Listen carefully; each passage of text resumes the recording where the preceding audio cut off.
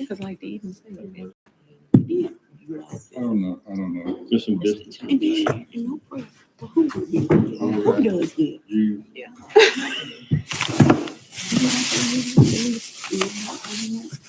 I'm both huge.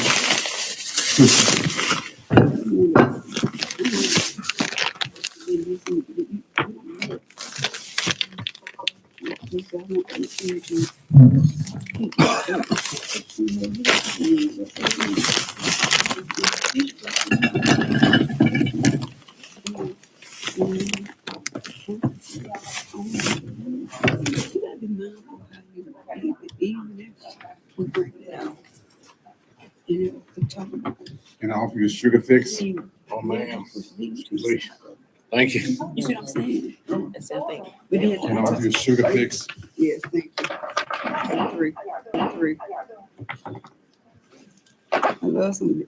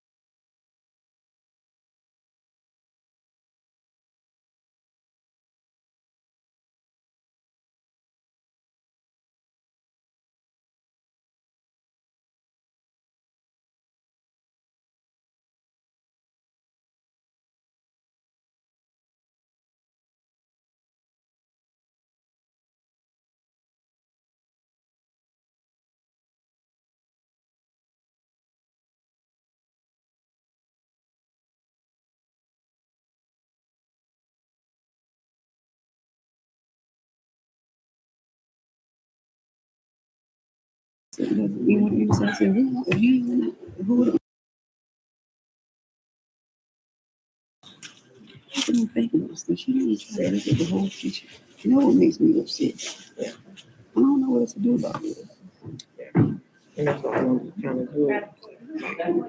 Yeah, I said, is he finished passing out treats? He going to back and get his.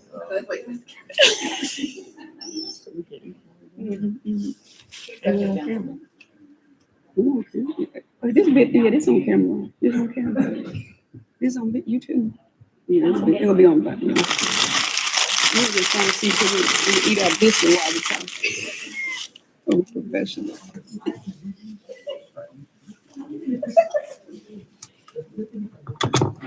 I sent the link to your text, and she hasn't replied back. Of course. So you like it? Yolanda said she was coming. Oh, man. Tell me to make it.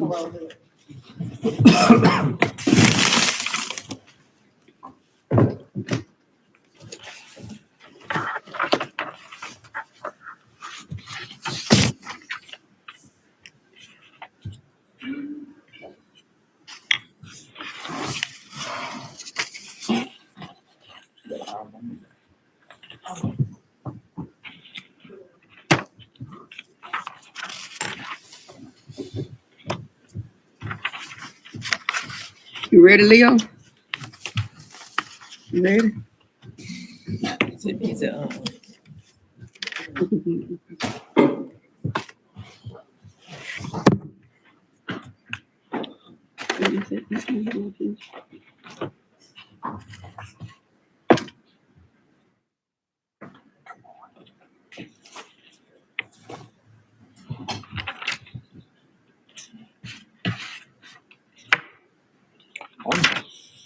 Good morning. Good morning.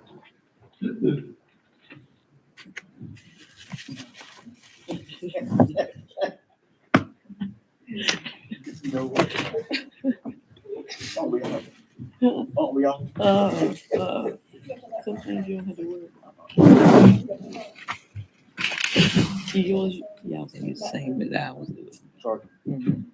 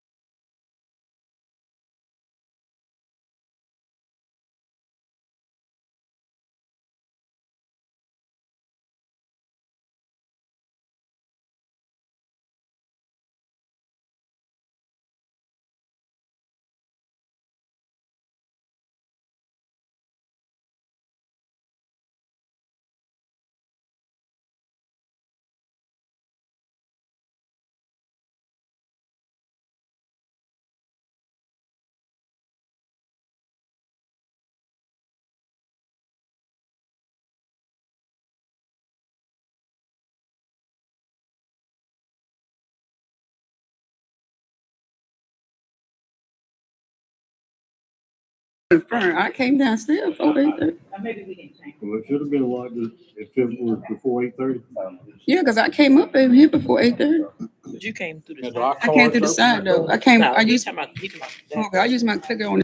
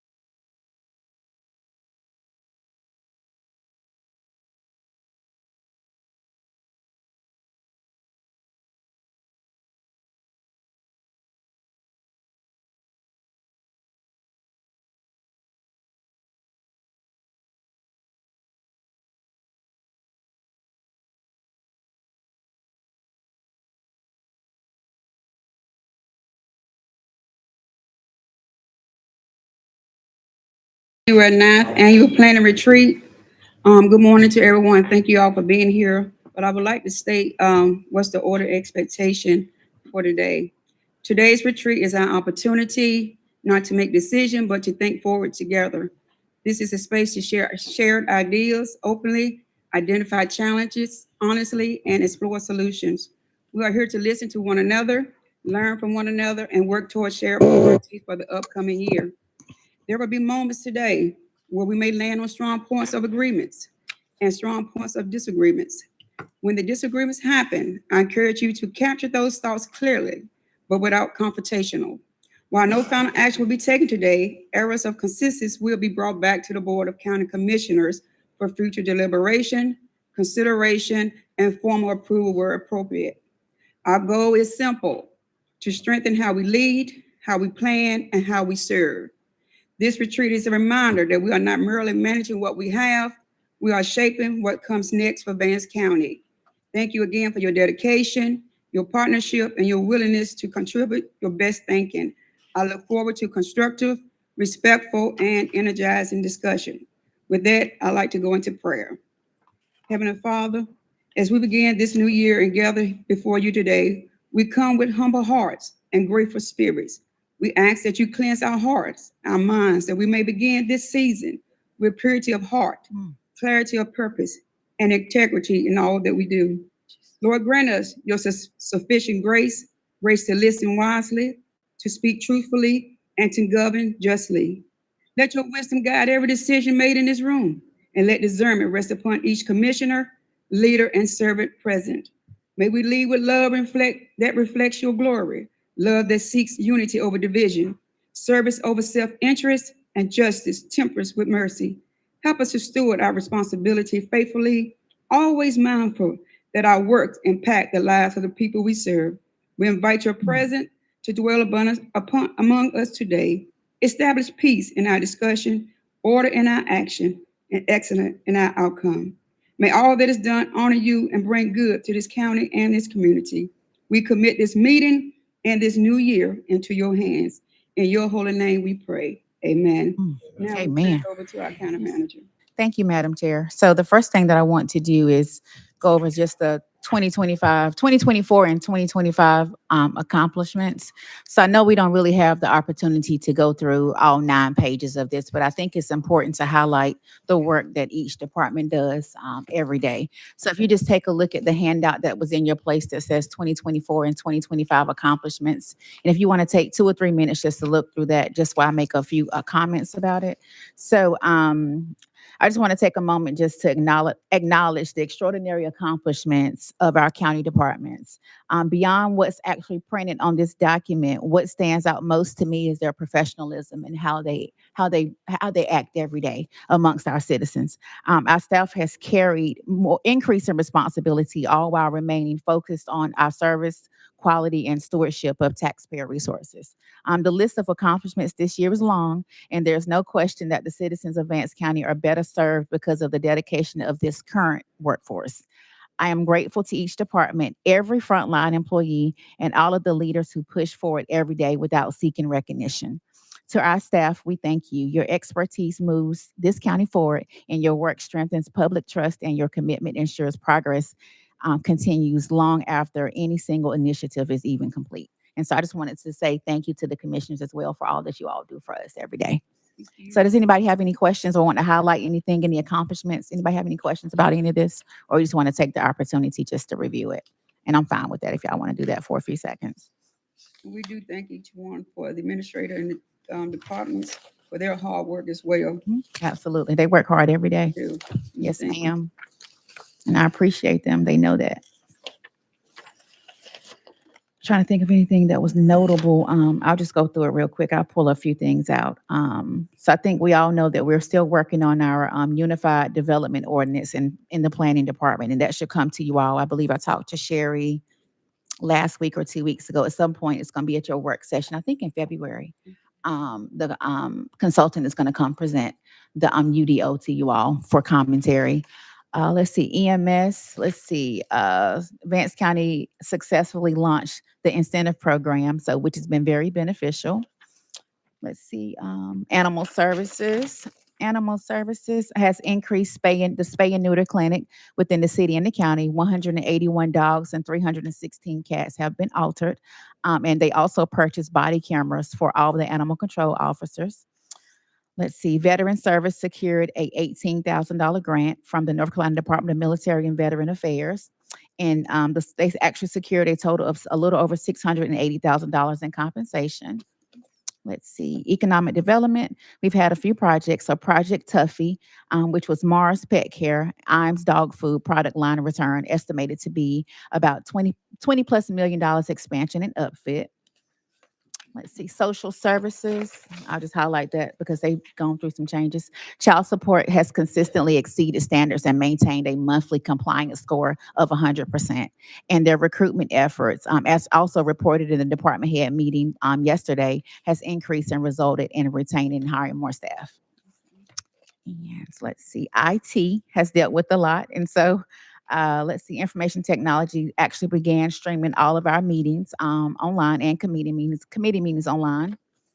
Let's see, and let's just choose one more thing. County administration, I think it's important to just highlight the fact that the fiscal 24 audit presented to the commissioners in January of 2025, and the auditor made it clear that with current staff, he did not have any concerns from the 23 fiscal year audit. So just want to make sure I highlighted that. But thank y'all for everything that y'all do for us to support us every day. Let's see. So the next thing we're going to go right into our CIP. And so I'm gonna let Jeremy. You want me to do that? I got you. Yeah. The clicker. We'll talk about our CIP a little bit. We got copies. Oh, okay. They have it. Okay. Yeah, we got it. Oh, I need to take a step back. Hold on for a second. I'm sorry. I forgot to do this. My bad. I'm sorry. So let me just do this first. So your 2026 plan and retreat, of course, the Board of County Commissioners mission statement says the mission of the Vance County Board of County Commissioners is to provide leadership and support for an effective county government that seeks to enhance the quality of life for all of its citizens. There we go. And so the objectives for our retreat today. So the first thing is to discuss the tax rate for fiscal year 26-27. We won't actually talk about numbers, but we will talk about the impact of an increase.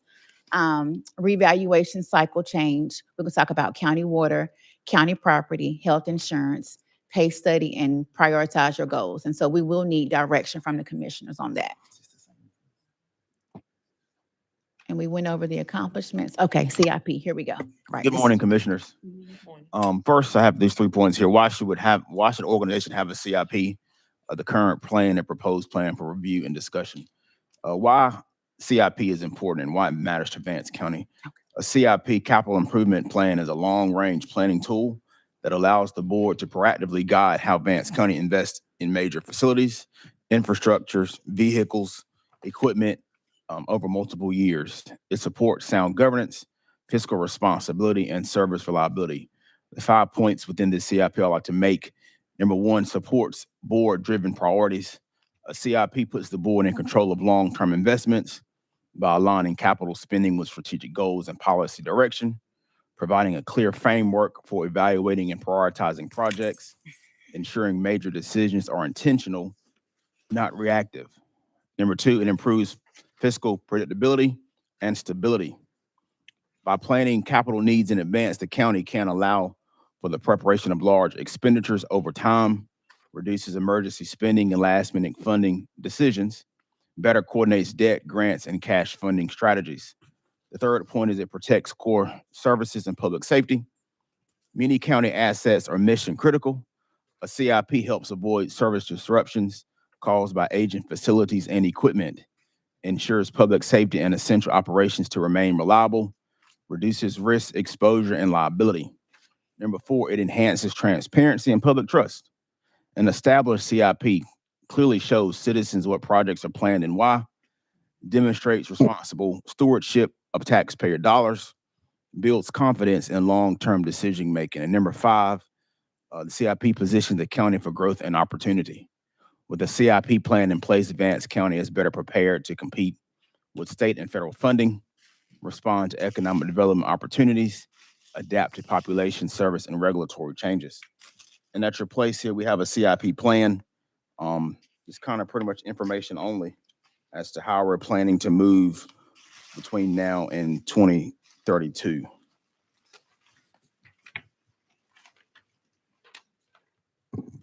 And if y'all have any questions, we can entertain those at this time about the proposed CIP. We're not gonna go over it. This I mean, is we what got can. today.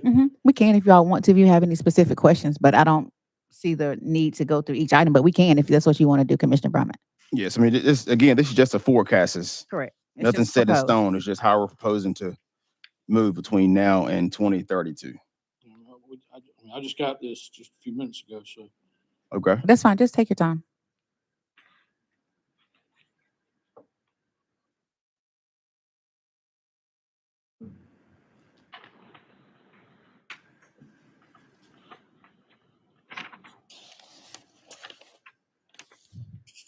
And this information was compiled from our department heads and what they submitted in their budget packets. That's capital.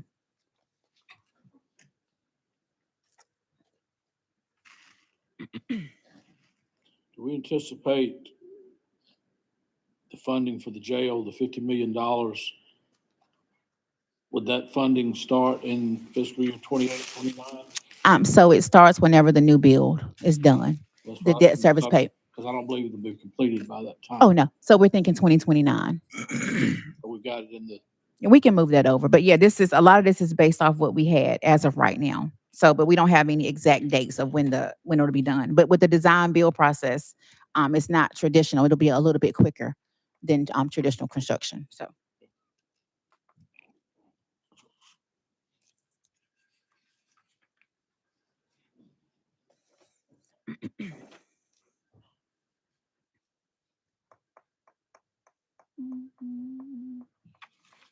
our ambulance is not on a annual renewal cycle. I believe it used to be, but some reason it stopped under previous leadership. So we're going to put that back on an annual cycle of cycling these units out. Because I don't think we purchased one in 2 years. I think we've Yeah. been remounting to So- save money. So we did purchase one this fiscal year. I did sign a commitment to purchase this fiscal year. I think it'll land sometime, I was told, either this year or next year. That's Yeah. what I understand. The lag Yeah. time on those things now It's is, long, just like a fire truck. Like pretty 2 much. years. Yeah. but so you've got one thing for ambulance replacement for 26, 27. Yeah, so we had a remount. Correct. So we're going to start replacing. We're going to start buying brand new ambulances versus remounts going forward. So should that be in the CIP For every other year? So yeah, we can entertain that every other year. Again, this is what they put on the capital improvement for EMS. But I think we should definitely entertain getting the rotation back. I mean, it's not a one-time expense. Right. That becomes a recurring Correct. expense. Absolutely. Every year. But it also depends on the conditions of the current trucks as well. So Yeah. And we our need it every year. That's the question. and I think our trucks, we run them so hard. Mm. We've had one transmission go out yesterday, and we got to spend $70-$100 getting that transmission fixed. So $7,500 is the ballpark figure I was told yesterday for them. So we won't have to probably put on the rotation to getting these trucks out. Well, we need a ladder truck. That's what the fire chief put on his CIP plan. And just remember, this is a wish list from my department heads. This is no commitment. This is just a wish list. I don't think the county has a new ladder truck, from what I understand. And the current engine is actually having a lot of mechanical issues. So at some point, we do have to replace our fire truck. It's unfortunate, but when it was purchased in 2019, it was essentially a lemon. And I hate to say that. But how much money have we spent on that truck? We've spent probably about $60,000 or $70,000 Fixing it. repairing that truck. Absolutely. Well, I mean, there were some other alterations done to the vehicle though. And we But it corrected wasn't, those. yeah, we did correct those, but at the same time, Um, it wasn't a result of those alterations. And we found that out as well. Yeah, from what was the not. mechanic said, it wasn't a Yeah, it result wasn't of that. But I did put limits in place for that it'll never happen again.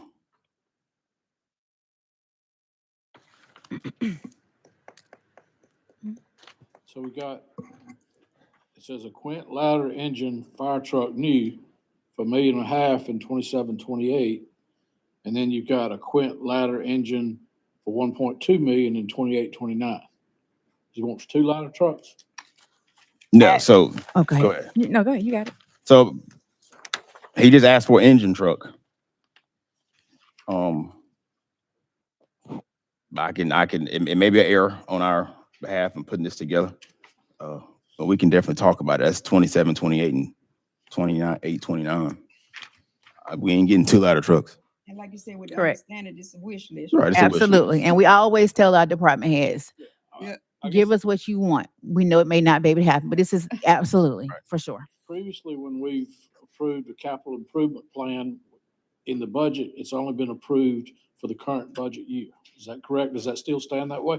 So you all have not approved the CIP since I've been here. It's only been the budget. So the CIP that we're looking at right now is the first one that I've ever presented to you all. I've never presented this to you all. Yeah, this is a forecast, of Yeah. course. We only approved CIP for that Yes, that Fiscal fiscal year. year. So not an actual This is a CIP plan, correct? forecast. The last one that you all approved, I believe, it was previous administration. I was not here. And that's what we had done previously was Mhm. just, while you might have had this 5-year or 6-year, whatever plan on there, Mhm. it was only approved for the current budget. And with the understanding that we know that it has to change based off of revenues and the funding. Nothing Absolutely. In stone. Yeah, absolutely. Yeah, never. No, no, no. And my goal was just to forecast and plan so we Absolutely. can, when that time comes, we can know what's on our radar Mhm. versus being reactive in this presentation that I had. Absolutely. I want to be proactive going forward with CIP. Yeah, we and have to and be. preparing, make sure we're up to standard and up to par when we plan this up. No emergency expenses, we can avoid that. That's right. Mhm. You Do know, we have our expenses projected in here for the new technology center at Vance Scramble? Not yet. You mean the one that's in Granville County? Yeah. 'Cause We haven't gotten any communication from the community college about funding at all. Dr. Damaris has not had a conversation with us about that. And of course, we'll have budget meetings with them in March or so. So maybe she'll let us know at that time. But we have not had any communication yet because we'll be 25%, I believe. Since that the- yeah, we mhm, had 25. agreed to do 25% of that. Yeah. Correct. Yeah, she hasn't talked to us about it at all.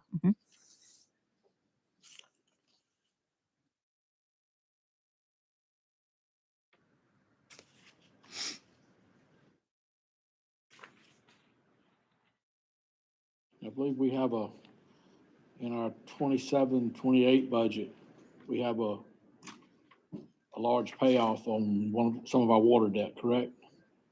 And Stephanie's going to go over debt service payments So I was just in her thinking, as far as presentation. planning, we need to put that into our capital Oh. improvement, make sure we're, Oh, yeah. Stephanie's going to go over that in her presentation when debt is going to be falling off. all right, thank you.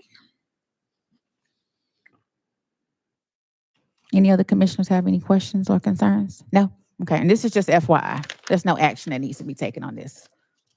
Thank you all, commissioners. Okay. So the next part of the presentation is just to have a discussion. Well, let's leave it on there for 1 second. Okay.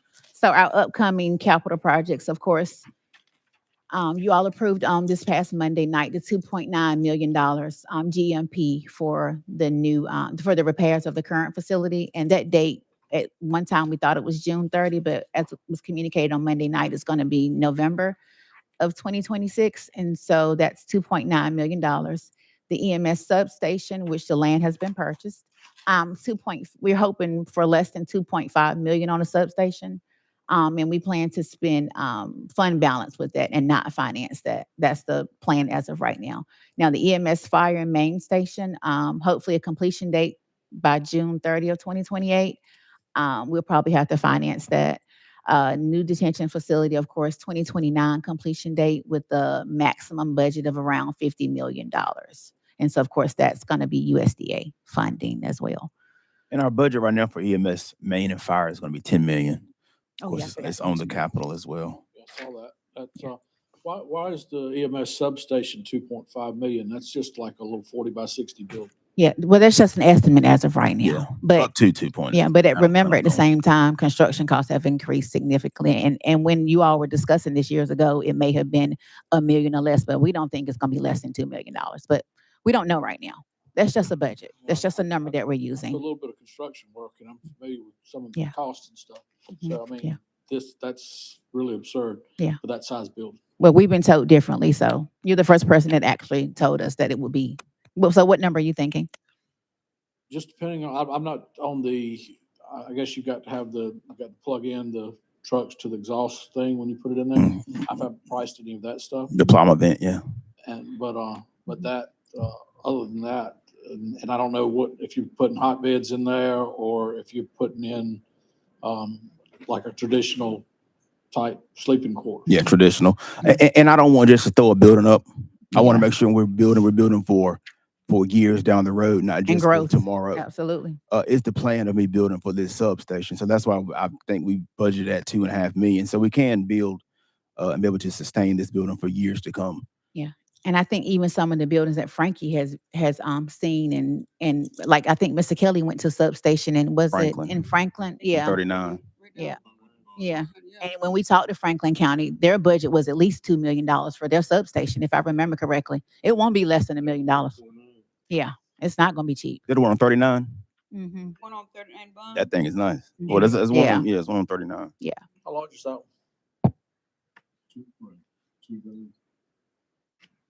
Two bays and it has, they said they're sleeping quarters up where you have, 2 beds per bedroom and you have 4 bedrooms. So that person can sleep in a room by themselves. They're not sharing a room. And then they have dual bathrooms, of course, with showers and stuff for male and female. Kitchen, daytime area. Okay. Mm-hmm. Yeah. Because how many staff members is it? How many You know, shifts have did they we say? completed it? Have you? It's it's up and running and everything. I guess I need to You stop pass by it every day, right? every day. Mm. Really nice. Landscape and everything, just beautiful. Mhm. They've got a nice one in their industrial park too, just like it. Mm-hmm. Okay. Yeah. Went and toured that one. This is when I sent you the pictures, right? Yeah, they was putting up some more, Yeah.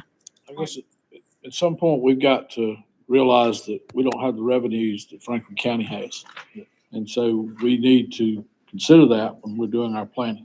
and we need like as well consider like where we're at with the jail because they didn't Absolutely. consider the growth, and that's why we are today because they didn't consider the growth and what needed to be done, and that's why we had a $50 million. Got to Mhm. rebuild again. So Yeah. if we're gonna build, you got to put the money in it to make sure it builds Yeah. for the future. Yeah. And I think when you kick the can down the road for so many years and everything happens at one time, that's just where we are, unfortunately. So Yeah, that's where we are, do unfortunately. it right. Yeah, it's very unfortunate Yeah. to be in this space, but And the specs of the substation is going to be a full 4,000 square foot building with can sleep up to 8 personnel.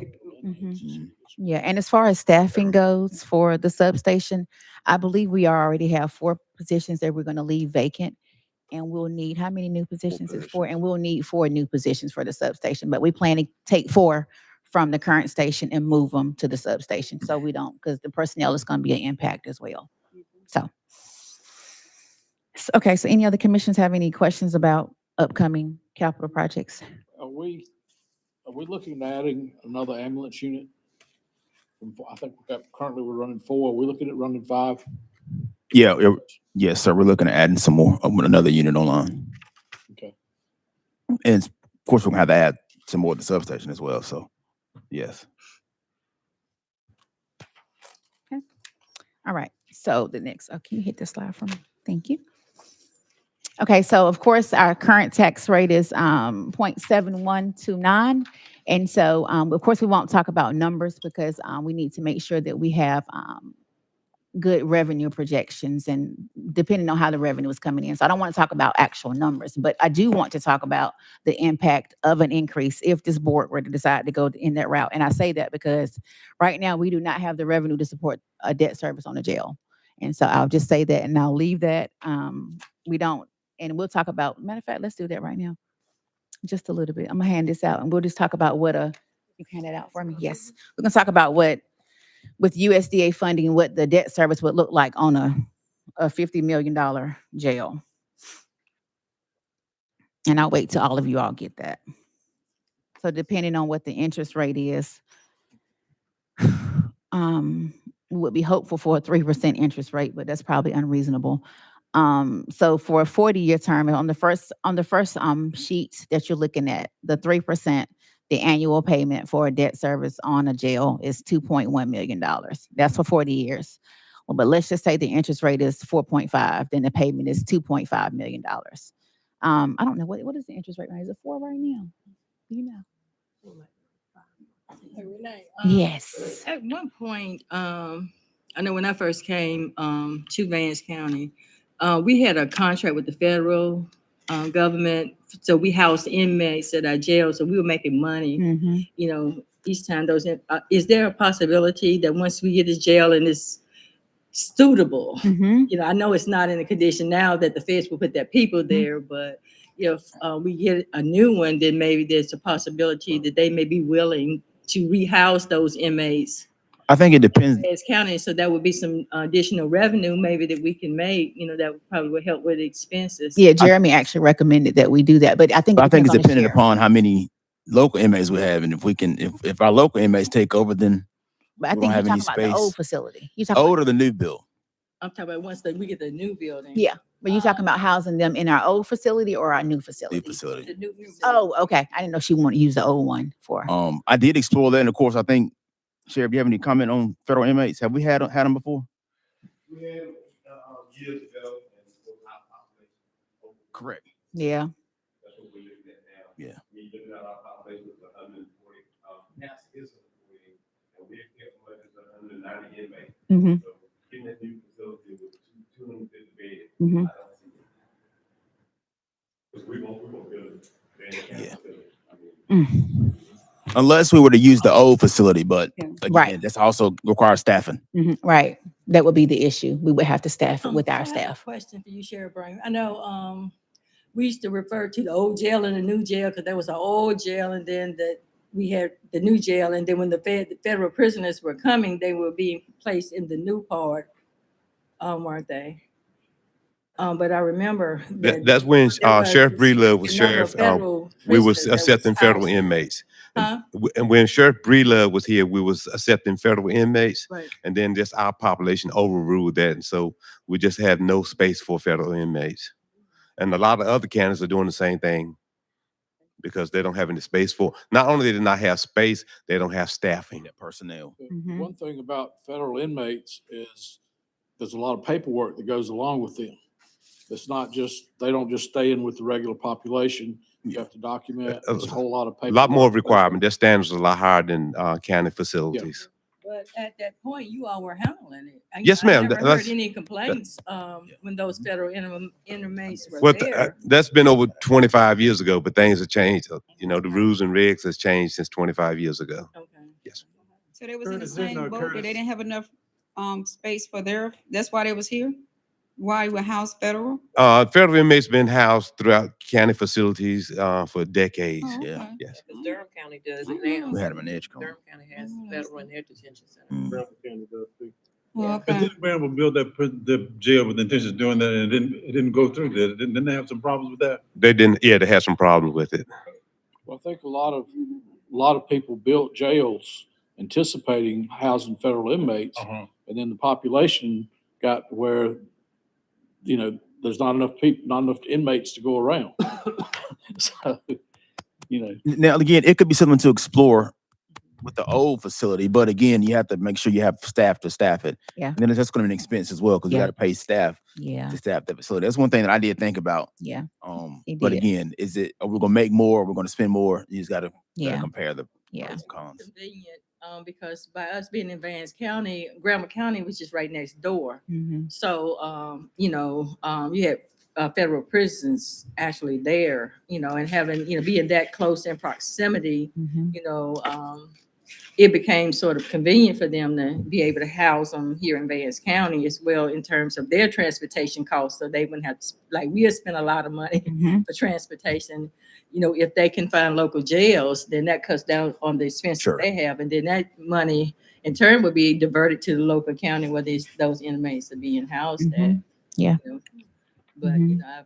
I knew several instances where there were federal Yeah. inmates they were, at that time, it was a different administration and they were housed with the regular inmates. Mhm.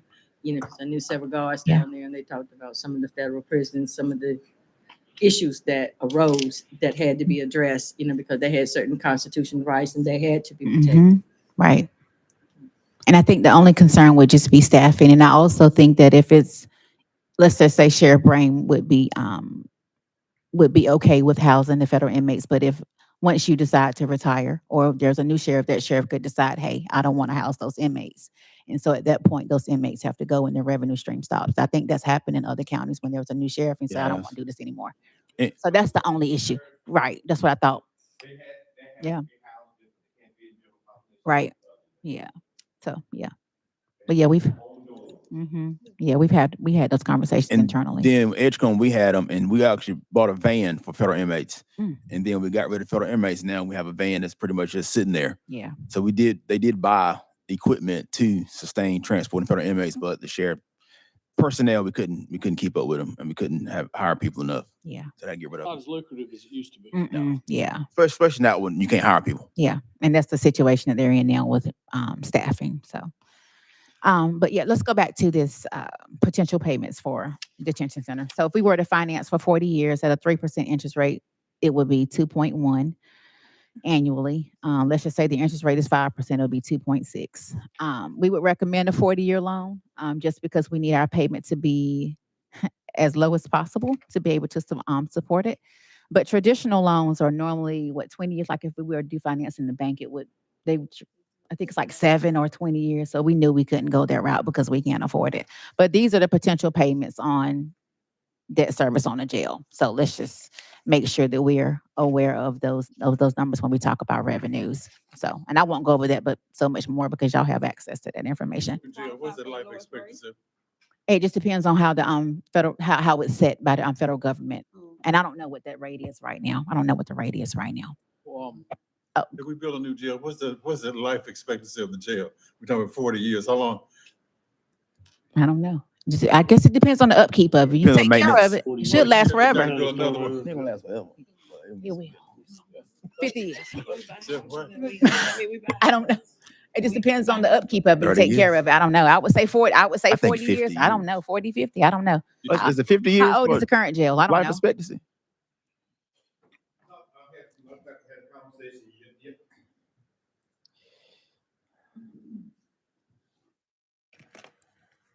Had a conversation yesterday with several other sheriffs about a planning meeting, talking about new construction. If we don't cut corners, you're talking about an average of 50 years. That's what I was thinking. If we do not cut corners. What is gonna be the maintenance expense on a new jail? Can we get those numbers from, because that's gonna be a budget number also that we've got to put in. That's gonna be a reoccurring expense. Yeah, but there's no way Of to know course, that right yeah, now. Yeah. I mean, there's I no way to know would right think it's now. less than what we're doing now. Oh, so But of course, it'll be under the maintenance yeah, department Well, the absolutely. issue we have now is we haven't been maintaining. maintaining things. Sure. And when you don't maintain things, then you end up with large expenses. And I think now that we have our jail maintenance is under our maintenance department, we can better handle that situation. Agreed. And it'll be the same way for our We new need to know facility. the cost of that. I mean, in Granville County is a similar sized jail, I believe, to what we're gonna build. Is that correct? Ours is gonna be a little bigger than A theirs. little larger than Granville County. So I have a question to you, Sheriff. I know at one point, when I was representing more individuals charged with criminal activity under a different administration, you all had like trustees and those, people who worked good behavior so that they could become trustees, and they were helping with some of the maintenance down there. Do you still have trustees? No, man, we do not. We do not have that caliber of people. About to We say. have people more No. violent crimes. Well, all of them not that violent. Everybody. I didn't say everybody, but Majority, a right? vast majority. Yeah. I mean, very high percentage. I know you got a high percentage, but But every county does. Yeah. I mean, True. Because I mean, like Durham County actually have I know inmates that Brown are, too, they have trustees. they have a part that are the work crew. Yeah. And they, take care of things in the jail and. In like order that's to what have every tr- county does. It's a combination of things. It's the way the jail is designed and not having the staffing to watch trustees. Yeah. Our trustees were a part of a lot of the damage that was done to the jail, just because of the practices and Ability so forth. to get around, yeah. Yes, ma'am, Miss Bray. I'm good. I just Okay. said staffing, Yeah. because I knew that's the problem, staffing. Yeah, so I remember some of my clients, they were very excited about becoming trustees, so they engaged in good behavior so they could potentially become trustees. Okay. Mm-hmm. Yeah. I'm about to say child support for trustees and then. Mm-hmm. Yeah. So, just real quick, I'll just talk about the positives of a small tax increase or any tax increase. So, of course, more revenue supports public safety, schools, and community colleges. I think We can all agree that the community college can has been kicked down the road for years when you look at Granville County, and Granville has been putting money to the side, whereas Vance County had not been putting anything to the side until this year when you all decided to put $500,000 to the side. But I believe that the Vance Granville Community College needs about $5.6 million in capital improvements that they've been asking for years, and we're just starting to give them those funds. Is the bond still in the budget, at the legislature? I have no idea. I don't know. More revenue support social services. We see that we know when the issue happened with SNAP and everything was kind of put on pause, that was an issue. It can also help with addressing chronic underfunding, which is something that we faced this previous year. It can reduce the reliance on one-time funds, which is our fund balance. I believe this year we had to use $4 million to balance the budget. It can also help with improving pay competitiveness. I think where we're situated here in Vance County, our salaries are still behind compared to other counties. And it also supports recruitment and retention. But of course, there's a negative side to increasing taxes. We saw that with the tax increase in 24-25. Of course, even a small increase can be burdensome to elderly residents on fixed incomes, working families, and with limited disposable income. And so, of course, the best practice when you're considering an increase is to, of course, be able to clearly explain why you're increasing taxes. Tie your revenue to your visible priorities, which for us right now is our capital projects. And so any increase that you all would decide to do or not decide to do is totally up to this board. It would go directly to capital and nothing else. So if you all wanted to have a conversation during your budget work sessions about a tax increase, any additional revenue would go directly to capital and nothing else, just because we know we need to be prepared for the debt service payments on the much needed capital projects that we've been kicking down the road for many years. And so there's not y'all can discuss it today, but of course we don't have to go into that discussion. At some point, and this came up during the revals, with the people so angry that we were still on that 8-year cycle.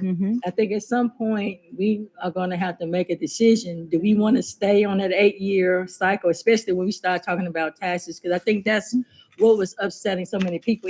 Both came at the same time. You had an increase in taxes from that 10%, plus you had the reavals, and they were very, very angry. So, at some point in time, we needed to decide if are we still going to be on an 8-year cycle, or do we want to reduce it? Yeah, we have a presentation today from Jennifer. Yeah, we're going to talk about that in a little bit, actually. Yes, ma'am. And we talked about Conversation with a constituent the other day. They just got their little payment book thing, and they said that their payment is like $800 a month to cover their property taxes at this point. Now, you take a person that gets $2,000 a month in Social Security and has to leave on that. That's not good. I don't believe we have a revenue problem. I believe we have an expense problem. And so what I would like to see us do is, while we can't do it with all departments, is to do some zero budgeting. So you take 2 or 3 departments a year and you make them justify all of the money that's being spent. You don't just get what you got last year and then try to put more on it. You need to justify what you're doing. Well, they do that now when we go through that's what we do now for our departments. We look You got to justify everything you need. They do. If it ain't justified, you don't. We don't just spend money because we want to. I can promise you, it's a need for everything that the department has asked for, and they run short a lot. In the past 3 years, we've gone from $20 million of property tax money collected to now over $30 million of property tax. Operational costs have increased too, though. And that's where we need to see where can we be more efficient? I don't know that we can, Commissioner Berman. I hate to say that, but we don't have enough revenue to support anything at this point. Well, I'm concerned. But we can explore, yeah. Because isn't part of that cost to do with insurance and all those kinds of things that cost the budget to absolutely spend more money? So if you employ folks, if you employ people, there's certain costs that's absolutely. And personnel, of course, is our biggest cost. So the only way to cut would be, I said, personnel is the biggest driver of our budget. So the only way to really cut is if we look at personnel, and you all want to cut positions. That's the only way. Because it's But- not, the income is just not it's not just coming about department head, it's coming from other. Oh, absolutely. Yeah. So if you all wanted to look at cutting vacant positions, that's the only way that we can reduce our budget. I think But just cutting know if rates we is do not- that, it's it not puts gonna a get us burden the on kind our of money- departments. It's not gonna get you to the kind of money you're talking about. It's not gonna be a drop in the bucket. We have 380 budgeted positions, and I think maybe 70 vacancies. I think, Greg, is that about right?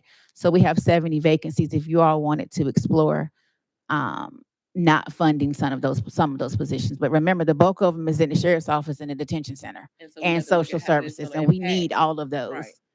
Unfortunately, But unfortunately, by the time you cut that, then you're talking about the sheriff need additional folks, you need additional, yeah, there's just no way. right back in the same predicament. I know there's just no way. And I did ask the department heads not to request any new positions this year once again, knowing that they need new positions.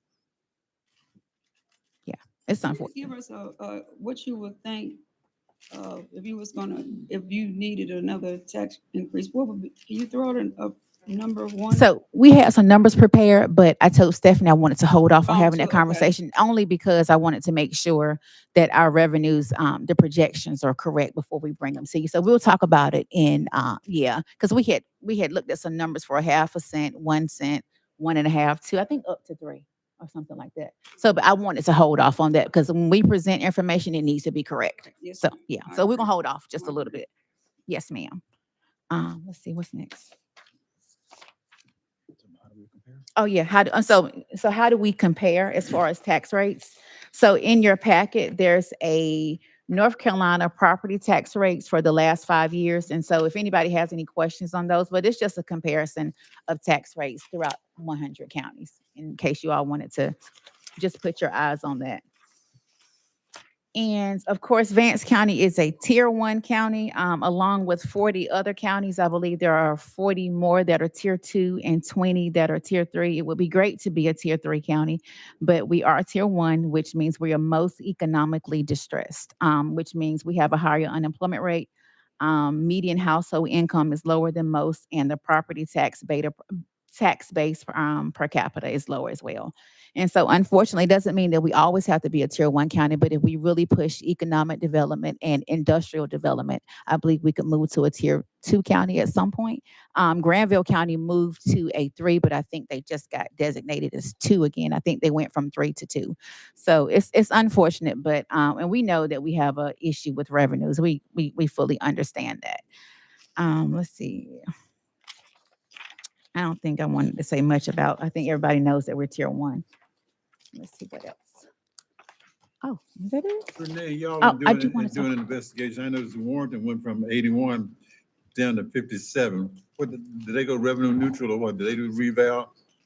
What county was that? Warren County. No, they did reval last year. And when I talked to Chuck, they did not go revenue neutral. I think they did a small increase when I talked to the county manager, but I just can't remember what it was. They didn't go revenue neutral though. I'm 100% sure on that because I talked to Crystal. Oh, I think the other thing in your book, it says local option sales tax. And it's on one of these sheets right here. I wanted to just talk a little bit about sales tax. So Stephanie and I had talked about ways to get additional revenue. And so one way to get additional revenue is if you all wanted to increase the local sales tax here. And of course, that's a process that involves you all adopting a resolution, requesting a referendum, and setting it to be on the actual ballot for the voters of Vance County to increase the local sales tax from 6.75 to the maximum is 7 cents, I believe. Yeah. Is it? Yes. And other counties are able to do more because they have transit systems, but we do not. So I do think that this board should have a conversation at some point about getting the max on sales tax. That would just be my recommendation if we want to explore other ways to get revenue. And when you look at this breakdown, it talks about the counties that are still at 6.75, 7, and of course those that are at 7.25 and 7.5.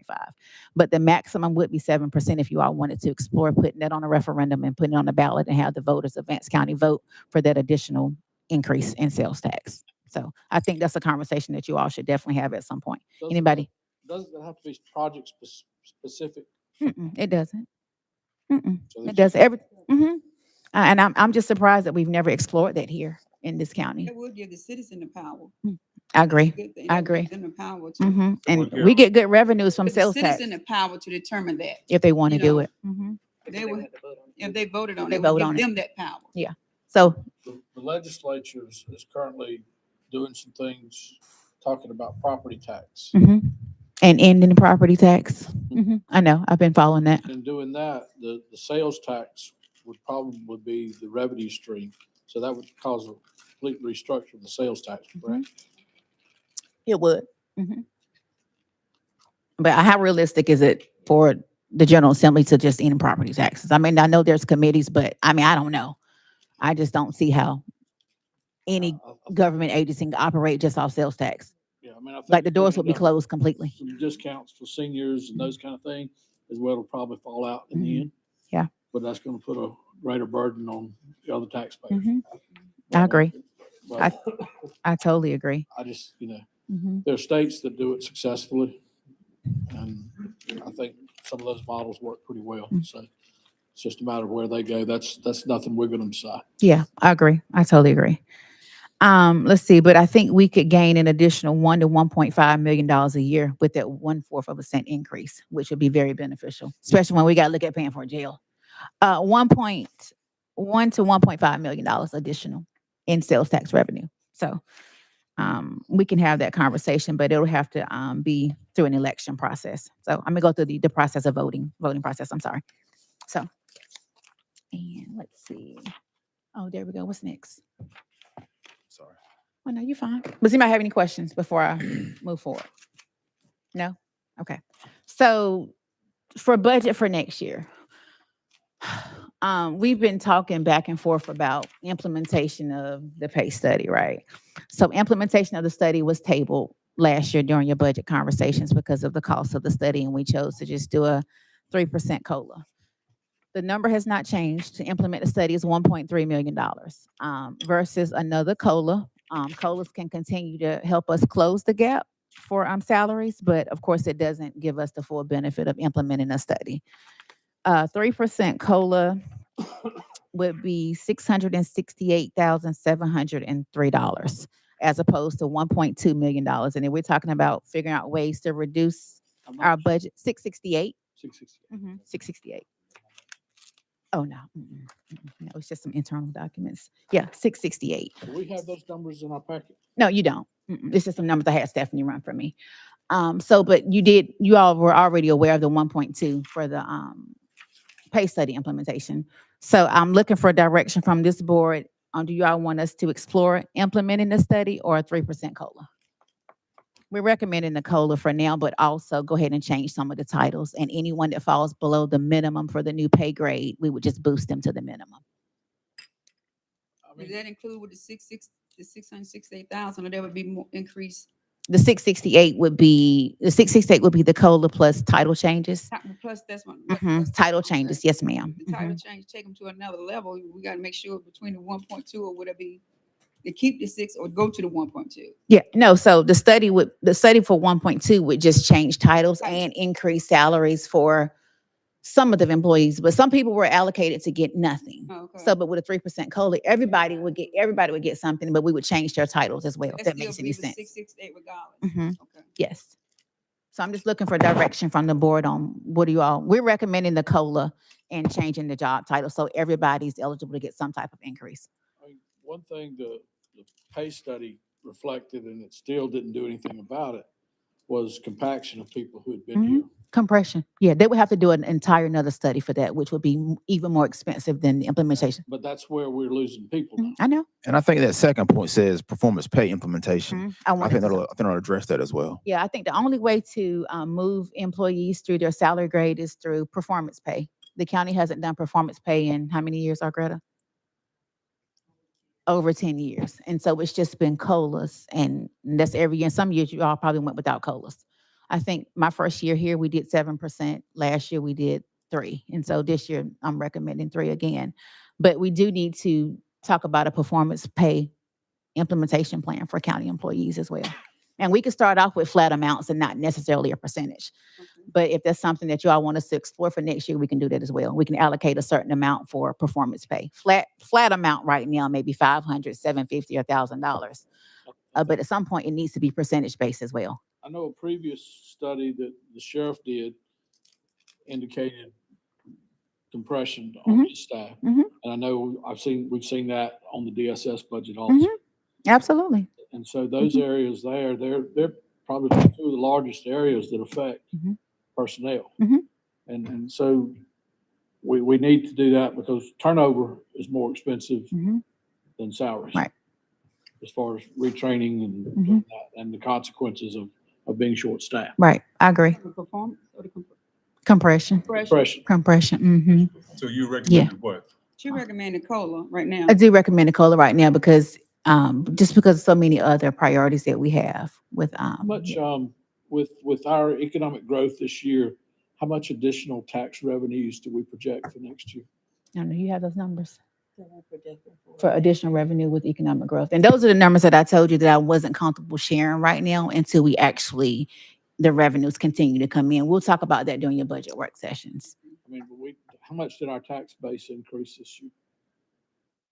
No, you have it, but I don't know. You want- From the 4 billion. Mhm. Yeah, uh-huh. Okay. Mhm. You got that spreadsheet? You have the information? Oh, yeah, you do have it. Mhm.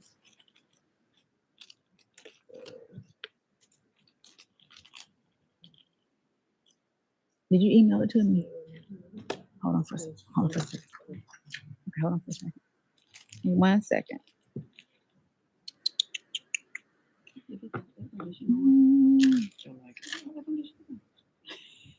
Let's see which one it is. Send it to me early February, December. Give me 1 second. Let's see. Nope. No. Not that one. This one. Yes. Is that it? Let me see. This one. Which one is it? Go back up.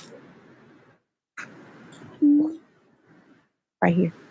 Yeah, I think they were adding it up. So last year we said 4,443 Mhm. million. Yeah. So last year the was basically it was 4,443,128,718. You're talking about the tax base, right? Is that what you're talking That's what about? you're Yeah. talking Mhm. So 4.4 billion. And Yeah. last year it was So 3.86. that's what. So you add I'm that sorry. one and that one. So that's Oh, what the those two total together. is when you gotta Yeah, add those two 4.4 billion tax base together. And what was the change from previous year? from last year. This one. I don't know if he was talking about this number. Because what I was, I So think what we- he said. Gotta add them together. Oh, okay, so.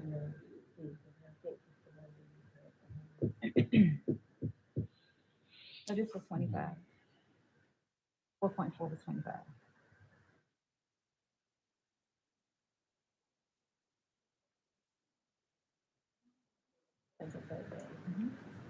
Two. So 4.4. That's for the fire and that was for the fire. Yeah, those. So those, you want my laptop? Yeah. Here, take this. Hold on for a second.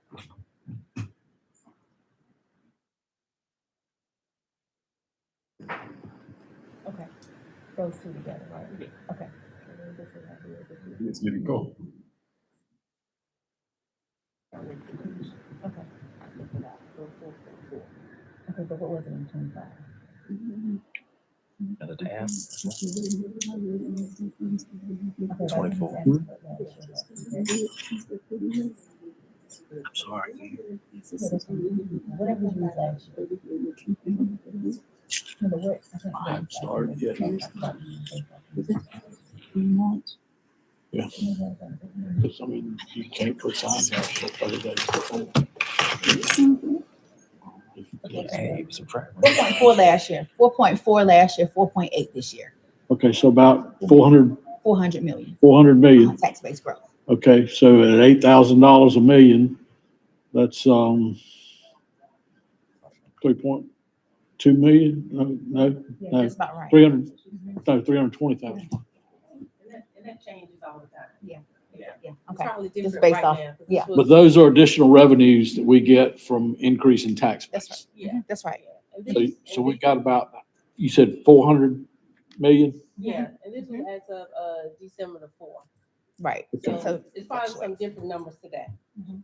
But as far as for budgeting purposes, we can figure, Yes. we've got an additional 400 million in tax base Yes, growth correct. from the That's what previous we're year. hoping for. We just want to make sure when the revenue is coming in. That's what we're going to talk about in your budget work sessions. All right. Good. It's okay.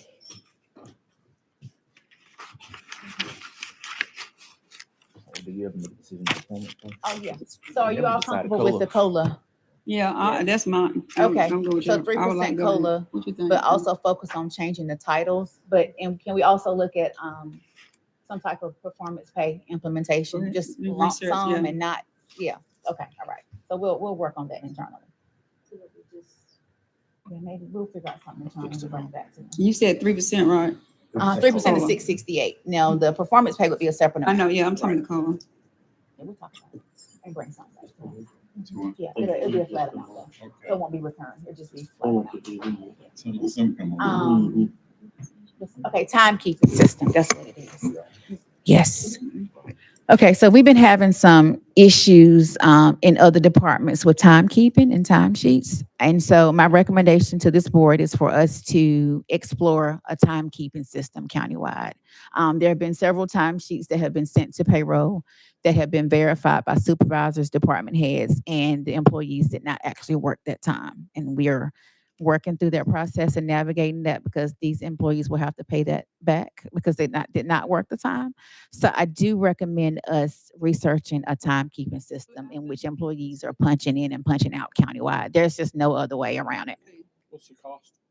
We don't know yet. We want to start those conversations. Should be. So Yeah. y'all will explore various options. Yeah. Yeah. And bring it back. Yeah, and bring it back to you all for consideration. But just for consistency countywide, we definitely need to do this for sure. That's what other counties are doing. It varies county to county. A lot of counties do timekeeping systems. A lot of them still do paper. Like, we've transitioned from paper to electronic, but we're still having issues. A lot of issues. And I understand, and as a teacher, it used to be a time that, only classified people had to clock in and out. Mhm. And it became issues Yeah. with integrity and honesty that the teacher was not, Yeah. not in place. That's right. So now Right. you have to clock in. You got to just clock like in and everybody else. right. I agree. And I Yeah. think it should be. Yeah. So, but we're It going should be. we're going to explore different systems and see what the cost is going to be and make sure it integrates with Edmonds as well. So, but yeah, that'll be a conversation during your budget work sessions, but we'll start that process as well. 911. I don't even know what I want to say about that. We can wait until we get to when we talk about county property to talk about that. So we can move on from that. Oh, Stephanie. Is the mic on? Good morning. Oh, it's on.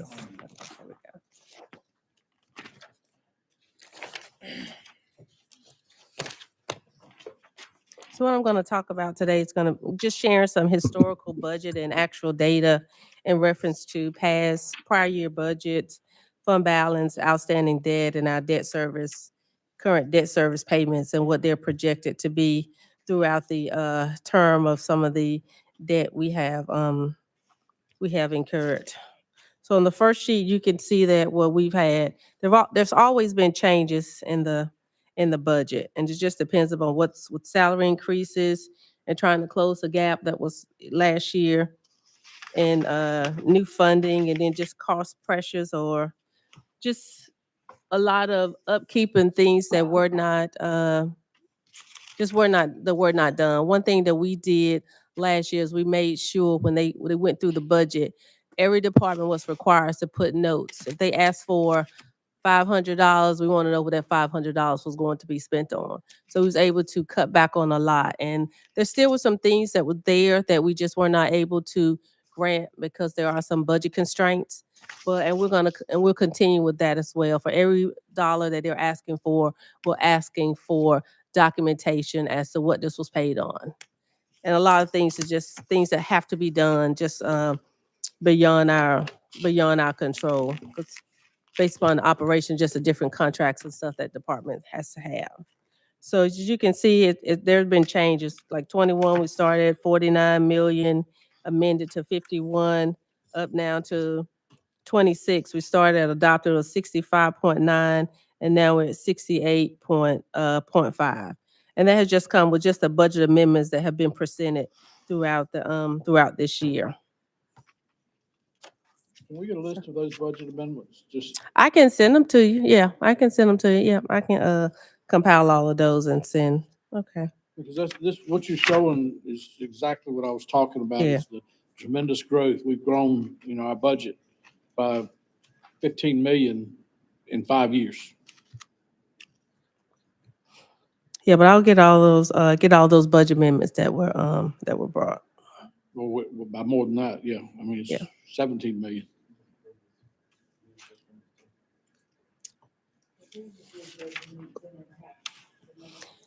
Yeah, I can. So we could. I know I have compare the to- some from the last 2. I have not seen any I've seen a few from 23, but not a lot for any prior. So there's no way we can. Yeah. There's no way you can compare budget amendments from the years past. Not going back The to years past. right. Okay. They were all done in the Yeah. consent agenda, I believe. Yeah.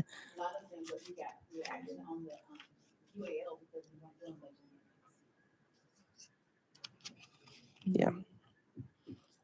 But we'll go back and look and see what was in the minutes, and then what I actually have in the book if they're there. But I'm not. We just passed budget amendment 26 and 27 in our Yes. meeting the Yes. other day. Yeah. I So definitely that give. ought to be pretty easy to. Absolutely. Those I have. Yes. Okay. With the fund balance, so our fund balance trend has fund balance has increased from 15.39 in fiscal year 2020 to right now estimated 25.3425. And of course that's estimated because that's going to change because there's some other post-employment benefits and ending audit interest that has to take place. So that's where we estimated to be.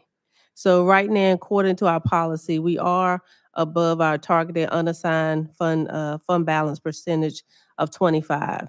And of course, that excess is part of our financial model on what we use those excess over the 25% as how we fund certain projects. So we're projecting we're gonna use 1.5 million from fund balance.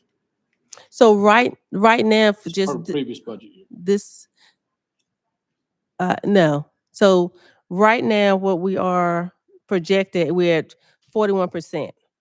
Our unassigned fund balance target is 25%. So when those numbers come back, and I guess that will be part of the budget discussion of how much of that fund balance are we going to use to fund the capital projects that are in the budget. So that was the purpose of the using the unassigned fund balance. I'm looking at page 2 of your section right now. And it said 24, the fund balance is 26.9 million. Yes. And now it's estimated for 2025 at 25.33. Yes, that's the estimated fund balance. Okay, which means we spent $1.5 million of the fund balance, 1.6 million. So right now for this year fund balance, we've used about like 4 million for the fund. That's just what this is showing is just a decrease in the amount of unassigned fund balance.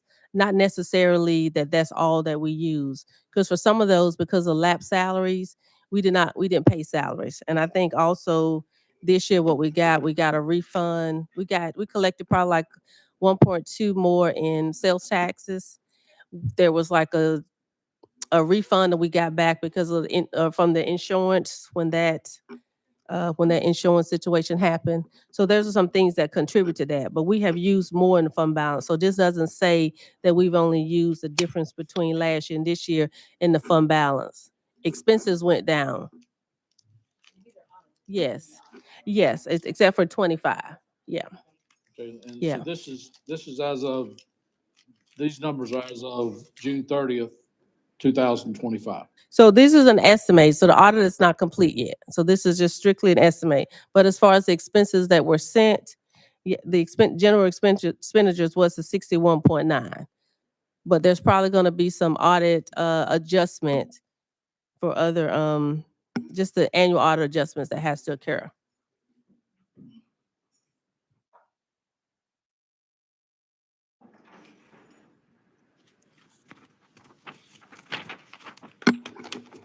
Okay. So the next one where we're going to talk about our county debt. So of course you can see the date column is the date that we incurred the debt and the final maturity. So we do have some debt that is dropping off, not really a whole lot from last year to this year. I think we only had about 137,000 that dropped off. But if you go down and see that we also in August of 24, we incurred another debt of like 1.67 for the water system. So that's going to mature in 26. So we got and right now, if you look in the outstanding par right now, that's what's outstanding. So as of 11/25, we paid the final payment for that was a multipurpose room that 261 and at 13. December, we paid the last on that one, the 1013 and the 123 for that substation building, the land and engine. So that has gone away. And 28, still another part of school renovation. So in fiscal year 2028, we will be finished with that 369. So these are some funds that hopefully by the time the payment for the detention center, we will have those funds that we will be having to use for the payment. The next three, those are with the water phase 1, 2A, 1A, 2A, and 2B. Those are going to 2054. So those we have for quite a while. And also the one under it, the animal shelter, that's going to 2046. So that's when that debt is going to mature. So we only got 2 this year, right? Yes. This. And actually, well, for 25, actually, if you go a little further down, the sheriff vehicles, it's a little further down, the third from the bottom, that's coming off in 2026. Okay. So we'll be making that payment in the next couple of weeks. Yeah, Yes. okay. Yes. And then the September of 2026. So we have that's becoming due, the 1672. And that was the one we just got in 24. But we got quite a lot of other debt that we're gonna have for a while. So right now, it overall combined, as of right now, it's like 34.2 million. That's represent our current debt. And it covers the school, the water, public safety, buildings, and economic development projects. So how much debt do we have retiring, annual debt payments do we have retiring prior to 2029? Prior to 2029, I did do that. 1, 2, 3, 4. So I did that. So we got the 137. I think I did it on the sheet. And printed it. Prior to 2029 when we start That's that. it for. Count this year into 28. Yeah, so between the 138,354, just 34,000 and 211. Right. Can you add up real quick for me? Yep. All right, and so then that's the QSAB debt of 369, right? And then you got another 20. Yes. Is that the par, that's the annual payment, is that correct, or no? Yes. What right now? No, the outstanding par is what's outstanding. Okay, So the payments are they're grouped together. They're on the next sheet. So Okay. right now, what's coming off, what we paid, gonna be this 261 and the 13. it's just So got the totals, next, it doesn't yes, have- got totals, but they're not individually. I guess what I'm Yeah. asking is, how much debt are we gonna have fall off before we've got this new jail payment? Okay. Add it up. Okay. Add them up. Yeah. Add them to, yeah. Two Okay, I mean- 61, 621. Yeah. That's just on the annual, but these are on, We got another one about. Yeah. So right there, so from Yeah. 2028. She got, it's on the next page. Yeah. yeah, but it's not, So those, yes, but those are, that doesn't give you the maturities. yeah, but those are the payments that are, yeah. Give me a second. Okay. Let us get these numbers up. Hold on for 1 second. Just give us 45 seconds. Okay. What's the number? So 261, 621, Okay. and then the 13,316. I mean, it looks like about 480,000 or something like that. 314, 123. Okay. Then we got this, We ain't got it 167, up, but add them 44, up. 30, 33, 20, Yes. and then we got the 34, 266. Okay. Those aren't. And then- Some of these three right here? And yeah, those aren't- 202. Those are, that's the. And then balance. this one we will, that one we will only have paid that That's in just- yet. That's the final year though, right? They come off. Add that up. That's the final year that they It's come off. about 483. 480,000. About 484. The one of the things with the and I think we did ask about the the loan we just got at the 1.672. We are able to pay that off, I think March of 2026. So if you guys decide, we could pay the 1.672, and I think we would save about 60,000 in interest, because that would be the other interest payment, So if the we other take 60,000. the debt service currently at 2.9 on 26, and then in 29, it's 2.3, that's $600,000. Yeah, in between that time, so when these were all done, and we added on this last one with the 1.672. Okay. Right. So, because that was a quick one. So that was never really factored in for a long period of time. Okay, so So if we decided to pay that off in March, we could do that. But then those totals from the 2.9 going down to the 2.3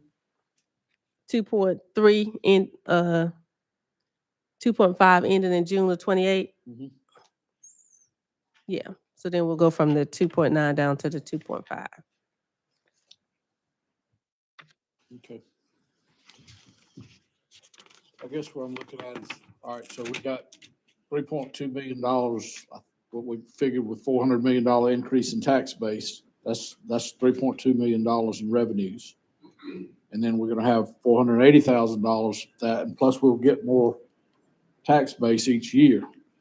If we were to designate part of those revenues towards debt service, future debt service for the jail, then it shouldn't be a big impact on the taxes. It should. I think it will. Yes. It should not be. Should not be a big impact. Right. It should not. But if we're gonna designate, If we yeah. we go ahead and start planning ahead for that, then we don't have to be looking at, I think, what, $2.1 million is like a 8-cent tax increase. If we- Yeah. So- Yeah. Yeah, so that would, Yeah. And we're hoping for a good rate too, but we have no idea what the rate will be at that point in time. But I so guess hoping for that. my thing is, you know, and I don't work for Vance County, I work for the citizens of Vance County. And they're hurting right now. And the taxes are killing them. And so we've got to figure out some way to help the people of Vance County and cut our expenses all we can and do it in the best way we can. So that's where I'm at. That's understandable. So what you trying to figure out to keep from going, you trying to cut it? Or you trying to keep from going for a penny if we had to go a penny for the next increase? What do you, so overall, I'm just trying to see where you hit it. Trying to ask, I'm saying we need to, I'm just trying to see We what need to you're budget. trying to do. for what we're capable of rather than trying to, you know, we might have to eat some chicken instead of eating steak all the time. And that's, you know, we've got to think that way. Renee, I have a question. Yes. The school board had applied for a grant. It was this year, but they did before the budget. Now, is that same grant gonna be available next year? So are they gonna apply for it a little earlier?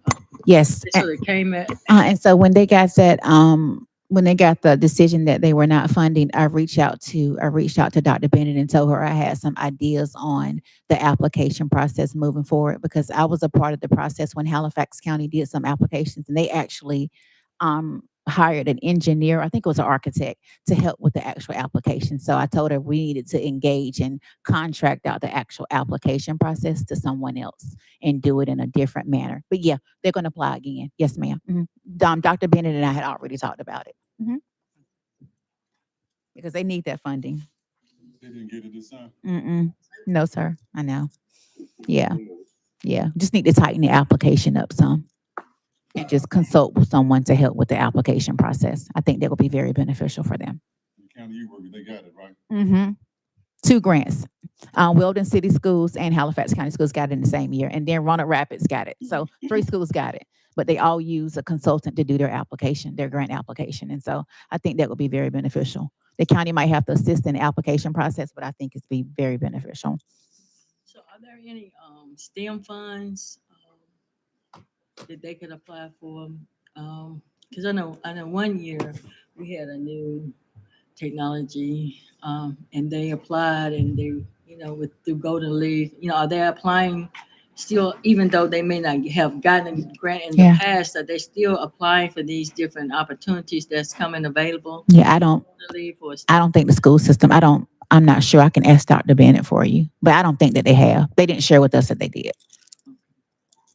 Right, thank you.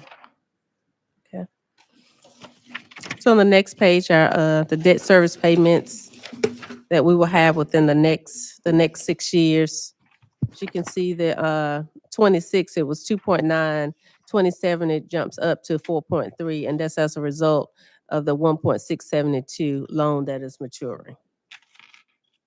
And as you can see, then it'll start to go back down at 2538 and 2327 and so forth. Okay. So right now, our debt policy and the amount of additional debt to reach based upon our current outstanding debt is $32,228,947. So as a percentage of our estimated market value of our taxable property, that the policy says cannot exceed 2.5. So right now that puts us at a maximum debt of 110 million. So when I take the difference of the two, the availability right now is 76. Not saying that we need to incur that, but this is just information, the availability of debt, just to make sure that we don't go over what is allotted by the debt policy. Okay. So the unit assistance list, I think on the scorecard, what's in there. When we talk with Ann Moore with the state treasurer, one thing that she expounded on, and this was based upon the last year audit. So she's got to wait when this year's audit is finished as far as the findings. But typically the findings of being on a UAL list are a result from like the past 3 to 5 years. They're certain to look at the last scoring that you're looking at, some past 3 years and some are the past 5 years. But some of the things that she talked about, so she's like, she did bring up the water and sewer fund and making sure that we kind of get a handle on that. And then she said that internal control funds are still, represent an area of risk for the county. So that's some things that we're looking into and working towards. How much, I'm trying not to read. how much money do we spend a year on the service center downstairs for the water? How much we pay Envirolink? Mhm.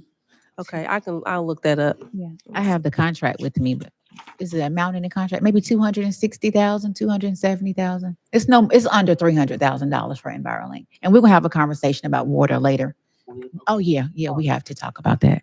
And I just want to say one thing about when Stephanie mentioned the water and sewer fund. Well, the water and sewer fund. when we had conversations with the UAL, they did tell us that we should not allow the water system to be the reason that we stay on the UAL based on the water rates right now. The water system is not really performing in a manner in which the LGC thinks that we would come off the UAL, and I'll just leave it at that. But we'll talk about it a little bit more later. I'm sorry, Stephanie. Go ahead. I'm sorry. I just want to make sure I said that. But I'll get the information, what we paid to the UAL. I know it's less than 300. Yeah, it's about 280, I think. Okay. So of course, right now, the fiscal year 25 audit is still underway. When I corresponding with the auditors maybe about a couple weeks ago, and we have sent all the information they have requested to them to go ahead on and finish the audit. So we're just waiting for the completion of that. The TDA is done and finished, but that's not as encumbersome as the general one. So we anticipate receiving that in our February budget. Probably March. Yeah, probably March, because the LGC, based upon the federal shutdown, the LGC has now extended that till February 12th. Right, so we're gonna be late again.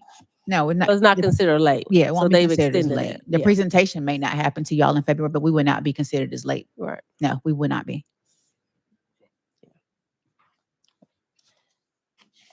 So don't we have to approve the budget? I mean, the audit before it's sent to local government? Yes. Yes. And that date is February 12th? So yes, the date that they have to have it is by February 12th. So we've got to approve it prior to February 12th. Not that. Well, they'll send us a copy of it. Draft. Yeah, so the draft of it. So I have not gotten the draft yet. Yeah, the LGC has to approve it before. You know, the commissions don't approve it before the LGC. It has to go to the LGC, but from TPSA first. That's how that process is. Okay. Hmm. So the LGC is working off of something that we haven't approved yet. Yeah, the commissions don't have to approve the audit in order for the LGC to approve it and accept it. Okay. We can't control them. Yeah, we can't do anything about the LGC. Oh, Yeah, no. this is what's presented from TPSA. Okay.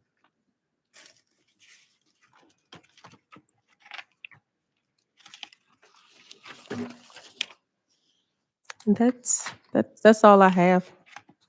But I will get back and get those budget amendments, a list of those budget amendments to all of you and get the amounts that we paid to EnviroLink. Thank you. I think those are my Commissioner Perry, takeaways. did you have any questions about the UAL? You good? Okay, just want to make sure you were good. Okay. Thank you, Stephanie. Can we take a 5-minute break, Madam Chair? Okay. Resume 5 minutes. Next is Jennifer. Resume 5 minutes.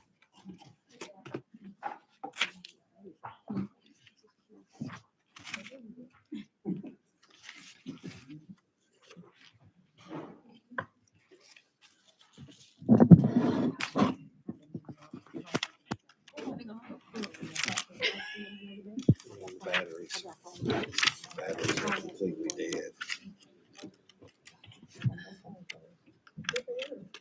That's why they failed you the other day, so the batteries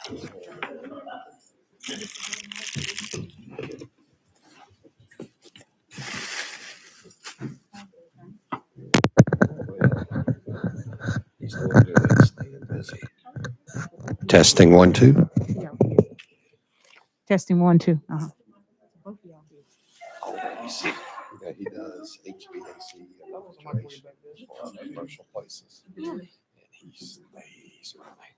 I thought it slowed down a little bit in the winter. No? Refrigeration. Oh, yeah. So he does a lot of the restaurants. Gotcha. Yeah, he real busy today. Thank you. You're welcome. I told you it's gonna be late. Hmm? It's gonna be late. That's why you and I, when I sent you that message, I knew. Okay. Yeah. They just. They verified. It's not gonna be late. It's not gonna be late. Yeah, but the LG, that's their problem. I saw that because of the shutdown. Mhm. So that's why you need to. Hey, I would check. I've been fighting the cold off, so I don't want to get too close. do that then.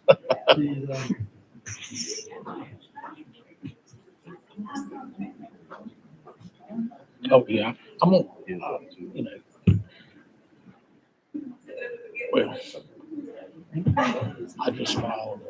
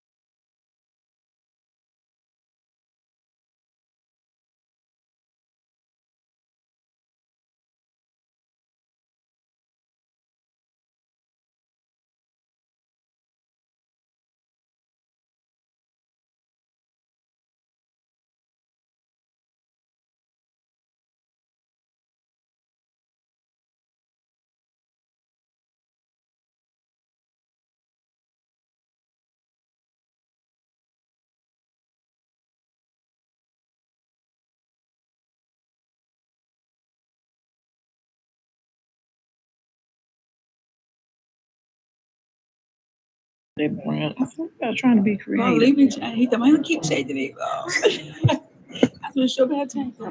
Yeah. You want to keep my hand? Yeah, no, I ain't got it. Gonna keep them. Leo, Grandkids get good report cards yesterday. You don't know? What does he be on their phone? Definitely need to pair the earbud. Y'all ready? All right, we call it meeting back into order. Read now. Jennifer. Oh, it's off. Okay.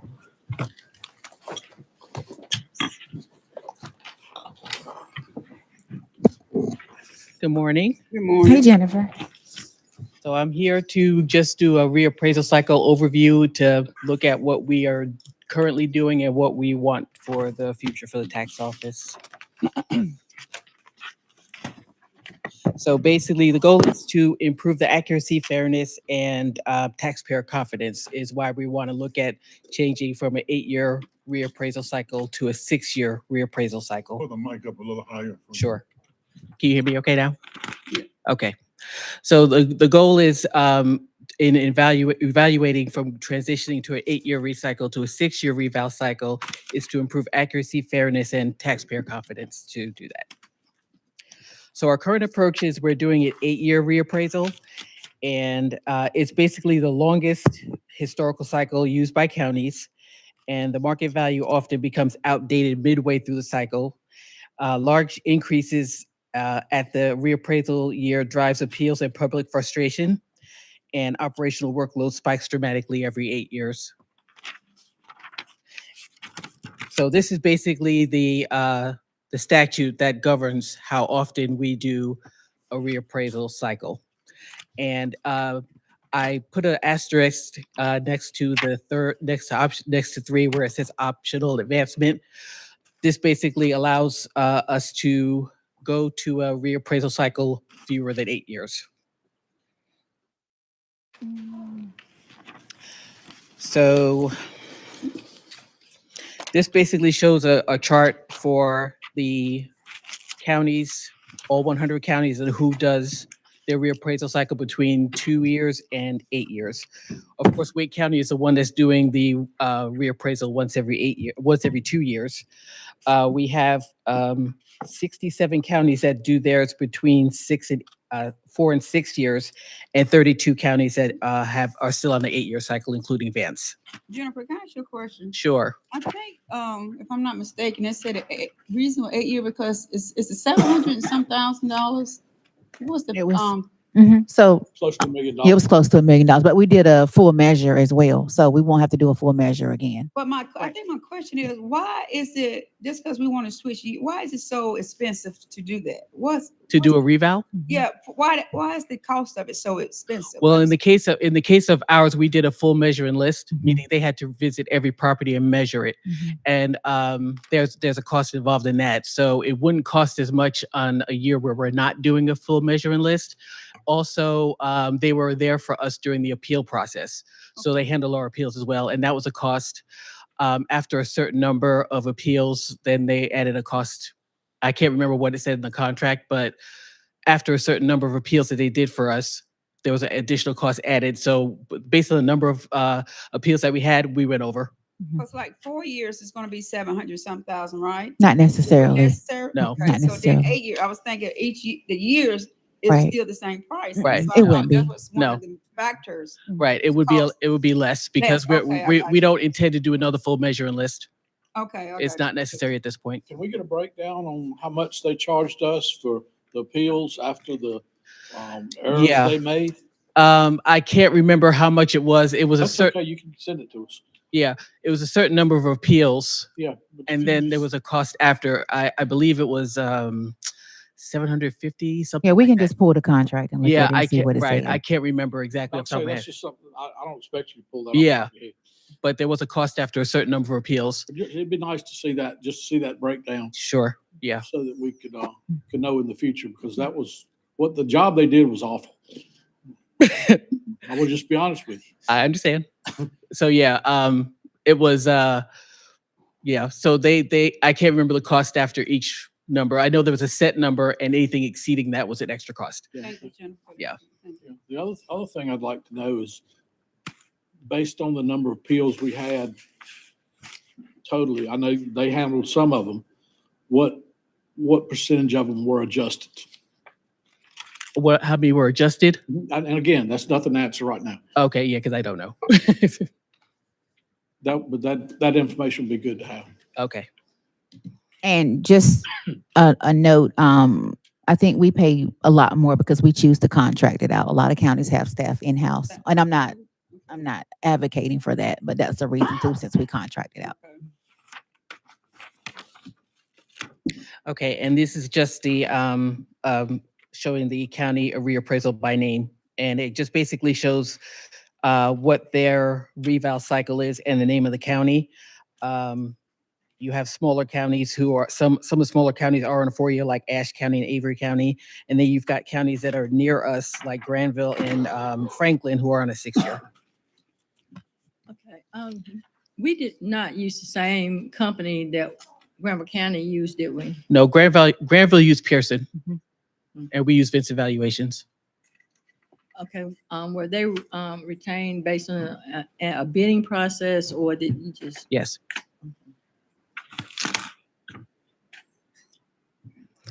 Okay, so I also wanted to go over the equalization of public service companies because I believe this explains also how we're losing revenue based on the current 8-year reval cycle. So this is the statute that basically states that any county whose sales ratio median falls below 90% in their reappraisal year or the 4th and 7th year after their reappraisal year will have certain public service company values equalized. And anytime this happens, the county's public service assessments gets equalized. Anytime this happens. And this just shows how the sales ratio is analyzed. Now, with these public service companies, they are not assessed by the county, they are state assessed. So basically they assess their property, send it down to the county, and we bill and collect it. So this will show how a house is appraised at $89,000, and then it sells for $100,000 in the 4th year. Now, as you know, we have to keep it at the assessed value of $89,000 as of our reval date. So basically, when this happens, as you can see, they do take the appraised value and divide it by the sales price, and you are seeing it's at 89%. It falls below 90%, we get equalized. And this just basically shows what how this works. So I wasn't able to get, like, it's say 2016 per se, but if you look at 2017 and you look at the highlighted years of 2021 and 2024, it falls below the 90%, so it gets equalized. It would be due to get equalized for these public service companies, like the gas, power, and pipeline companies. It says on the 4th and 7th year that it would get equalized. Those 3 years from 21 to 24, that was an anomaly in the market. We've not seen that historically ever. Right. So to knee jerk and react on that and move to a shorter cycle doesn't necessarily make sense. Okay. Because our values, I mean, I think in 2008 when we did it, the values, we were like 92%, and I think in 2016 we were somewhere in the 90-some% range, and it might have been a little better than that. And then we appraised at the low end of the market, and so we had those values, and so that's why we had such a dramatic increase this time. But most of those changes occurred between 21 and 24 during the COVID and all the other stuff that was going on. And so that's not a good indication of our current market. Our current market has stabilized and is actually maybe dropping just a little bit. So and I was gonna do a graph on that show, but basically, we need to collect, well, we used to collect $20 million a year in property taxes. Now we're at 30 million. But so regardless of what the value is, as long as you're within that 90% range, then the only thing the tax evaluation does is it picks out changes in the market.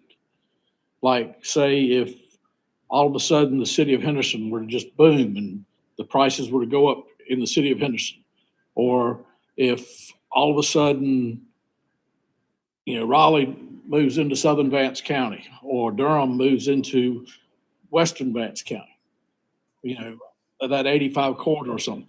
So, but we're not seeing that. We're seeing a pretty consistent growth throughout the county. We've got the lake properties. We've got that 85 corridor now with 885 being done. We're 20 minutes closer to the park, so we're seeing some people grow into that area. We've also got growth to the north up in Virginia with the Microsoft stuff, and we've got people building houses in that area. So we've got a pretty even growth right now in Vance County. So really the only thing it does by doing a reval is you're spending an extra $1 million or $750,000 or whatever you're spending on a more frequent time. Right. Now, that's not to say that we don't need to be planning on it. But right now, we're not in the position where we're like, like Granville County, Highway 96. That corridor is just boom, it's growing. You see the same thing, Franklinton is booming, but that's not coming here. So while we need to have discussions about it and maybe be prepared for a shorter cycle, I don't think we're at the point now that we need to do that. Because our growth, and if you look at the chart that you provided us with the counties, most of the counties that are on the 8-year cycle are tier 1 counties, which we are a tier 1 county. And so that's an indication that those counties are not as volatile as some of the other counties that we're dealing with. And so that's my thoughts on that, is that while we need to be having this conversation, it's not the time to do it now. Right. It just adds an additional expense to people. Well, this would be only at this point, this would only be a 2-year difference. Instead of doing a reval in 2032, it would be in 2030. That's good. That's $250,000. Right. So, and again, a reval does not normally cost almost $1 million. That was just because of the circumstances as a full measuring list that Vance County had never done before. So can I ask a question? Yes.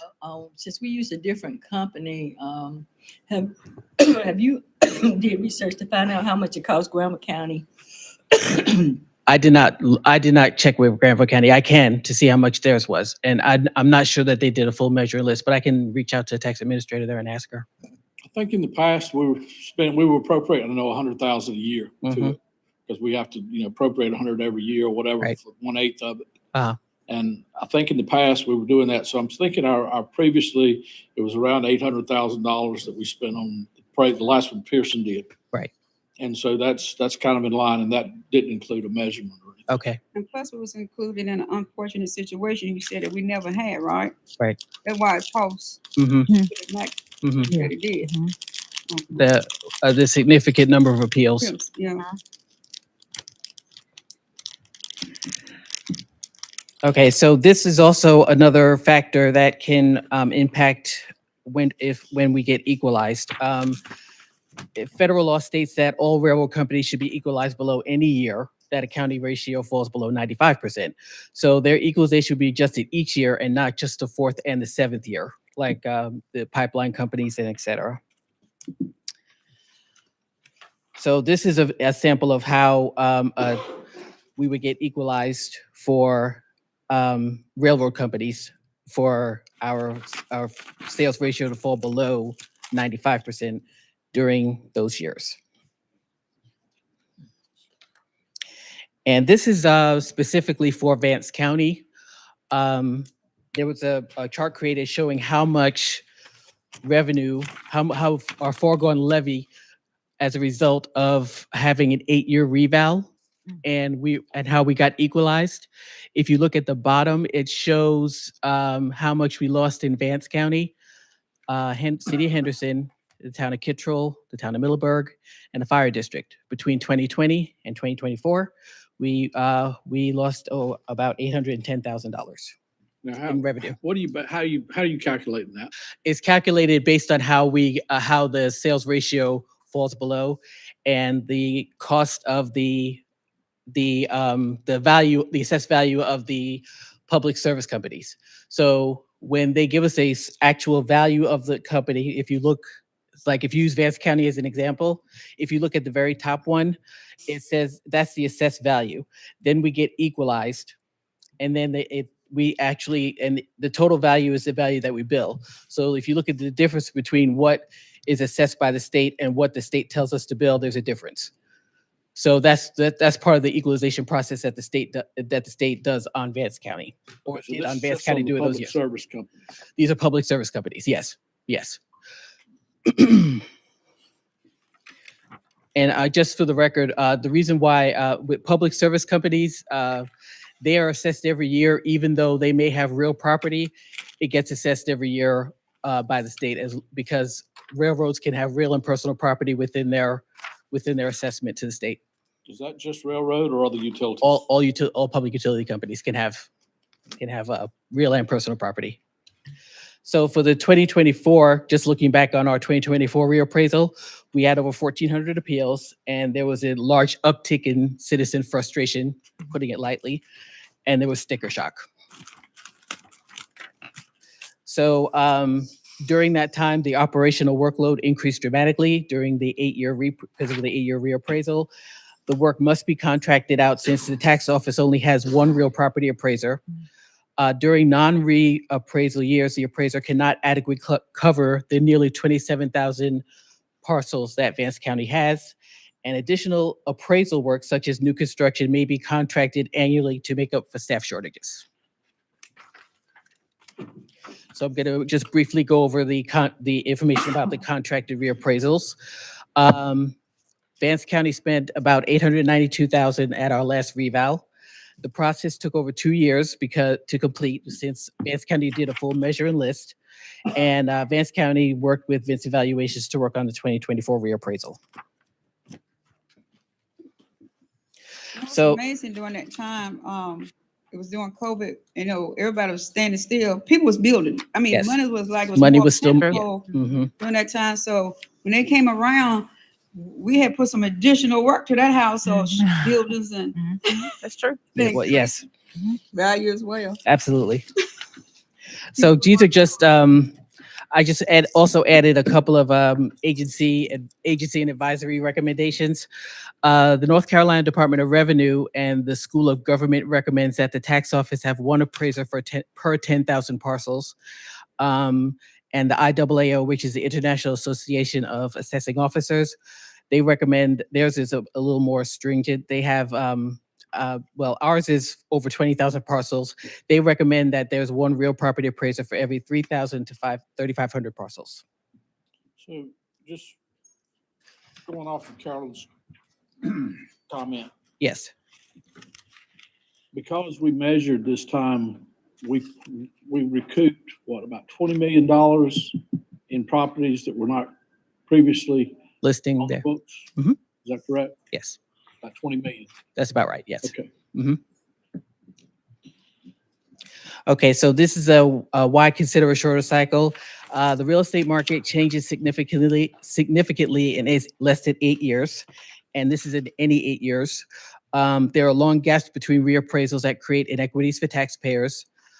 Shorter cycle reduces sticker shock by capturing changes more gradually, and it better aligns with appraisal best practices across North Carolina.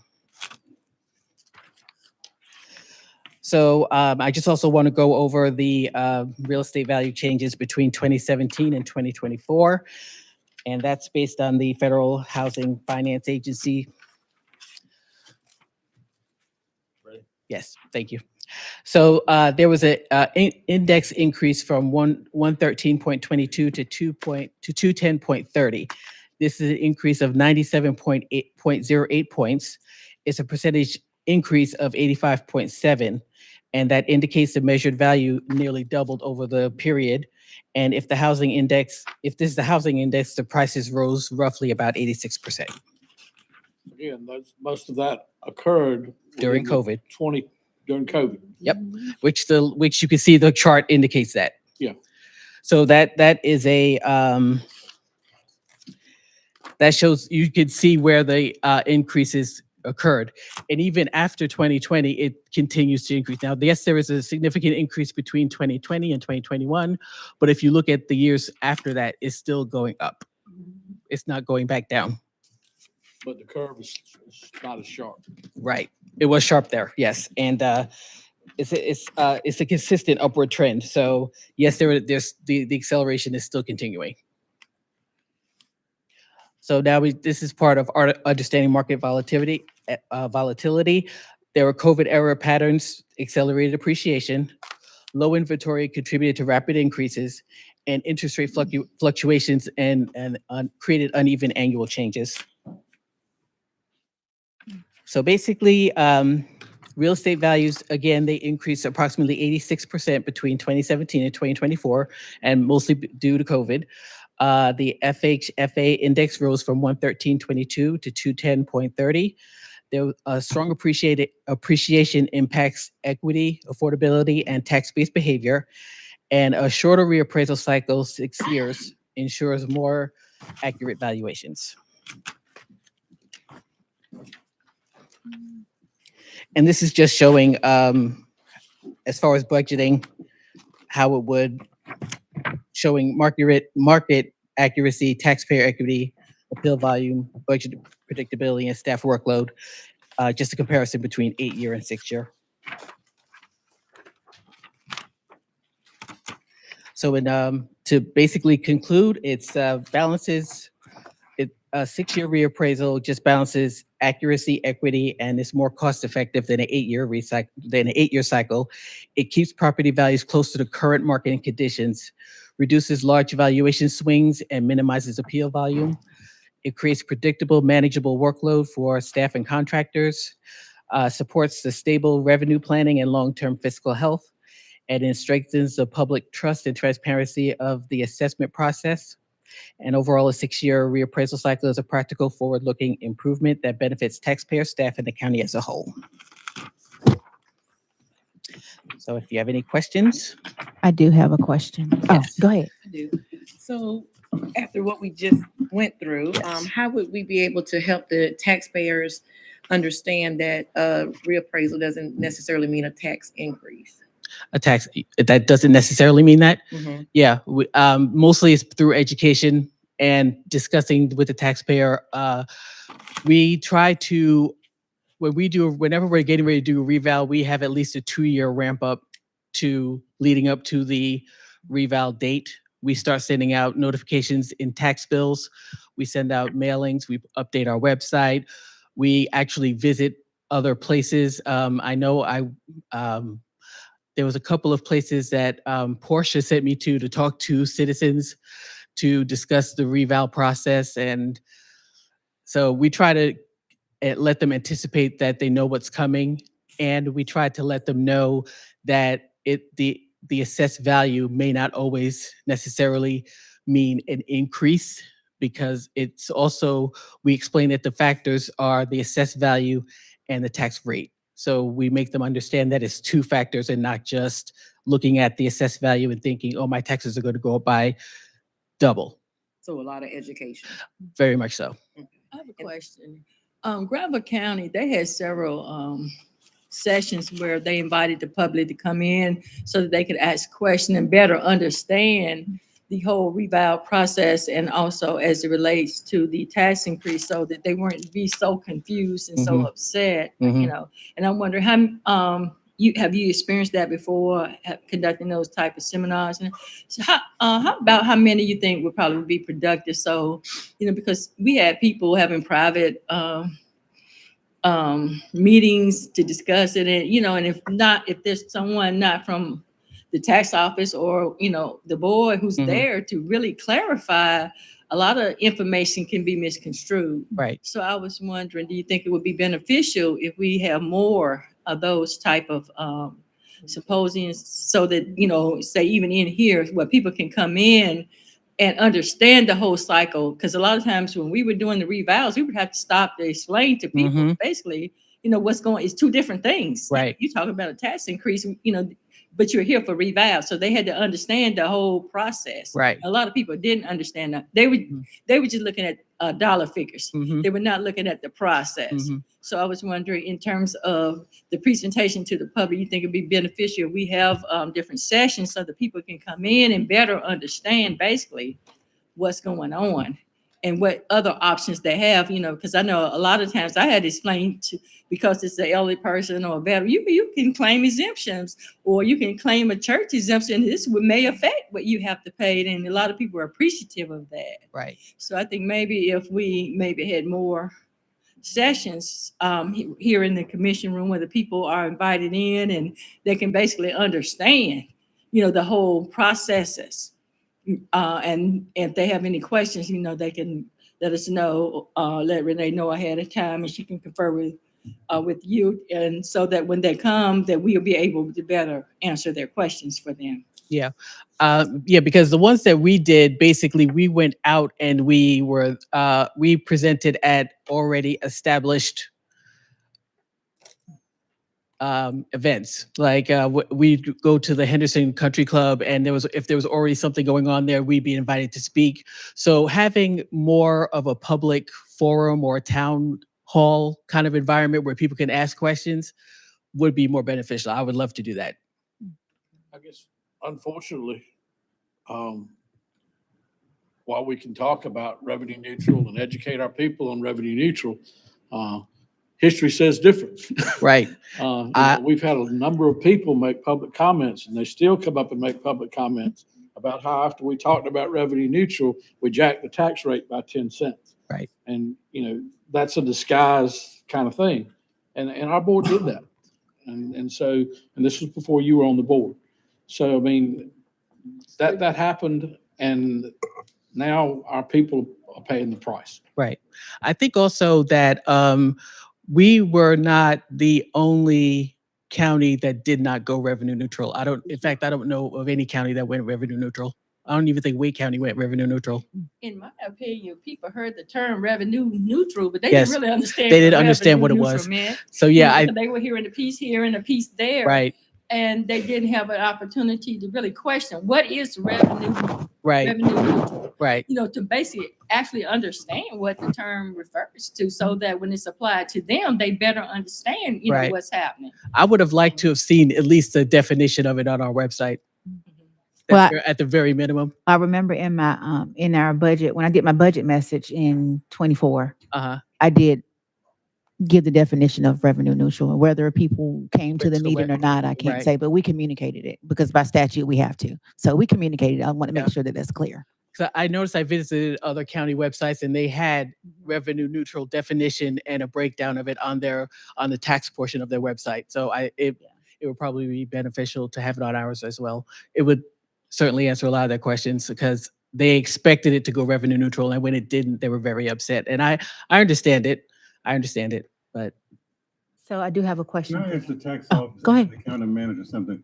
Even though we raised the 10 cents, based on the needs and everything of the county, and what you need in order to do what you have been able to do for this past year, we would have to raise taxes anyway, right?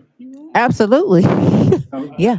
So when you Yeah. look at property, I've never seen anybody who had a house that Right. last year sold, was praised at $100,000. They sold it for $250,000. I didn't see them walk away from that. They accepted it. Right. Absolutely. So what? Yeah.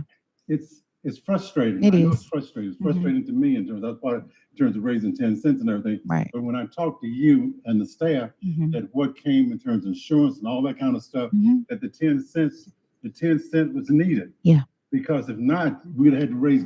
You'd have to figure some way to raise that money. We right? would have, or we would have been spending a lot in fund balance. You know, we had a $4.2 million surplus the year after we did the 10-cent tax increase.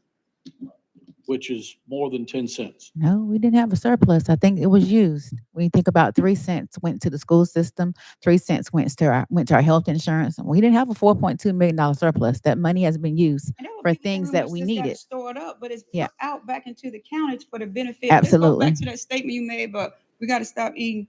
We got to start eating chicken Chicken, and not not steak. steak. But the chicken mentality want the steak outcome. You know, Right. we want the best in the work in the camp for our Yeah, people, and we have to. If they want the best, the service, all that we have in these different departments, because people are leaving. So our mentality have to shift to Yeah. what our county. We can't stay in the stone age, and we're going to move our people into this 21st century that we are, Right. to make sure that they have the best and that we got the best people in place to make sure they get the best services. Yeah. We'll never grow without additional revenue. Yeah, This so county it's will not stay that the the money same. just sitting there being stored. It's put back into the It county to is. make sure that these departments are continue to operate, and the benefits and the service that they have will continue. What if we stop the service because we don't have people? What's going to happen? Yep. Right. So we have to look from the Stone Age into today. Taxes, it might have started out 1 cent a year, but we in 2026. The taxes have always continued to raise during people's lives. Yeah. So it's not going to stop now. Yeah.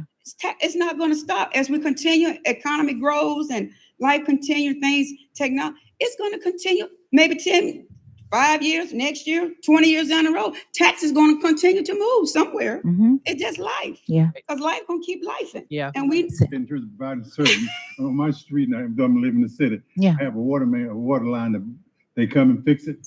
Next week is they back fixing it again. And then I'm not getting good service and everything, but it's based on based on the people being able to fix it and what the funds they got to use. Yeah. They keep patching. And I recommend that they run a whole new line, but the funds are not there to do it. Right. No, she all right. Yeah, so Ms. I think Williams? it's the taxes. I mean, I've been doing this for a long time, and property taxes are probably it's not a happy thing to talk about, but And it's we're doing it for our citizens to make Right. sure that the service are continued. I know, like I said, I ain't no millionaire. right, I mean, it hurt my pockets just as well, right, because whatever affects them, affects all of us. right. And I'm working like a whole lot of jobs trying to make. I'm here today up over. Right. So I do have a question for you. Yes. So if this board were to decide to reduce it from 8 to 6, that means your department needs to get started when? If the next reval. 'cause currently we're at 2032, so we'd have to get started at 2028 to putting the bidding out there and to get everything started. We reval always takes 2 years, Okay. so we have to start at least 2 years before the effective reval date. Okay. All right. So do you have the staffing capacity to go to? We don't have the staffing capacity, but we could always contract out. Yeah. We've always contracted out Yeah, with they don't have companies You to do that. recommend what? 6 years. Years. 6 year. 6 years. 6 year Why not reval 4? cycle. I mean, we can't do 4 Why because not if 4? we try to do 4, What's the we would have had to have already started by Right now, now. Yeah. and we're not ready. Six. You have a What's the difference in 4 and 6, 6 and 4? Is there like you did that thing 4, Mhm. 6? Is there a difference? 4 years can potentially Money. decrease the amount of how much levy we get foregone upon by the state, because it's every 4th and 7th year so if we're in our 4th year and we start over again, it's less likely that the public service companies, the state equalizes us. Okay, I just That's wanted the to only know. difference. Because I was just in a class and they said 51 counties were at 4. Yes. So I was wondering why we would go to 6 if 51. Yeah, That's why I asked the question. Yeah, we're one of 32 counties that are still on the 8-year reval. Okay. So I believe we need to go down. I Yes. really do. I do too. I agree. And I know what Dan Brummer said, but I really, Right. because people were, and myself, burdened for real. Yeah, Um, just in what and I'm seeing, it was worse than sticker shock. yeah, just in what I'm seeing coming down from permitting and new construction, I just don't see us doing another 8-year reval. Oh, yeah.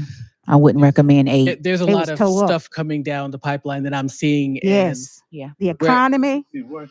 The and a lot economy. of permits that are coming through for new construction. We're getting a lot. They've been And busy.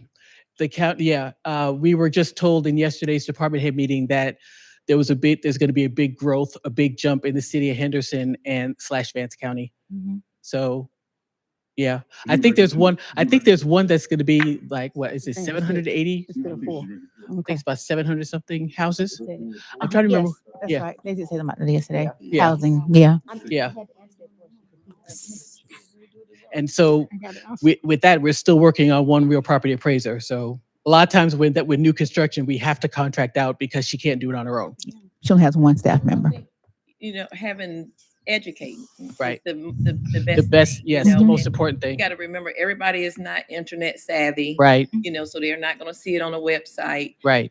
You know, so most people hear it word of mouth, or they get that letter in the mail, and it is that shop. And Yes. so I think making sure we purposely, if we was to go that way, making sure that we purposely have, or we make sure we have meetings and things that people can come to. Yes. Because then we can go back and say, well, we've had this meeting, this meeting, this Exactly. meeting, to educate you, to Yes. give you the opportunity to voice, to ask questions and things like that. So education is the biggest thing, and just making sure we get it out there and having those type of meetings where they can ask questions and things like that. Yeah, I would love to do that for the next reval, even before the next reval even starts, just to Yes. get that information out there.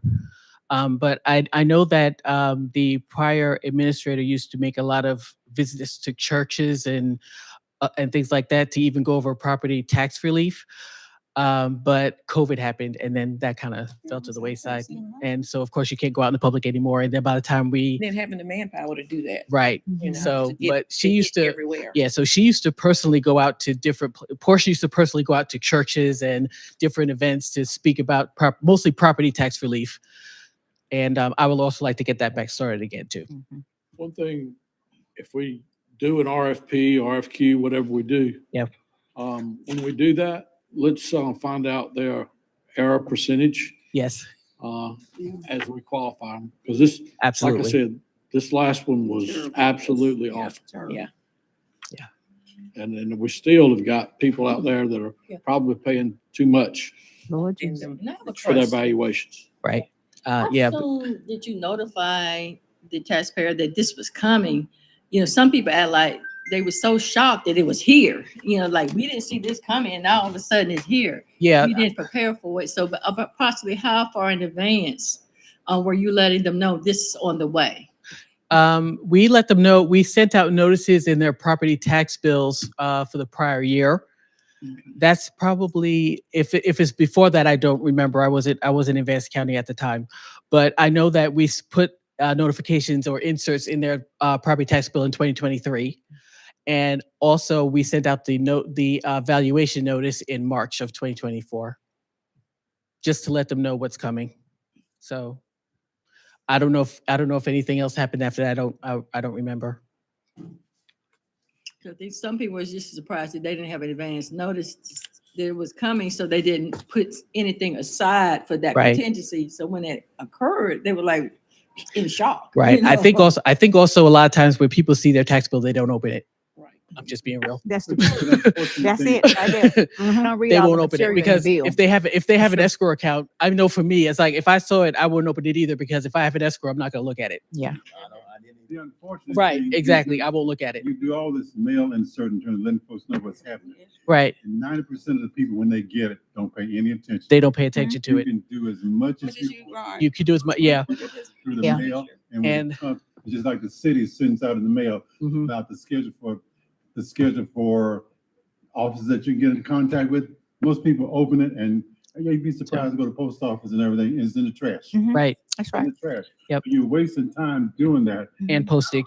I don't really know what the answer is. I don't know. Everything. You know, you say in terms, I think this day and time, a lot of folks deal with the young folks. If you go after the young folks in terms of, say, inform your parents, inform your grandparents through media. Mhm. That may be the best way to go. Right. Because older folks are not reading it. Mhm. They're not reading it. You're Right. wasting your paper. Right. I can tell you that to start with. Yeah. And postage, because Yeah. and postage is high. Very. You can tell, you can send out and say, you're gonna have a form. And I work the community on a form. You can send out and say, have a form in terms, you be here to present it.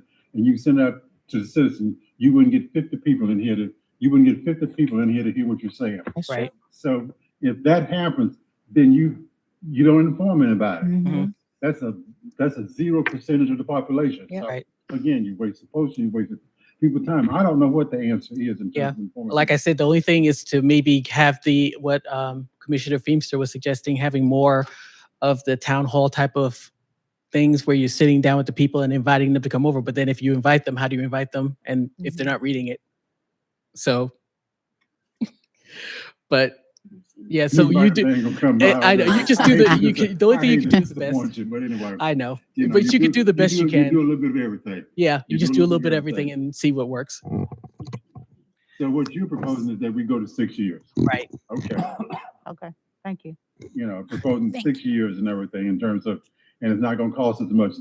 It won't cost us as much, right? Right.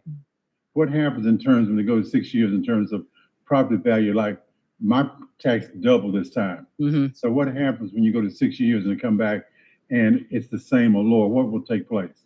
As far as my tax, your taxes, it just depends on the tax rate.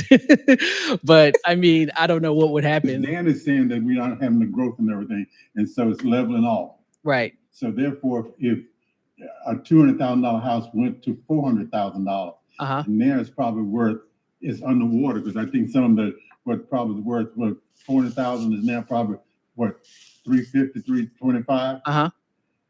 So what's going to happen? It depends on what happens at that date because we have to take a snapshot of the date. So if the value is lower, then we need to lower the value.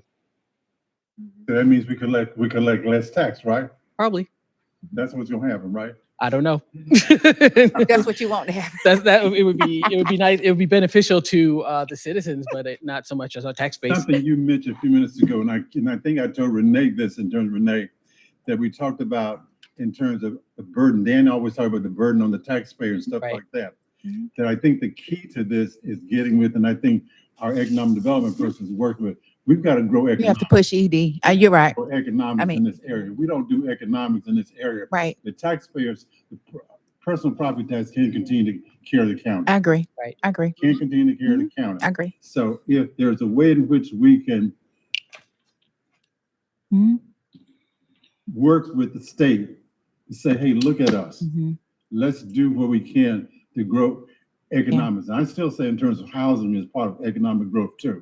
But if we can grow this county in some forms of economic and housing, it takes the burden off of us. You, me, and everybody that's in here. Yeah. So I agree. Yeah. And Ferdinand is going to talk a little bit about that in his presentation as well. Yes. So do we have consensus that the majority of you want to explore something? less than 8 years. Okay. So 6 at least. Yeah. consensus for 6. 6. Okay. Because we'll bring that back to you all to approve it at a future meeting. Okay. All right. Thank you, Jennifer. Thank Thank you. you. Sure. So I want to do something a little bit different. Greta and I are going to talk about HR real quick before we go into county water and county property, y'all. So we're going to skip back to the HR portion of the retreat. Oh, you back? Oh, I didn't know you're going to come back that quick. Well, okay. Come on. We still do it. We still, come on. We're human resources. That was fast. Yes, ma'am. You got a slide? Yeah, On the original deck. Yeah, it's just what's on the original one. Okay. Yeah. Can you put it in presentation mode?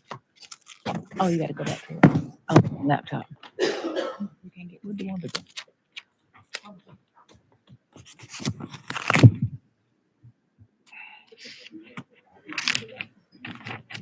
There's a flash drive in here. Oh, you got to press the button or something. They have copies. Yeah. I'll come in and We help you. good. Okay. So just to give an update on our recruitment process, last year, around April, May, we implemented the NeoGov applicant tracking platform, which is more user-friendly than the other platform we had. We came off of Civic/Criterion. We're able to screen out more unqualified candidates using this process because we have supplemental questions that we ask. If someone doesn't, when they're applying for a job, if they don't meet some minimum qualifications in those supplemental questions, they don't even make it. Sometimes they can't even submit the application. But once HR screens them further, they can't even get to the hiring manager. So we have made some good strides in that process. System utilization, because we've only been using it since April. We're still learning a little bit of the functions with it, but we are moving right along with it.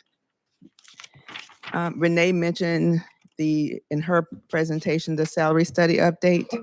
That $1.2 million is still there, even after we did part of the implementation for the detention center for those detention officers, and the social workers at social services. It still has that high dollar amount to it.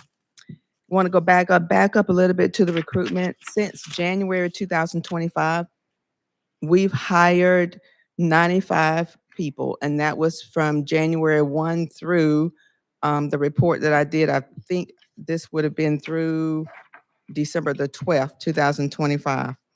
But on a sad note, we've also had 94 separations between resignations, retirements, and dismissals. So for everyone that we're hiring, we're losing. The answer to that, I don't know. We have some that are coming that are going for more money. They come here, get a little bit of experience, and they leave for more money. What departments that having in all across all spectrum? Mostly social services and the detention center and sheriff's office. Well, Yeah. I know you do exit interviews. Do you have any demographics that can point to this many left for more money, this many left because they didn't like the job, this many moved to another state? I really can't. Exit interviews are done electronically, and very few people respond to them. We've actually probably just may have had 4 over the last 12 months that responds to That was them. one of the things, because I'm on the personnel at Vance Granville. I'm the chair of that board, and I requested it. So now we have, every time we have a monthly meeting, she have a scale of exit, tell this for money. So they provide that information where Brahma just asks for, and just a overall scale of what the reasons, a lot of people, if it's true or not, that's what they state. True. And pre-COVID, I did exit interviews in person, but when COVID happened, we started with the electronic process, and it's just very few that respond to them. Oh, so you don't have it in person now? No, ma'am. Can we go back to that? We can look into that. That is, it's time consuming. What I found out is that mostly it is a griping, complaining session. And one day I was in an exit interview for an hour, and we were here to after 5 o'clock. And when COVID happened and we went electronically, that just took, it just took a mental burden away. But we can definitely look into going back to in person. Takes a whole lot more than an hour to train a new person. So if we could do something to curb that, that would be great. And remember, we can't require it. So I they're not, understand yeah, we can't. okay, okay, all right. I have a question for the sheriff. I know we have it. It's money.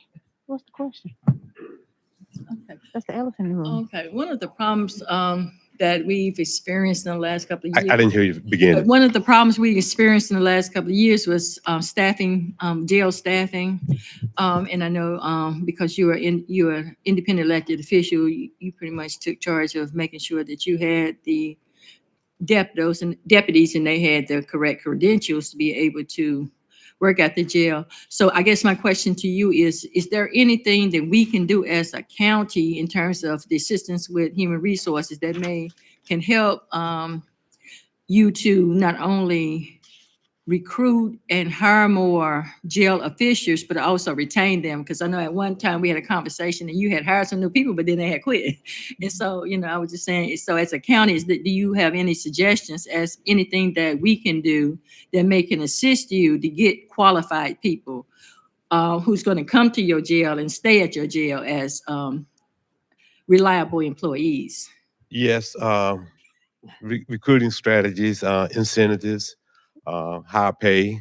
And I know, just like Ms. Johan said, people leave for various reasons. And when you have the exits interviews, it's getting to a griping session. It's just like when people file complaints on deputies or detention officers. If they can come in there and talk, they'll talk for an hour. But if you actually put them in writing, they never come and they never complain. So therefore, yes, if the salaries can be increased, majority of my people are leaving because of salaries and overwork. And when you have 15 openings in one place and 9 openings in another place, the workload is really strenuous on the staff that you do have. They're working to really help the jail out, the transportation and whatnot. People are just tired and they need some time to rest, and they like to be compensated for the work they do. They got burnout too, right? They're burnt out. They're burnt out, and we're losing experienced people. You know, when you lose investigators to the police department, I got a K-9 officer right now who's entertaining going to Granville County. He's been with us 6 years, certified, trained K-9 officer, and you know that's gonna hurt. Sheriff, do you want to let I can let them know about your decision to allow HR to screen all your applications Yes, that you no, just we're made? working together. Yeah, This so most recently, the sheriff has decided to allow HR to screen all their applications moving forward. That just happened about a month ago? well, Yeah. Mhm. Greta May can correct me on this. People, in order to draw unemployment, they had to apply for so many applications. So people are just applying so they can apply for the unemployment. I mean, when you get people, 100 miles away and they're not willing to move to Vance County, they really don't want to come here and work. I got applications all the way from West Virginia. They don't want to come here and work. So why are you applying in Vance County? Yeah, and the sheriff came to you all in August at a work session to talk about incentives for the sheriff's office and the detention center. So we're working on that as of December. We're working on bringing something back to you all as well. So we're working with the sheriff on all of that. Alberta, I have a question. So the exit interviews, when are they being conducted? Prior to them leaving or after they have left? So I send out notices of separation letters that explain what happened to benefits on the first and the third Friday of the month. So it depends on when they leave. I try to get it to them before they actually separate employment, because while they're at work, they're more likely to do it. But that doesn't always happen. It just depends on when we get that personnel action form that somebody has left. Then I want to add, You can have a better, if they're before outcome they when leave. you do before they leave. And I just want to comment on HR screening the applications for the detention center now in that process. So Captain Bullock did mention to me and Captain Austin just this week how that has helped them, because they don't have the time to sit down and go through all these applications. And that process with NeoGov, all the applications would go straight to them, whether that person qualified or not. But now that we are screening them with the supplemental questions, it's cutting down on the number of applications that can come in that's not even qualified. So that's going to help them out some. It put a little bit more work on us, but that's what we're there for. So and we willingly took that, and hopefully it's helping them. And I do believe that it is. And I have another question. A lot of times, if a person's dissatisfied with what's going on at their job, and then they go to their immediate supervisor. In this case, they would be going to Sheriff Brain. So is there an avenue whereby those same individuals can come to HR so that feedback can come back to us to see, what's going on, so that, we'll know if there's anything that we need to do, to potentially keep these employees staffed, because it takes money, once they're hired, to be trained and, but if we can keep them, then that saves on money. And wish it maybe were. there'd be more of a commitment if they know that there's somebody looking at it. So have you and the sheriff discussed, potentially, having that discussion that if the person has decided to leave, other than what, turning in a resignation to you, but also let her know ahead of time, rather than wait for the exit interview, what's going on. And it's something the board maybe need to do to try to keep these people employed so you don't run short again. Some of the employees that have turned in their resignation, I bring them to the table and we sit down and discuss it. They turn in a 2 weeks notice, and sometimes earlier than that, and I let them know that they are valuable. Then there's a few of them that I wish they would go, but I mean, that's God's truth. Yeah. Problem children, just cost us money. But anyway, the ones that I think has been an asset to the office, I bring them in. We have a conversation. This young man who wants to go to Granville County now, I've talked to him. Major Bullock has talked to him. Captain Gooch and Captain Gregory is talking to him. So he's on the borderline, but he's still thinking because of the money. But Curtis, don't you find when the person decides they want to go, they're going to go regardless of what you said to them? That's true. Yes. That's what I found. That's what I found administration and everything. I don't care what you put on the table. If I've decided to go, I'm going. And if a person does not want to work for me, I prefer them go head on. It's gonna cause issues down the highway.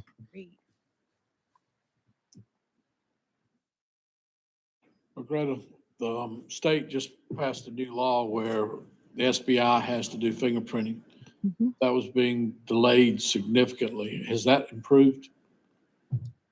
What do you mean delay? What delayed? Time it took to do it was Um, a month. when we started that in October, it took about 2 weeks for us to be able to get a result back.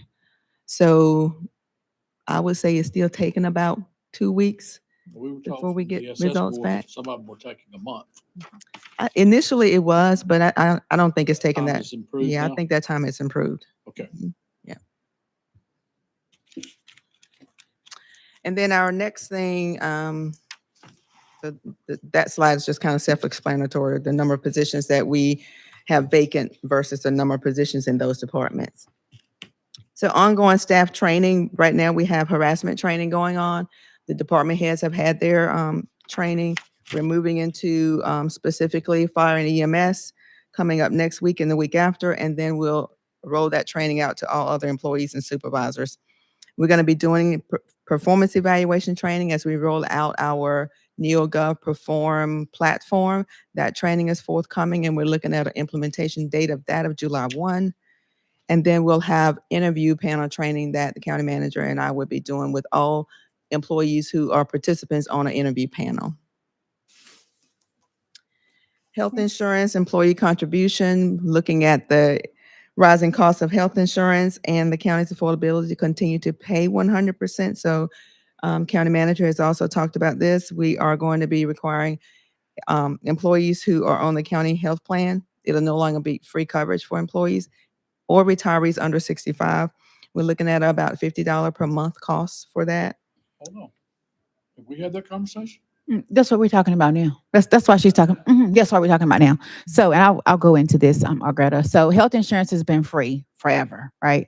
And so this year we budgeted $4 million for health insurance. It was a $1.2 million increase in our health insurance based on utilization. So, we are recommending an $50 premium for employees to pay for health insurance just because we cannot afford to keep it free anymore. It's very unfortunate, but I am recommending $50 across the board and for retirees. What about employees that were here before 2011?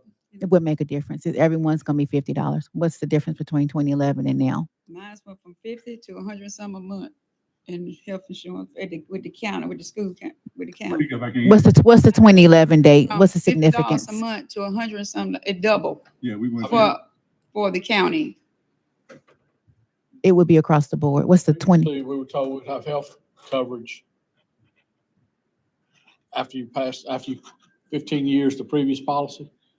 You're referring to the retiree insurance. Retirement. So with that, we have wording in personnel policy manual that covers that if there is ever any cost to the employee, that retirees would be affected the same way. That's what it says in the policy. So it will be across the board. That's not acceptable. Now, there are options with the level of insurance. I think, I know in the past, some of our premiums have gone up because of elective procedures and those kind of things that were allowed. So you're talking about plan design. By plan design. Is there a way to change the plan design to eliminate some So of those procedures? the plan design is already the bare minimum. Basic now. I mean, what we offer is the bare minimum now, but you have to think about utilization of the plan. So right now we offer PPO and HSA. And so my recommendation is to, as of July 1st, only offer HSA. Keep those that are on PPO. And of course, I wouldn't push anyone off of the plan. But as of 7/1, we offer HSA only for all new employees and charge $50 a month per employee. We cannot keep it free anymore, unfortunately.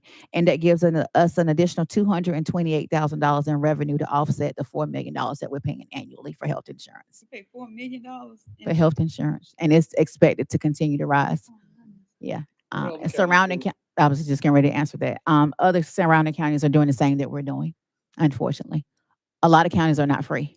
Most counties are not free. What other counties are charging? 50, 75. It just depends. So you're gonna implement 50? 50. It just, I mean, unfortunately, we just can't keep it free anymore. I want to keep it free, but you know, you talked about ways to cut. So, Mr. Brumman, this is a way for us to cut and get additional revenue. I mean, it's unfortunate, but You're not cutting. yeah, You're passing it it on to is. somebody Well, else. Chicken versus the steak so now. it's gonna be chicken. We got- I don't know. We got we got to figure it out. That's what everybody else is doing to pass it on, right? Yeah, I mean, it's See, unfortunate. that you know, and again, But $50 is cheap for health insurance. Mine double. I mean, Yeah. it went from all these years at the state with the with the school system. I was paying 56. It's $120 something I had to start in January of this year, double because of Yeah. Mine's insurance. 185. Yeah. The county has absorbed the cost for years. He retired and he's still paying. He retired and paying the I health know. insurance. Not many places are free. It's good for it to be free, but It's I mean, unreal. I know people that are on the Obamacare or whatever. That's, You wanna say that's something? at risk now too. yeah. Oh, go ahead. You want to say something? You gonna pick up some insurance? Only thing I say with that, without increasing our salaries, you're gonna see a mass part of employees in Vance County, For especially. $50? And then they're gonna go to another county that's paying more. Well, I'm just saying you're gonna see it. You're gonna see a mass. I mean, but we're getting a 3% COLA. But every time we get a COLA, it's only 3%, and some type of insurance or some premium goes up somewhere to eats that COLA up. That's just my opinion. Yeah. I don't see a lot of people leaving for $50 a month, but I mean, I believe you can see it. I think it's a slippery slope. That's just my opinion. Yeah. I mean, I think we need to look at They go to cutting some other places. $50 more, right? yeah, I mean, And they pay more than 50. absolutely. Insurance is just not free anymore. It costs too much. And that's at the detention I want center. y'all to get sick. My daughter got it. She got the Because They I pay gotta increase the They pay social 100 security, but they take it another way. Right. Agree. I totally agree. So, and the other thing that we were going to mention is we're going to start back looking at the personnel policy. Now that we're done with the financial policy, we're going to start back looking at that. And we're also going to look at a dress code policy as well to bring to you all for consideration. So, any other thoughts from commissioners on the $50 or charging for health insurance? I'm strongly opposed to it. Do I have And even consensus to our from most of retirees. y'all? Our retirees aren't getting a 3% increase or cost of living or anything. This wouldn't affect the post-65 retirees. So anybody who's on a Medicare supplement that the county is paying for because they had the number of years here before they retire, that doesn't change. The Medicare supplement is still 100% free. It is the pre-65 retirees that's on the group plan, just like I am, that will have that $50 per month cost. I think we need to look at, we need to study that a little bit. You have any thoughts? I don't really have an oppose, but I know what Braham is saying because a lot of people work at the jail because there is free insurance. Is that correct? So, I mean, I agree, but it's going to be a great exodus probably down there and maybe social services. But, man, you got to do what you got to do. Why would you exit for a $50 increase when you got insurance? You going to That would be crazy. I would Yeah, I never leave a understand job for $50. Why would you exit? I would. You cutting off your arm to fight your body. Yeah, I don't. That's You gonna crazy go to another me. county paying more than that insurance and health. That's insurance. understood. more. That's understood. That's Much understood. more. But Much more. the mindset, some people Yeah. will. And we think I've been We understand. fortunate to be free all this All these time, times, and we're just now talking about an Yeah. increase. Yeah. all Understood. these years. Yeah. Not that I'm saying I don't disagree. I was just saying that it could Yeah. possibly be an exodus. So we'll wait and see, right? We'll Yeah. wait and see. You want to say I something? just want to say I had 2 prescriptions filled. I had 2 prescriptions filled yesterday, 30-day prescriptions filled, and it was 6 cents. And I have never, in all of my years, have ever gone and gotten a prescription filled and paid 6 cents for a 30-day supply for 2 prescriptions. And mine been free every time I go lately. Yeah.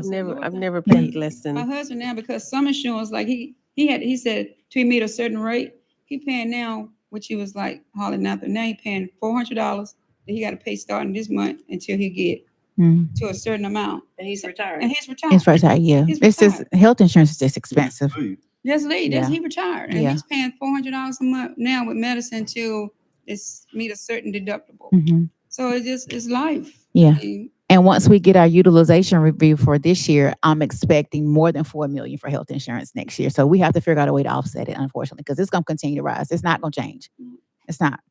Can we see some detail on some of the procedures, the elective procedures and all that we pay for? What you mean? How much detail do you need? I know, like, on, I know in dealing with the VALUE, Mhm. the federal government has changed the GLP-1, unless you're diabetic. Right. You know, that's Yeah. not part of it. Yeah, we have a weight management program, but that's paid for 100% from Blue Cross Blue Shield dollars that they gave us this year for wellness. Of the We dollars, don't pay for of the yeah. dollars that we gave them.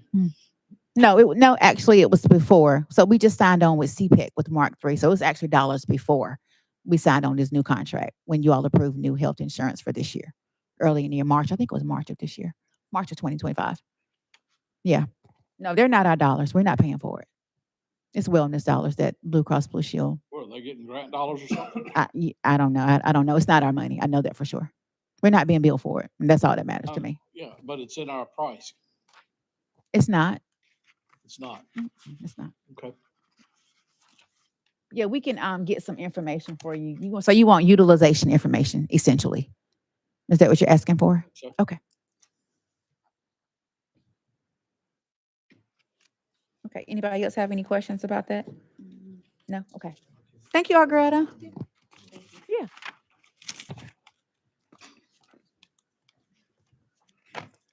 Frankie. So next we're going to jump back up to county water and county property. Yes. Wait a minute. No, it's not. Yeah, it is. It's a slide. You don't have to click. Yeah, I think all you got to do is. Oh, maybe not. Oh, yeah, we got to go backwards. I got it. you want water? I think it's one of them, right?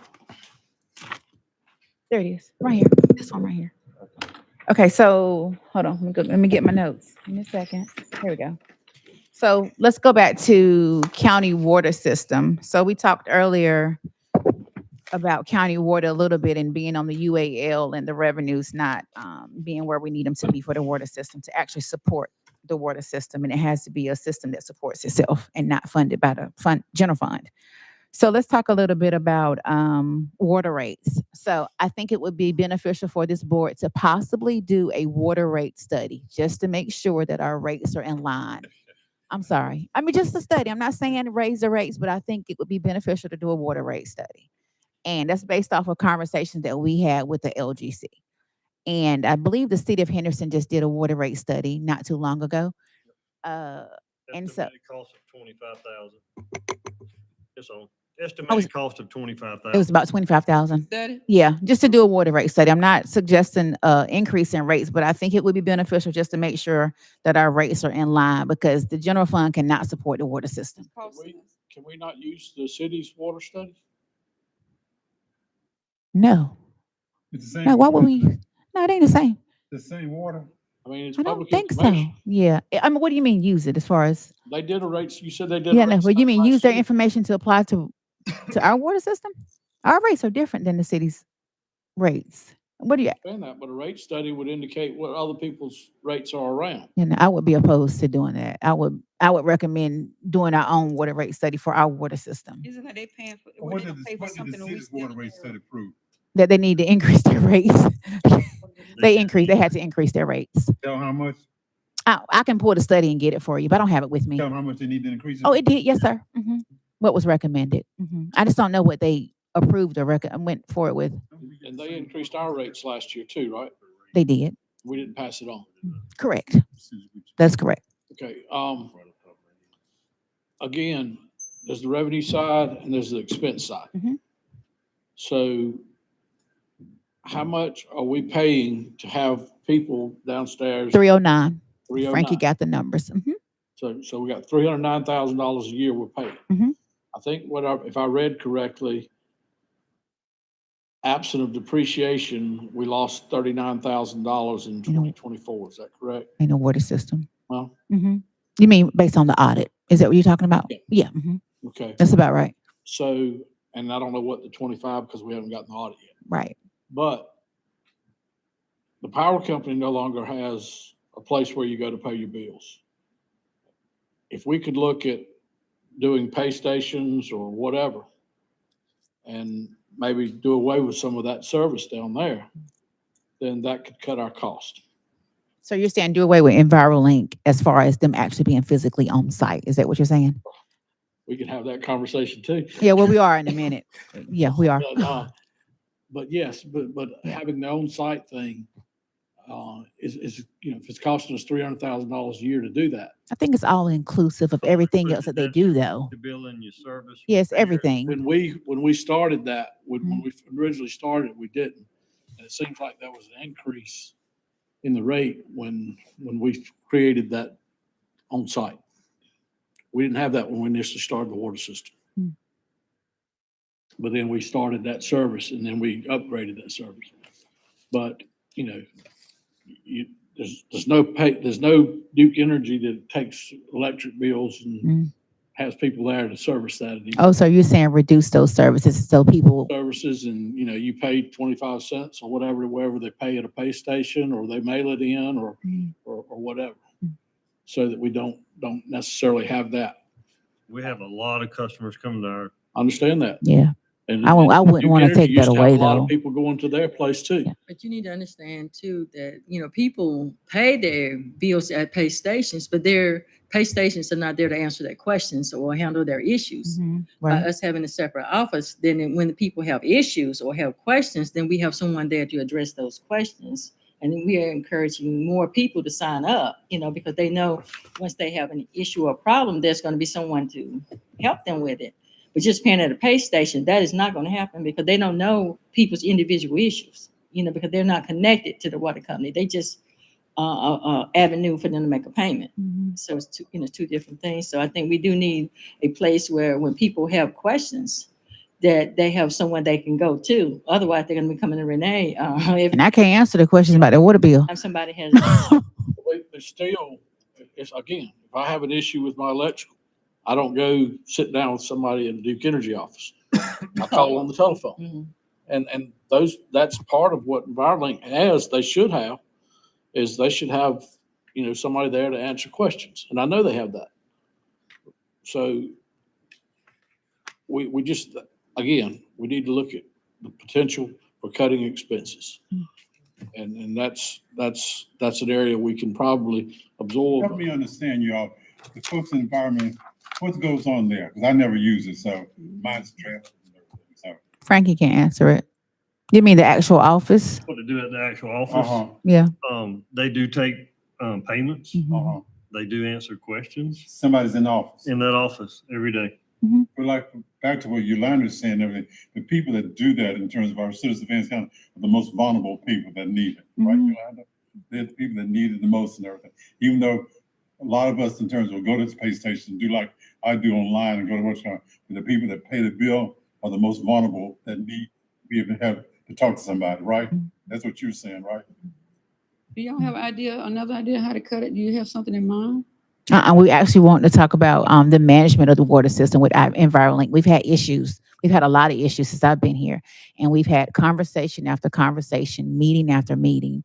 And so we would like the opportunity. We've notified them about issues that we've had with the contract in writing most recently. And we would like the opportunity to explore another company managing our water system. I'll just be 100% honest. I think we need to explore that.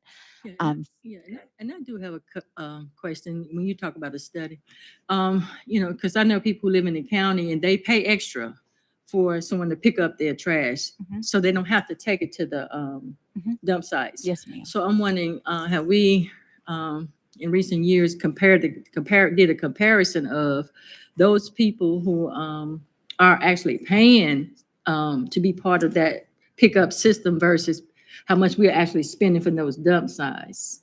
Is it sort of is it close in terms of what we're spending Because if more people can just have their trash pickup, a lot of people prefer to have their trash pickup than trying to carry nasty trash to a dump site. So I'm just wondering, So are you in terms of the saying, cost efficiency, if we Yeah. had a mechanism where people would be more inclined to subscribe to the trash pickup and maybe it could pay for itself. so are you saying the county just do pickup instead of having the sites for them to drop it off? Is that what you're saying? You know, what is Yeah, that would be, the additional ugh, cost? it probably would be very expensive. It's very expensive. Yeah, Totally yeah. cost prohibitive. Yeah, the solid waste fee would have to go up significantly to support that. Yeah, that was my question. Yeah, yeah. See, people in the city also pay Mhm. the solid That waste solid fee, waste fee. Mhm, but then they've got the additional pickup in their taxes. mhm. So they still pay that solid waste fee. Yeah.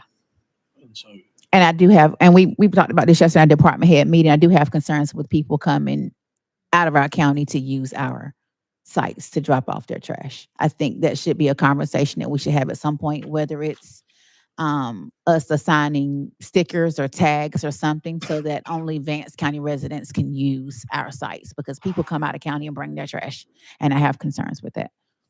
we've had that conversation years back, and we asked GFL to check driver's licenses and that kind of stuff, or Yeah. have mail, and they just Yeah. they like to sit in a little building. Yeah. I think they don't even come out of the booth. So. Yeah.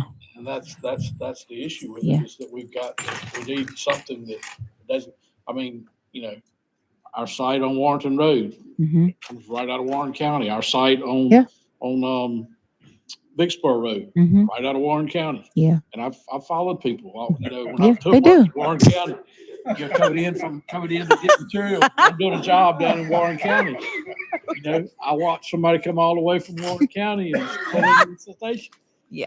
I mean, they do it. I mean, the They one do. over here They at do. in Dabney, Mm-hmm.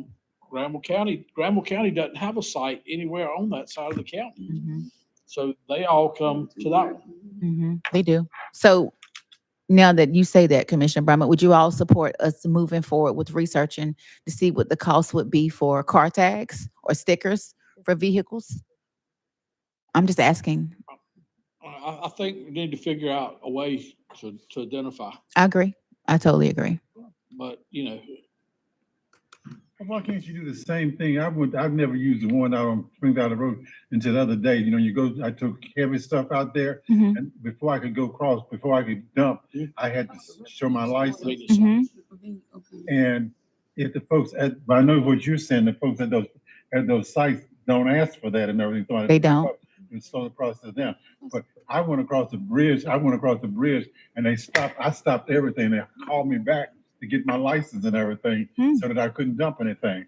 So I was wondering at those sites where people are coming from Warren and all those places, can those people that man those stations ask to see your license? Yeah. So what we can do is talk to GFL and see if what can we put in place, whether it's checking driver's license or having a tag or something. We'll The regular dump site where we all take a just take our trash. Yes. Mhm. And so you want the people in the box where What they they got in don't the car come for? out, but you want them to come out and say every car.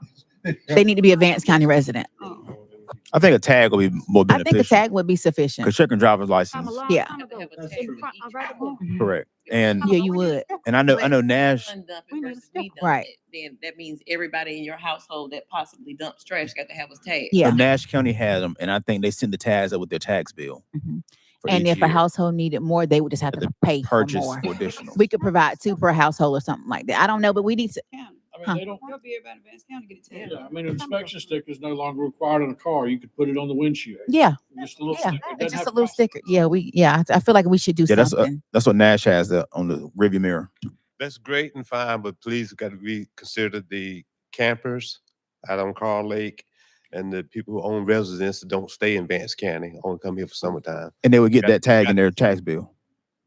But you got to- Yeah. But if you're camping, I mean, you can't You turn just- them around at the yeah. site if they live in another county, got property here in Vance County, and campers who's out at the lake. So can they be issued when they That's come what I out the said, you'll be campground? issued. Can they be issued a sticker or something on the or a piece of paper stating that they are a camper on the ground? We could navigate all those different Checking situations. driver, This I is don't think just, check yeah, driver's license. Oh, the driver's license don't work. yeah, no, I wouldn't say check driver's license. I want to go back to That something 30 you days. mentioned earlier and everything. I don't know, I get clear in my mind.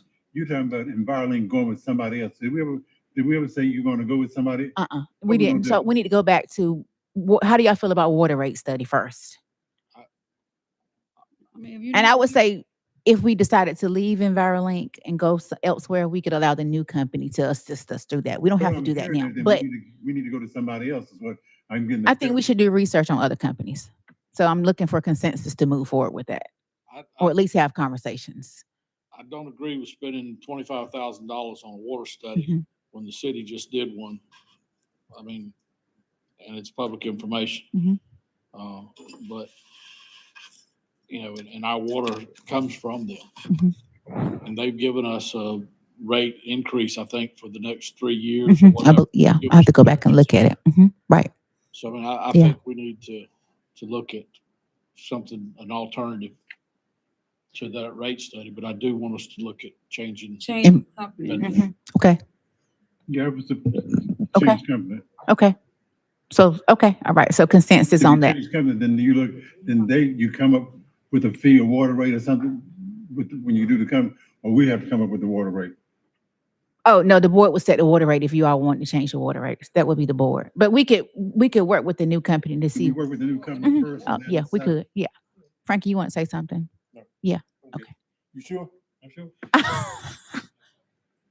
Anybody else have any other questions? No, I just said the new company. Let's work with the new company and see Okay. what they say and then Okay. move forward. Okay. I mean, that's Okay. my thoughts. All right. Makes sense. Okay. So that makes sense. Is we get the new company, we see what it's gonna cost us to have the new company and see if we're gonna break even. Yes. Okay. And just know our contract's still right now with not Environment yet. is till 2028. Yes, February. But we have escape clause in it. Absolutely. Performance. For sure. And we've notified them, I think, twice. I think it's been, is it once or twice? We've done one. Yeah, I Let me think, ask yeah, you this. actually in writing once, but we've had several meetings that we've documented. Can I ask you this? You say you're gonna investigate. Who else is out there who else what's the possibilities out there in terms of? Well, We don't don't- say any names, but I won't say yet, but we're working on it. We're working on it internally. Okay. Okay, let's talk. I don't want to do County Home Road yet. I want Bob to come up.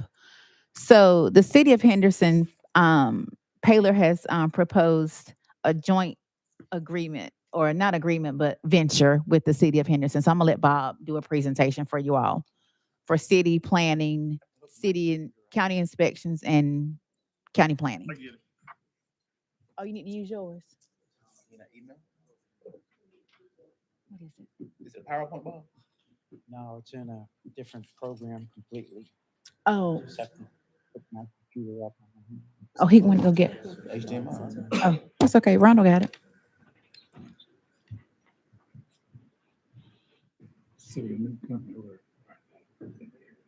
Gotta be difficult. So we eat. I want to eat after this. Mr. Bob want us to eat. Yeah, we're gonna eat. Okay. Tell Carol we have your mom's presentation.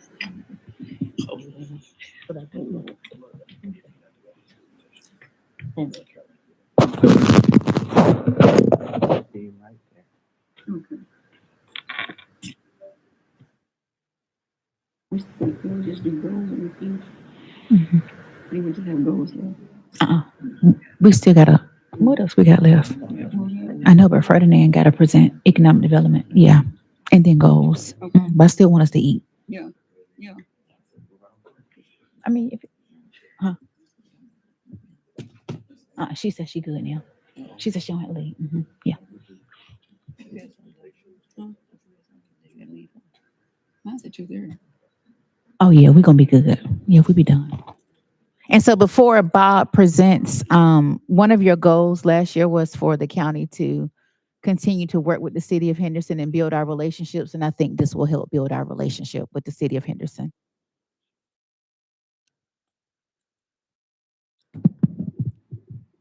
Put a dinosaur up here, use all this. You should have printed copies. All right. Good morning, ladies and gentlemen. As Ms. Perry said, a couple weeks ago, I was at a meeting in the city of Henderson. Welcome to the mic, young man. Paler Spruill had approached me and asked me if he thought that the county would be interested in an operation of combining the development services into one office, meaning taking the city's planning and zoning department, the city's code enforcement agency, and taking the county's planning and zoning, our building department, and our code enforcement, putting all in one building so that we could serve the citizens of Vance County and Henderson better. I took that question back to Renee and to Frankie, and we had a discussion. And what you see up here is the old City of Henderson building, which is 2 buildings from here, right on Young Street. That is a poor picture of the front of the building. That building was renovated by the City of Henderson, the shell portion of that. It's approximately a 4,000 square foot building. It was renovated a few years back. Dan, do you have any idea? Maybe 3-4 years ago? Probably so. Mhm. Something in that range. And what they did was they spent about $1,800,000 on it, on a new roof, shored up all of the shell, new windows, bathroom facilities, conference room, et cetera. It's basically a shell building in perfect shape. It has handicapped accessibility. We walked the building and looked through it. And what you also, I'm going to show you, is across the street from there, we've all seen this kind of eyesore across the way. This is part of the old embassy building. The city is proposing they own that building currently. They are going to convert that as an entrance to a parking lot.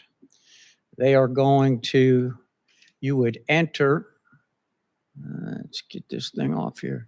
You would come off of Young Street. You would enter that parking lot here. This would be public parking.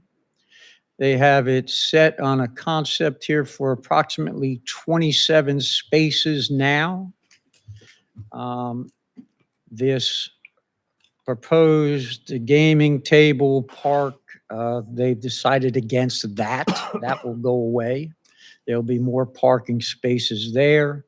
Their long-term goal was to possibly have 2 townhomes with parking in the back. That might or might not take place, but there will be more parking all in that area with a minimum of 27 spaces. They will also, their discussion was to take the street parking that begins off of Garnet Street as you're looking down towards our building, where the firemen have 4 spaces for the firehouse. That would change to short-term 30, 45-minute parking like we have in front of the building here. This way citizens can actually come in and do business and be able to come in and not have to fight to find parking on that area. So these were the preliminary discussions that we had. They have proposed to lease this building to us for a term minimum of 20 years. We have preliminarily discussed with a $1 per year lease. And that would be with us, the county, funding the upfit renovations to make the offices that are needed in that space. In turn, the city will incur all of the expenses for creating the parking lot across the street. They are going to handle all of the expenses involved with creating the demolition, et cetera, creating that parking. So we would again have all of the development services for the county and the city, and whatever services that you think might need be put in there also. We do have the room, from what I can see in there. Now, Bob, I'm sorry, go ahead. you talked about the upfit cost. Yes, sir. All right. Going forward, if we expanded that operation and there were additional upfit, who would be responsible for that? Paying for the original, No, the original upfit you said is the county's responsibility. yes. If, say, 3 years from now, we decided we need more offices for inspectors or whatever, or they need more offices for inspectors, who would take care of that cost? That was not discussed. That's something that we still would negotiate with them. Okay. They, we have given Taylor our thoughts. He's bringing it to the powers that be on Monday. He believes, in a conversation I just had with him when I stepped out, that they have their funding set for their part of the project. I have spoken with the um, architect who has originally drawn and did their first part of their project. And I have preliminary costs associated with drawing this new facility, whichever way we want it, with the offices that we want it to fit our needs, and then to include the needs for the city. And they also want to bring fire administration in there, fit some of their officers in there too, so they can be near their firehouse. So the city's fire. City fire, that's correct. What about with one of the big obstacles we have right now is with our health department and for permits for septic permits and well permits. What's the opportunity to maybe incorporate them into that? That's an absolute possibility. I don't know if we lease space to Granville, Vance Health. Yeah, well, they're currently over on They're over on Yeah. Charles Rollins. Charles Rollins Road. We could certainly incorporate them. There's plenty of room in that building. Oh, yeah, we could bring them in there too. That's kind of, for And everybody it's- I talk to, that's where the confusing part gets, is when Right, we you know, we you go send from you, zoning they to come to over us, there, and we then you gotta come send you to city. Then we have to send you over to get your addressing next door or here. We send people all over the place. And now we're talking about putting everybody in one stop. And then if you have to come over and file something, you're right next door here. We're putting it all in one spot. Dan, isn't that what you and Tom have advocated for? All being in one place, Well, one stop? yeah, I mean, I think that's something we've advocated for. I mean, I think previously there was discussion about us doing the same zoning ordinances and so forth, which that's not something we can do. But to have that all together, because I mean, like right now, if I want to do something in the city, I go over to the city and I get a permit over there, and then I've got to come over here, bring construction documents over here. Yeah. And if it's got water and sewer, it's fine. If not, then I've got to go over to the health department and get a permit, and get a perk test, and then come back and. That's So exactly. what this proposes is a win-win for the citizens, right? Yeah, the only concern I have, and I think he's dealt with it, is the availability of parking. Right. And we need to make sure that those parking places along the street are held open. Okay. And we don't start using those for, the fire department go back using those. when they And just that pull in. was So discussed at length, and in any formal proposal that comes back for everybody's consideration, that is one of the bullet points, that everything along Young Street is short-term customer parking and handicap accessible. And that parking lot that you see in the Embassy building is for public. And it's also going to have designated spaces for our 5 county vehicles. so that we're not taking up other people's parking here in this building and other spots. So there'll be designated parking for planning and inspections vehicles, along with code enforcement vehicles for the city.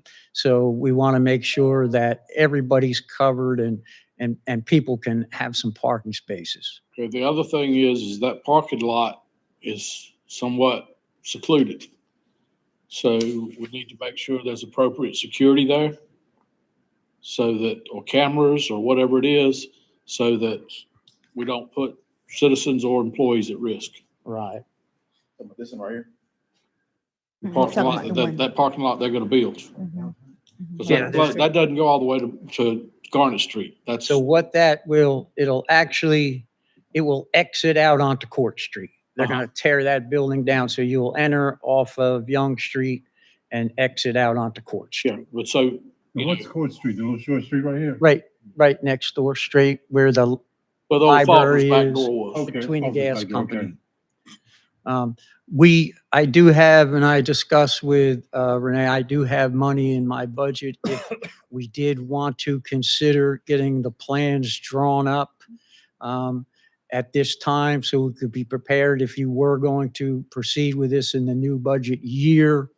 Once we get firm commitments from the city as to length of lease and everything worked out, and commitments on their parking and their funding, if that was to be, so we could proceed with this in a timely manner. Who pays the electric and the water bill? It would be split by all departments. That's also in the proposal we made. Question based on what Dan said in terms of combining the health department. When they do the renovation, I assume in terms of doing the renovation, that the possibility of all the offices being there will be upfitted so that if you want to bring somebody else there, you don't have to go back and do it. That is correct. We're going to plan for the future. It would be move-in ready? Yes, sir. Okay. Yes, sir. We're going to plan for the future. Frankie will be in all of the design, as this is his project that we turned over to him, which he's just so happy to hear. But we're getting it in order for him, and but it's gonna. I think it'll be a win for. That sounds like a win-win for the city and for the county. Apparently it was discussed a long time ago before I was here, and the new administration over there really wants to move forward and get something accomplished. Certainly help downtown. I just wish we had done it before we spent all that money over there at the place you're at now. So that's what I have for your consideration. Yeah, that's called growing government. That's called growing government. I know you probably put No, I'm talking about the government we another already got. Envirolink We move person in into there law. too, if you need. Everybody's got a place right now. We don't need anybody else. And I think the goal is to take where we currently are and reuse that for another department as well. So it'll be used. So trust me, it'll be used. Again, that's growing government and growing expenses. And that's moving people where it need to be. What's the estimated cost? Do you have any idea? For all plans, including architectural drawings, the architect and engineering from Killian, that total bill is approximately $18,000. That's complete. And I do have that budget available in this money now. And it's approximately $200,000 to $250,000 would be the total upfit costs to do that whole space, the 4,000 square foot. It stays low because of the plumbing is not really going to have to be undertaken. That's all been addressed in there. Can I ask a question based on that building and everything in terms of what is that on the National Historical Record in terms of that building? I do not. No. You talking about 305 Young Street? No. It actually has a Faulkner's building. Oh, I thought you I'm said talking about the building. I'm it's talking about not the building we're talking renovating. No, Oh. The office building. I think the firehouse may be the tower. Yes, Okay. but I don't think the rest of the building. It actually has a jail from the 1800s in there. So what? Yeah. Need to use that. It really Cells does. in there. It really is. If somebody acts That's up. where you put the federal prisoners. And if I remember correctly from being in your office, you have all new furniture and stuff. in And there now. here's the other part. Everything in planning and zoning and inspections. Mhm. There is no expense in furniture, computers, or anything. That's it. We just moved it. Everything was purchased last year, so there is nothing that would be needed. All we needed is somebody to move it over in there. There is no expense on that. We've, Frankie and I had a brief discussion yesterday with Randall about the IT side of it, which did not seem to be any issues whatsoever. We would keep our IT separate from the city completely. Yeah. Okay. Mhm. So I know we're attempting still to go electronic with our applications. Most of us. Huh? Yeah. For some reason, they don't like my email. Yes. My personal email. And it won't send me any information. But anyway, that being the case, what kind of traffic do you anticipate once we get fully automated as far as walk-in traffic? I think we're still going to have the same amount of walk-in traffic as we have now. We have been fully automated since December 14th of the prior year. People are still coming in there. People are still finding it difficult to navigate the system, and we still have to help them on a consistent basis. So I still see foot traffic coming in. Sherry and I have discussed the possibility of a new software, but we want to make sure whatever we go to is going to be a little bit more user friendly for the public and definitely be more cost effective. Unfortunately, one company is buying up all these inspection software. That company is a very expensive one that I used in a different jurisdiction. They have now purchased our software. So I would tend to say that probably coming down the line somewhere, there's going to be a cost increase. So we're going to try to find something that's reasonable and that's a little bit more customer friendly. Or in other cases, some jurisdictions have their own built to satisfy their needs in planning, zoning, and for the tax office. So, And just on a side note, the times I've been in down there where you've got the computer sitting out there, I've seen other people come in and your guys have been excellent in navigating them through that. yeah, we have 2 or 3 folks that are sitting out there getting the people set up and trying to help them so they can get on it and get them to do what they need to do, because we literally do not take any paper in there anymore. So we're starting to scan it shortly, and we're not taking any paper over there with us. So any other questions I can help you with on that? So, See what you want from us.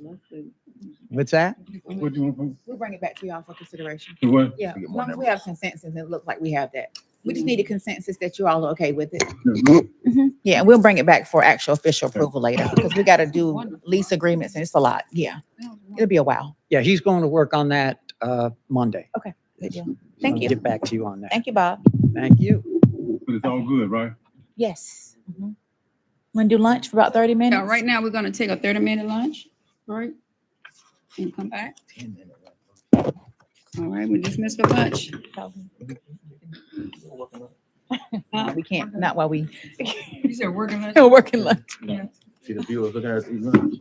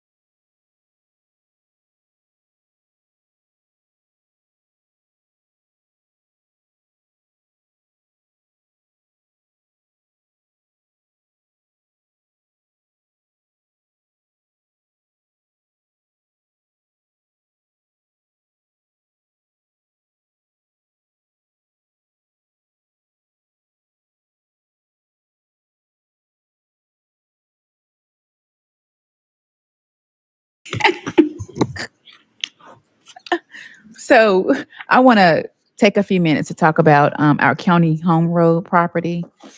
And that's the property that Gang Free was leasing up until the end of August of last year.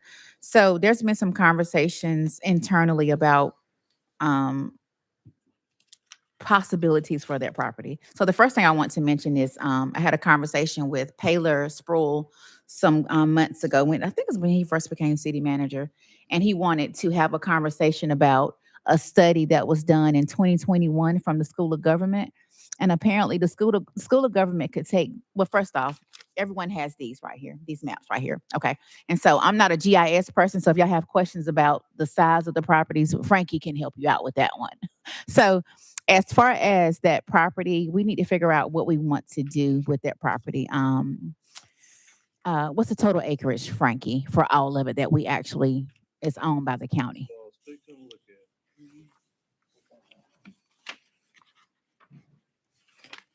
It's 3 different parcels, I think, but Gonna be somewhere around 10 acres. okay, 10 acres total. So I think we just need to have some conversations about what we want to do with that property. But when I talked to Paler, apparently in 2021, there was a study done by the School of Government, and there could be a process in which the county engages with the city, and the School of Government or some entity could do an RFP process for affordable mixed income multi-family housing under a program that's available.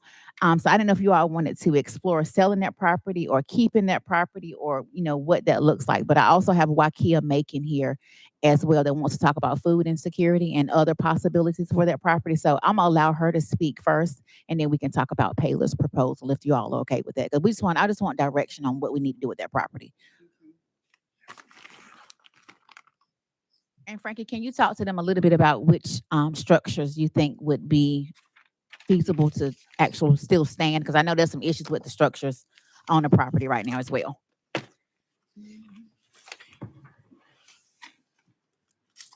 So the largest portion of the property where the buildings are, one of them used to be an old nursing home. Well, it's completely dilapidated. The roof is falling in, the floor's falling in. If we keep it, it's definitely gonna have to be demolished. We've got it all boarded up, so nobody can get in it. Did we do the asbestos removal on that? Only pieces property. I don't know if we haven't. Not the one, he ain't talking about the one in the back. You're talking about the main building, He ain't right? talking about the You're one talking that's the in the back main that first used to one. No, it's talking about the one up on the road. On the He road. talking about the one on the road. Yeah. Yeah. We own all of that. It's ours. I know we own. We don't, no, you rest of talk, it. we don't own the, You're talking about the big nursing home in the very we back. don't own that.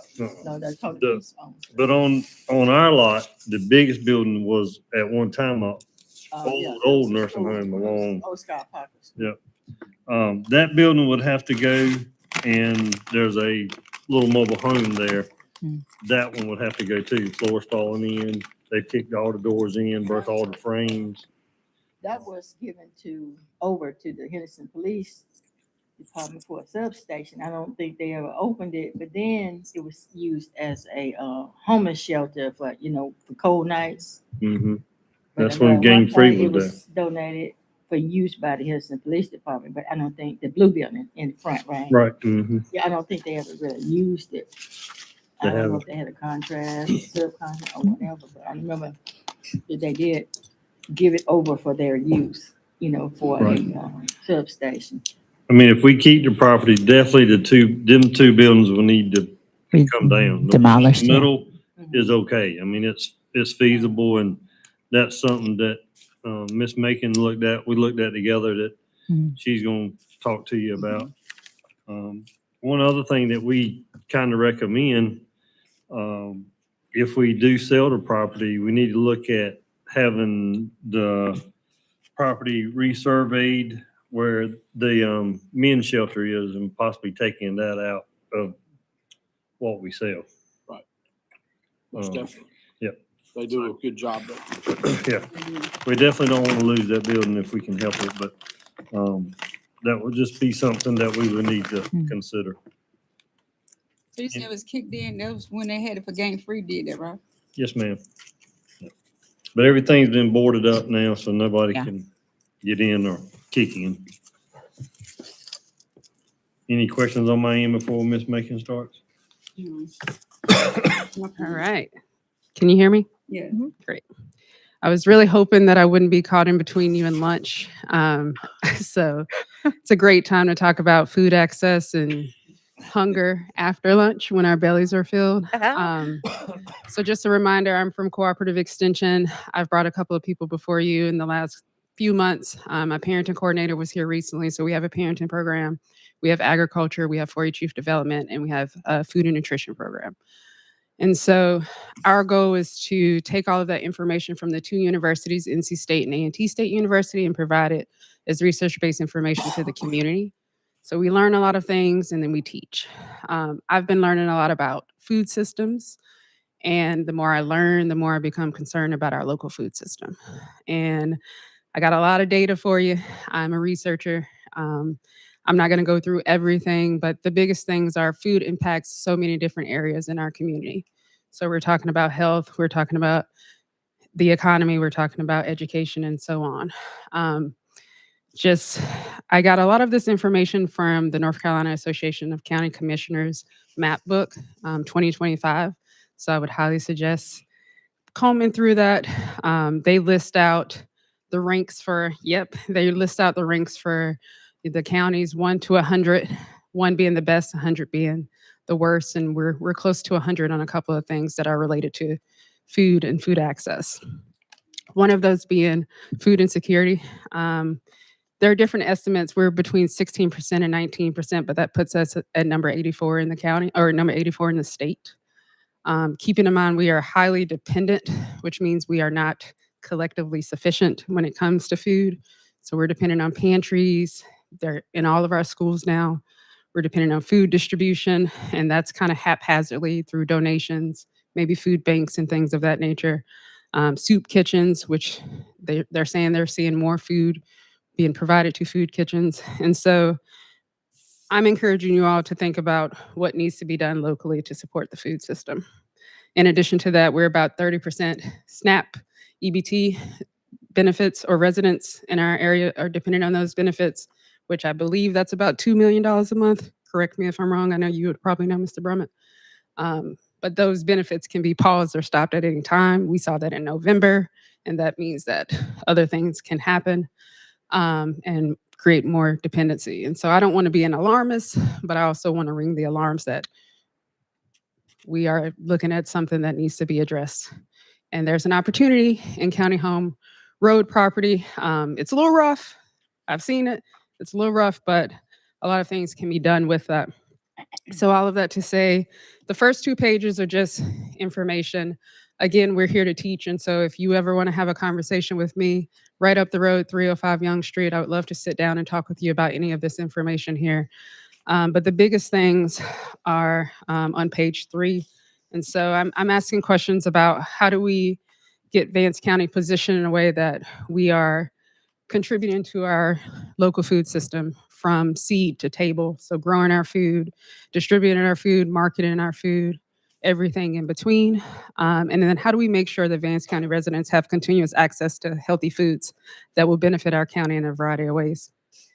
And if I'm sweating, it's because I went for a quick walk. It's a little warm outside, but yeah. We need more space to grow and teach in extension.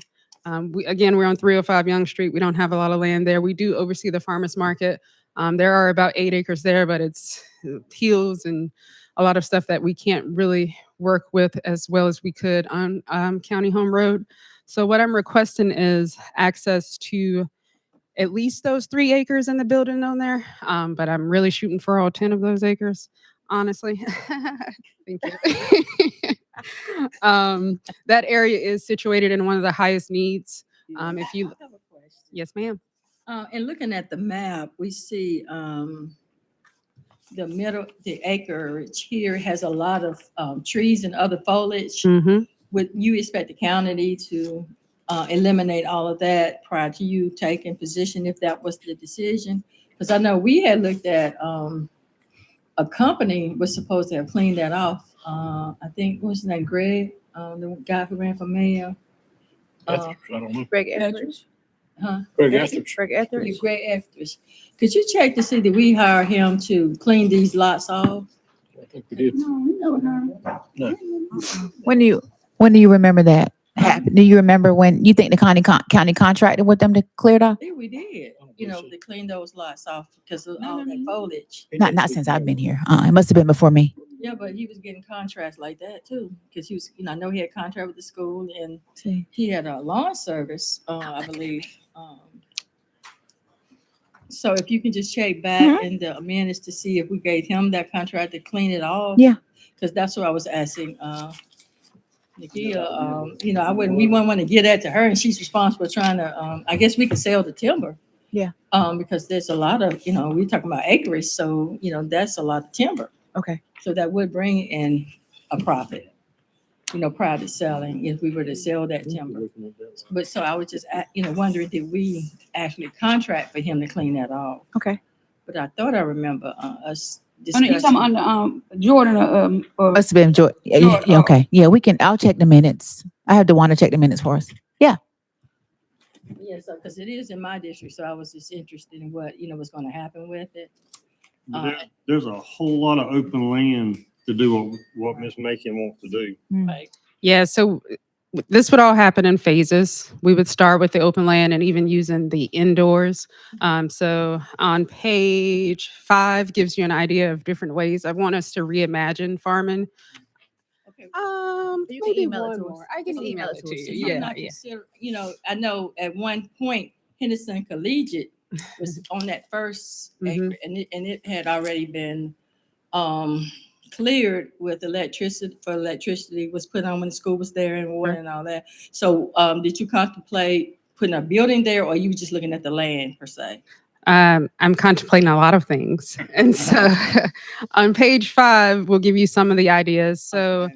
there are ways to grow that don't include soil. I should note that I did include the information from our recent agriculture census that tells you that we are losing farmland at an alarming rate, especially compared to our neighboring counties. And we're losing farms as well. And so we're going in the wrong direction in a lot of different ways. So again, we're trying to think about how can we grow in our space. One of the ways to do that is freight containers. So Freight Farm is one of the many different companies that do that, but that's an example up top. And so you can grow a lot of different produce indoors. Yes, ma'am. Do you contemplate having children on that property in any capacity? Yeah, I mean, we have 4-H youth development, so that could be a way where we have 2 FFA programs in this county. We did give up an opportunity to have 30 acres right near the high school, which was a learning opportunity for our FFA program in the high school. So this is another opportunity to reach our youth. But again, so freight farms is one way to grow. We have high tunnels, which would extend the seasons both ways in growing. That second picture is an example of high tunnels, but different ways of container gardening. We definitely need to show people how to grow at their homes in limited spaces. But then that bottom picture is a garden tower. We have a couple of those in schools around here. We can situate those inside the building that already exists to grow indoors as well. Florida Street School is like a couple of blocks away. And I saw at one point there was a little garden. Somebody was trying to, I said, it was right in front of the Boys and Girls Club. Are you over that particular property as well? I'm not over that property, but we do support the garden club there. So we help establish those. They now have 6 garden beds and they have an indoor garden tower as well. Oh, okay. Yes. So have you looked at hydroponics on one of those sites? Yes. So hydroponics is pretty much everything that you see in front of you in the top and the bottom. The garden towers that are mentioned are hydroponics. So for those who don't know, hydroponics is when your roots are growing within water. There's also aeroponics where the roots are misted with water. You got another question? Now, only thing that I do have a concern about, and it was never addressed when the school was there, is that is Henderson ARC, the white building at the corner. Mm-hmm. And if you're gonna have kids there, we would just ask that there be some kind of discussion had with them to make sure that there's no residents there with any restrictions there, because by it being a drug rehab facility, some people are involved in the criminal system, and some people have restrictions that they're not supposed to be with a certain amount of Sure. of kids. Yeah. And I would hate for us to have kids on that property, and then there's people actually in that facility who have those types of restrictions, from there, and also from that corner store. We can look into that just to make sure, Okay. it won't be an issue that arises, at a later date, especially if we're gonna have kids there. That makes sense. But we did have a school right there. Yeah. But that doesn't necessarily mean we looked into whether or not, because some people who might have had a past history of drug use may have also been sex offenders, and sex offenders are not allowed to be within a certain amount of feet of where kids are going to be at. So that's something that we need to be coordinated with the sheriff's department, because they have a list to make sure that that's not going to be a conflict. Because, as a board, we don't want anything arising that's going to, come back at us. Sure. Because we are facilitating a program that's close to individuals with that type of record or that type of restriction. Yeah. So this, because I always wondered when Henderson Police were there, would they really looking into that? Because that is an issue. Yeah, you make a lot of good points. And what I'm hoping is this is just an introduction to this and to get you all interested in keeping this property for things like this. And then I could bring you to a table, because another thing that I think is important for us to explore as a county, and including the city and including community partners, is a food security plan. A lot of other counties have that. On page 4, I have a list of different things that counties are doing, because I feel like that's a constant question of what are other counties doing. And so Wake County has a well-established food security plan, and they focus on 5 different areas. They also have, in a lot of counties, they have either a food security coordinator or manager or a local foods coordinator. Granville County just picked up one that is fully supported by the county. Warren County has a food hub that distributes food to the schools that are interested. They go beyond just Warren County, but all of that to say they have a food hub there. They also have a commercial kitchen that is available. And all of the counties that are close by are not losing farmland as quickly as we are. So just want to bring those things to light. Yeah, I'm kind of bouncing around based on the questions, but what I'm really asking is that we look into a food security plan. I can help with that. I think that's probably going to need some outside contributions as well, but also keeping this land for an innovative incubator farm. You think you can get grant money for most of this? I think I can get grant money for some of it, yes. I think there may be a match for grant money for some of it. The freight farm system itself is about $180,000. So considering the match there, but there's Golden Leaf, there's Pope, there are a lot of different funding opportunities out there. The recent change in our food chart. Yep. I think there'll probably a lot of federal money out there to promote that. Yeah, I think so Sounds too. like a great idea to me. Okay. Well, I think it'd be an idea in terms of what I've seen in terms of where the food things and people doing the farms, I think could be a plus for that community. For sure. And we really want to see people working there, right? So if we're growing food there, then they're helping to market it, to distribute it. And so the idea is to create more jobs from that space as well. Would it be appropriate if there was people that have private, their own land that they have, that they would allow for you to come to grow a farm? Would that be appropriate? Or is that, I don't know if that's capable or able to do? I mean, it's possible, but That's what I'm again, we're losing farmland, so it's like one of those things that we really need to emphasize. One thing that will come in front of you pretty soon is the idea of a volunteer agricultural district.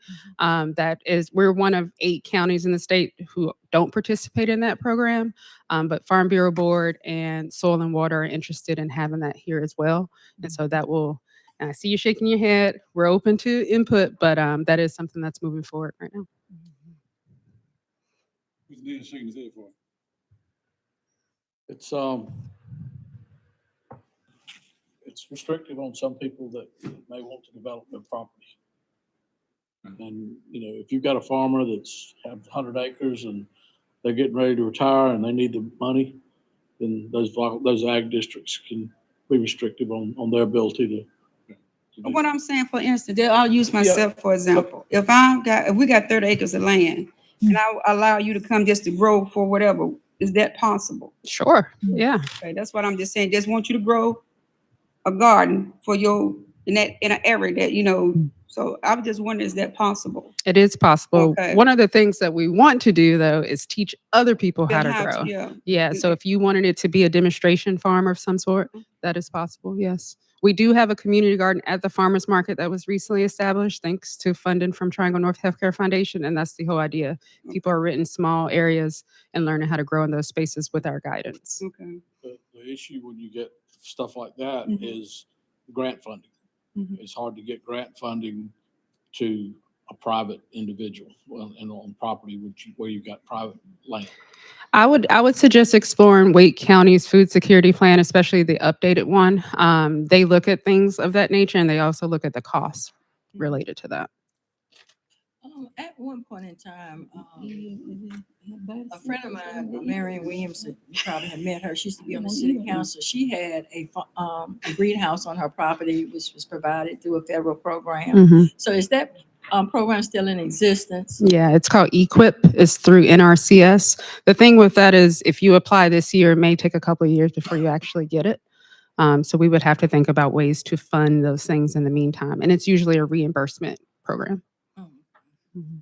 What I'd like to see us do is let Wakia tell us how much of that land she needs. And in the meantime, we need to look at those buildings to see what needs to be demolished and look at the cost of demolishing those buildings. Yeah, because I feel like if somebody in our county that needs it and will utilize it for our people, I believe we need to do what need to be done towards our own versus selling it to. So the question about how much do I need? So that back page. She said a page. I have the answer right now. I circled the one that we are talking about today with the 3 acres and the properties, but there's a little purple star or something. Yeah, I would love all of those. Yeah. I don't know if anyone ever said this to you or not, but I really appreciate you. You have done an awesome, excellent job concerning the Carpenter Extension Program, and I just want to commend you for a job well done. And I don't know if anybody ever told you, but I want to tell you that today. Thank you. You do such an amazing job, and I want you to appreciate you. I'm sweating. All right. You know where she got started? Where? Playing softball with me. Well, I was here before that, but yes. Playing softball. Man, I appreciate the lane, huh? Okay, so we're not gonna sell the property. Just want to just want to be clear. All right. Yeah. Okay, and we'll continue to do research with Wakia. Thank you. Okay, one more thing. One more county property matter. So we're gonna Frankie, get let's- some pricing on demolishing the 2 buildings that we think need to be demolished. Yeah.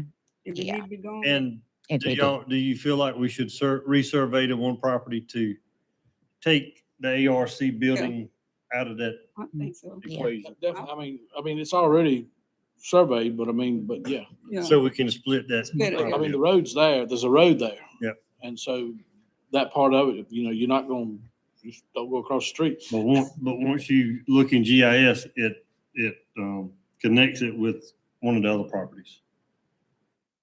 If you look at the second one, which is the property beside the buildings, and then you skip a little part of the property, and then you got ARC. When you go in GIS, it tags both of them properties as one.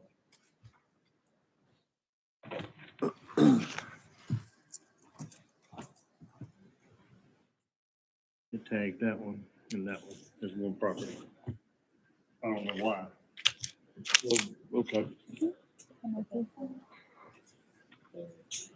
Or if y'all want to leave it like it is, that's fine. It just, That's fine. I mean, whatever we need to do. I've got a feeling probably when we let the school lease that property, we probably surveyed that section out, and that's why it shows that difference. Can I ask one other question? When Yolanda was asking about the ARC house and everything in terms of people there, what happened when charter school was there? They had the same. They were there. There was kids was there. They were there, so it didn't pose any problem, right? Nope. Okay. Okay. And so the last thing up under properties is current 911 tower, our communications tower.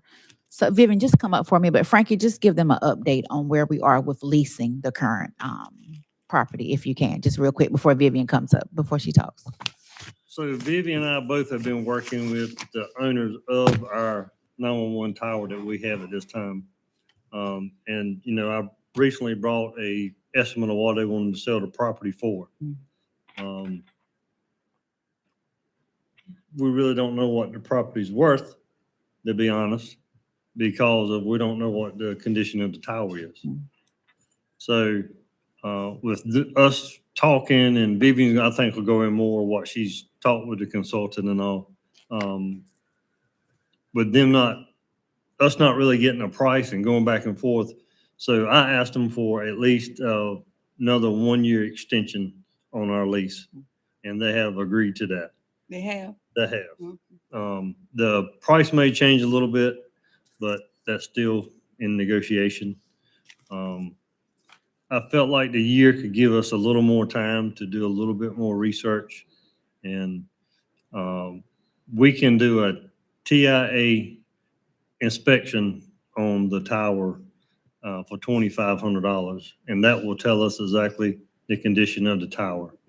So that was going to be something that I thought we would recommend in our upcoming budget this year, that we could take that $2,500, do that inspection, and then we would know more whether that property was worth the amount of money.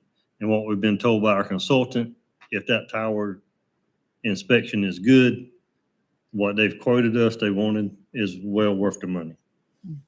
So. Good afternoon, everyone. I wanted to just also mention what Frankie was talking about. Initially, they gave an estimate of somewhere around $25,000 to $26,000 to do everything to see if this tower was in good standing and was a good move for the county to spend the amount of money that the owners of the property and the tower requested. After speaking to Marty Randall, who is the city's tower consultant on their tower project, and speaking to my predecessor and another tower consultant, I also believe that it is not in the county's best interest to buy the tower without at least getting the TIA assessment done. And if you're not familiar with that, that's a Telecommunications Industry Association assessment. I could get a visual assessment by Marty Randall at $1,000, but after speaking with him, a visual inspection is not going to let us know if that tower is stable enough for us to be able to purchase it. I don't know the condition of it, and I have contacted the FCC. I've did everything on that is in my power to do, and it appears that the tower was built in 1968. I'm unsure if it has ever had any inspections. The owners of the tower do not have any paperwork, as it was handed down from their father, Tommy Dale, which a lot of y'all know him. I believe our best move, if they're willing to let us lease the tower for another year at the same price, and that price not increase, I haven't got a total on that. But I believe that if they're willing to let us lease the tower for another year, that this would give us time to get all the inspections done to see if this would be a good move for the county. After speaking to Marty Randall, I am not sure how long it's going to take the city to start the build on the new tower. And so we'll have to cross that bridge whenever we get there. But if it at least give us another year, I feel like we know more about the property. Vivian, will you tell them why we don't know when the city tower will be built? From my understanding, it's because of it's going to be a Viper tower, and we're limited with the amount of Viper area from the FCC in this area, and other counties are buying it up as quick as it opens up. mainly a lot in Franklin County. And so if we don't have the airspace, it's going to be a delay in building the tower and putting it on the Viper network. So Franklin County doesn't use Viper, do they? we don't currently. That tower right there is just a radio communications tower that has 3 other people who also use airtime on that tower. Do what? No, that's not a Viper tower. We dispatch Viper off radio, but the tower itself is just a freestanding radio tower. So It's not on the Viper network. No, sir. I'm familiar with that tower. I was talking about us on the Viper. I thought that Franklin County had their own independent communication network. Well, they build a tower. So from my understanding and what the tower consultants are telling me, they're buying a lot of the airspace as soon as it opens. And Highway Patrol regulates Viper, right? Highway Patrol, yes, sir. Mhm. Yes, sir. So the city need to jump on buying it quick too? So remember, we Well, they can't buy it until the tower's up, and so that's another issue. So, I'm not in the communication with the city regarding the tower. Have an update. I haven't been, and so, I know it's been going on for a few years. My concern is this: if the owners of the tower sell the tower out from under us, and I know y'all have heard this on numerous occasions, we are dead in the water. We cannot dispatch. It's pertinent that we either purchase this tower or continue to lease this tower until the tower is built. Could we, and I was asked, could we put our equipment on a water tower? The answer to that is yes. However, you're going to run into a whole lot of construction, FCC regulations. Could we put a tower on the courthouse building? The answer I got to that was yes too, but an astronomical price. So either way, purchasing the land is a whole lot cheaper than any other options that we have right now. So we need to acquire this property and tower if they're not willing to continue to let us lease it. If it comes to that in a year. So And so as far as an update from the city of Henderson, because remember, I believe it was April or May last year, we did an MOU with the city of Henderson to fund a portion of the required amount to match their grant funding for the new tower. And so Kendrick Van, who's now the assistant to the city manager, sent me an email last week in December. And he said that he was just able to access the portal, which is allowing them to submit the requirement documents for construction. Marty Randall is currently working with the Highway Patrol to gain the necessary or required frequencies needed for the tower to communicate with the Oxford and I guess Manson's towers. I think it's Manson, yeah, and the Viper system. And so the government shutdown delayed a lot. And so that's where we are in that process right now. So Did we appropriate money for that? we decided you all approved it, but we didn't appropriate money yet because we knew that it was going to be a while before we had to budget for it. I'm guessing what I'm thinking about is I know this is a budget session, but $2,500 we ought to be able to find and go ahead and get that in process. With that TIA.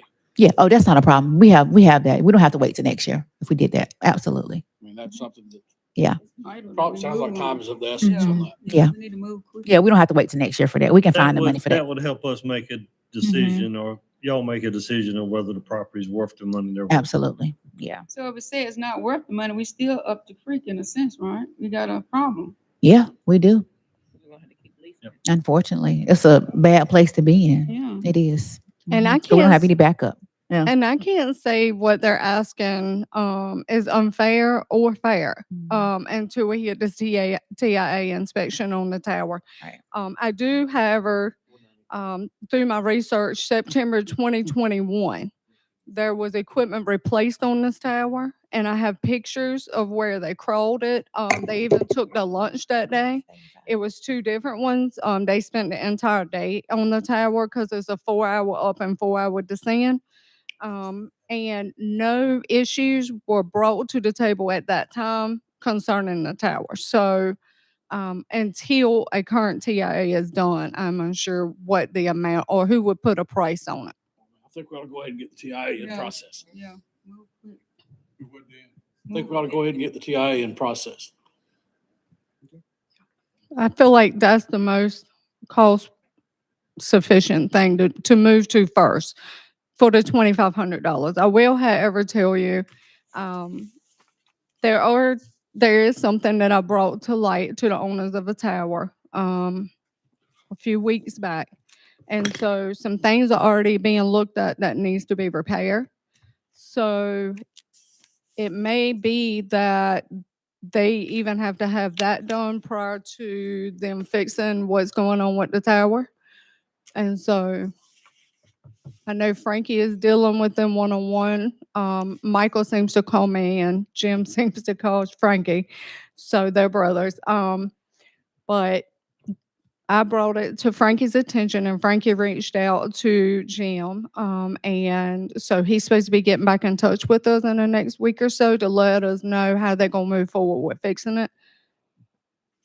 So the TIA may need to be done before that's even fixed. So hopefully we'll be getting an answer quick back on that. Thank you. Thank you.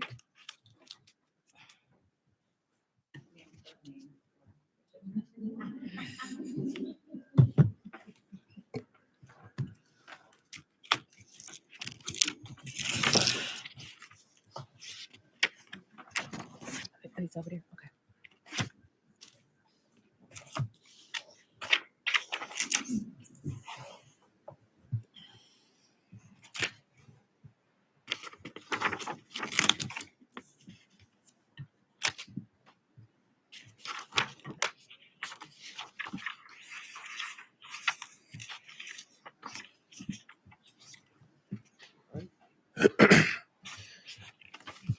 All right.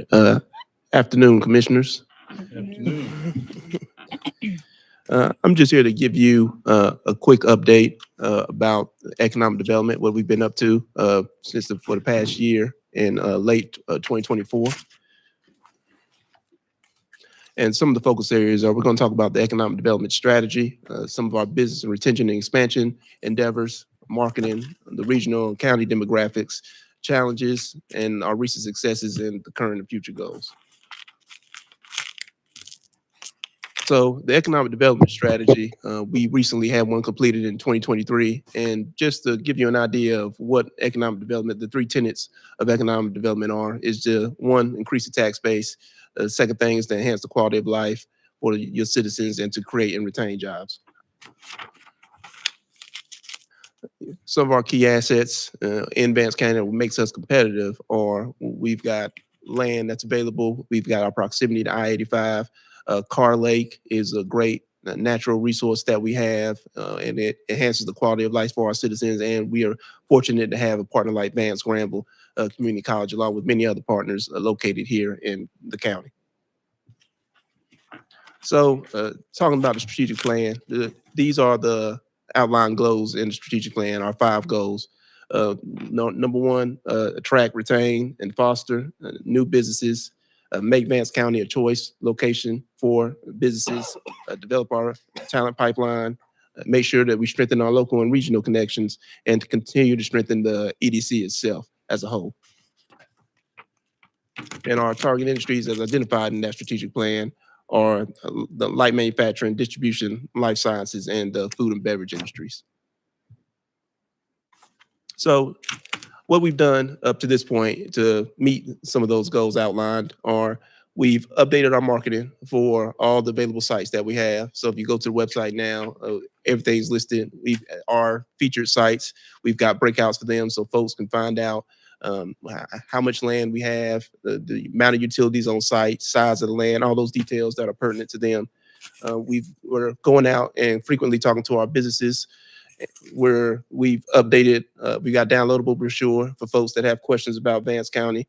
We brought the state body, the Economic Development Partnership in North Carolina, EDPNC. They've come down and we've given them a tour of Vance County, and we've had meetings with them. And I've gone through a similar presentation with them, showing them the highlights of Vance County and why they need letting them know what we have available, and making sure that they understand that when they're having inquiries, to think of us when those inquiries come down. And then making sure that we market our resources. So updating the website. So not only are we appealing to our site selectors, commercial brokers, dealers that are looking to locate their businesses, but also providing things for small business owners so that they can learn and get access to the resources available to them as well. Second goal, to make Vance County a choice location. We've gone through the steps of, we've applied for the micro grant that I brought to you all last year. We've got those funds. Those funds are going to help us do due diligence testing on our sites. We've worked with different EDCs that's had success. So I went down and talked to the folks in Wilson, Randolph County. We're fortunate enough to be a part of the Research Regional Triangle Partnership. So that group has Wilson, Johnston County, Chatham County, all the neighboring counties that have saw a lot of success over the past 3, 4, 5 years, and currently we've got access to them, and I've had the opportunity to speak with them, work with them, and also we've been making sure that as we're going through these meetings with the folks, that we're asking them about what they're up to, taking their best practices, things that they've had to make them successful, and bringing it back to us as well. And then along with that, we were fortunate enough to work with Golden Leaf to go through a site identification study to go ahead and start looking at sites within Vance County that we need to target to either get options on, buy outright, or we need to be focused on trying to acquire in the future. The third goal, develop and retain talent. So we work with Vance Granville. We've got a connection with industry program manager with NC State. I've had the fortunate to talk with him, and we've continued to be involved with Kittrell Job Corps, NC Works, Cartar Regional Council of Governments, and along with Cartar, making something that we've been focused on is working with the local reentry council as well. We want to make sure that as folks are just as involved individuals, folks that are coming out of that system, if there are opportunities for them to find employment and fill some of these jobs that we need, we want to make sure that we're tapping into all the available workforce that we have in this area to make sure that we're as competitive as possible.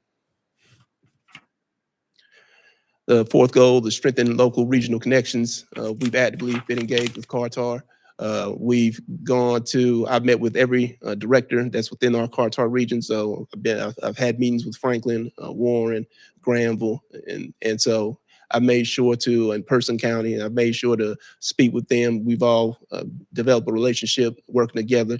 I've invited the members from NCDOT that are responsible for the S-line. They've come up, they've spoken to the members of the EDC board, and so that they've kept them abreast of what's happening with that S-line and its extension to Henderson, what that could mean for the community, and also continue to be a partner with the chamber, working with the Chamber of Commerce to make sure they're successful, Gateway, and all the others, to make sure that they don't just see me once a year at this time I come around. Make sure that folks see me every day. They know who I am, and that they know that we're actively going out and trying to make sure that they understand that we want to make Vance County the great place to be.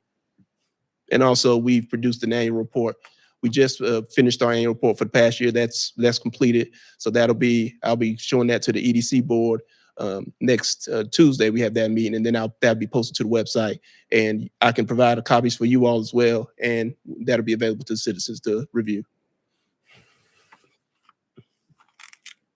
And then the last goal, so we're fully staffed now. I'm fortunate enough to bring on an economic development specialist, and we're a part of the NCEDA, which is the North Carolina Economic Development Association. So we're getting our best practices, learning everything that we need to do to be successful, learning from our peers and neighboring counties that found success. And also, we're a part of the IEDC, which is the International Economic Development Council. And so we're learning about what other states are doing as well, internationally and across the region. So a little bit about the business and retention visits that we've been doing. So the main thrust of our business retention and expansion program is site visits. So site visits, we produce a quarterly newsletter that we send out, and we've also this past year hosted a business roundtable. And this is just some of one of the site visits when the MR Williams, and then this is a copy of the newsletter that we put out. and then the business roundtable. And then there'll also be a picture here of the business roundtable as well that we hosted. So all of those things are just different ways that we're going about making sure that we're reaching the businesses within the community. It's a lot easier to make a business that's already in the community grow than it is to attract one. I know attraction is the one that it gets the headlines, and that'll bring the governor down. But a lot of the growth that you'll get is just make sure that the companies that you have are successful. They've already chosen to locate here in Vance County, so we should treat them as they should be treated, as they're our preferred customers. They're here, they chose us, so we need to show them that they didn't make a poor decision with that choice. And so through those visits, things that we've learned are that a lot of the businesses that are located here are always having questions about available properties.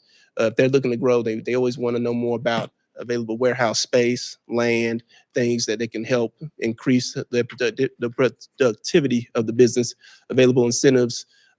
They ask about workforce, and then some of them have questions about the tariffs and the larger economic environment.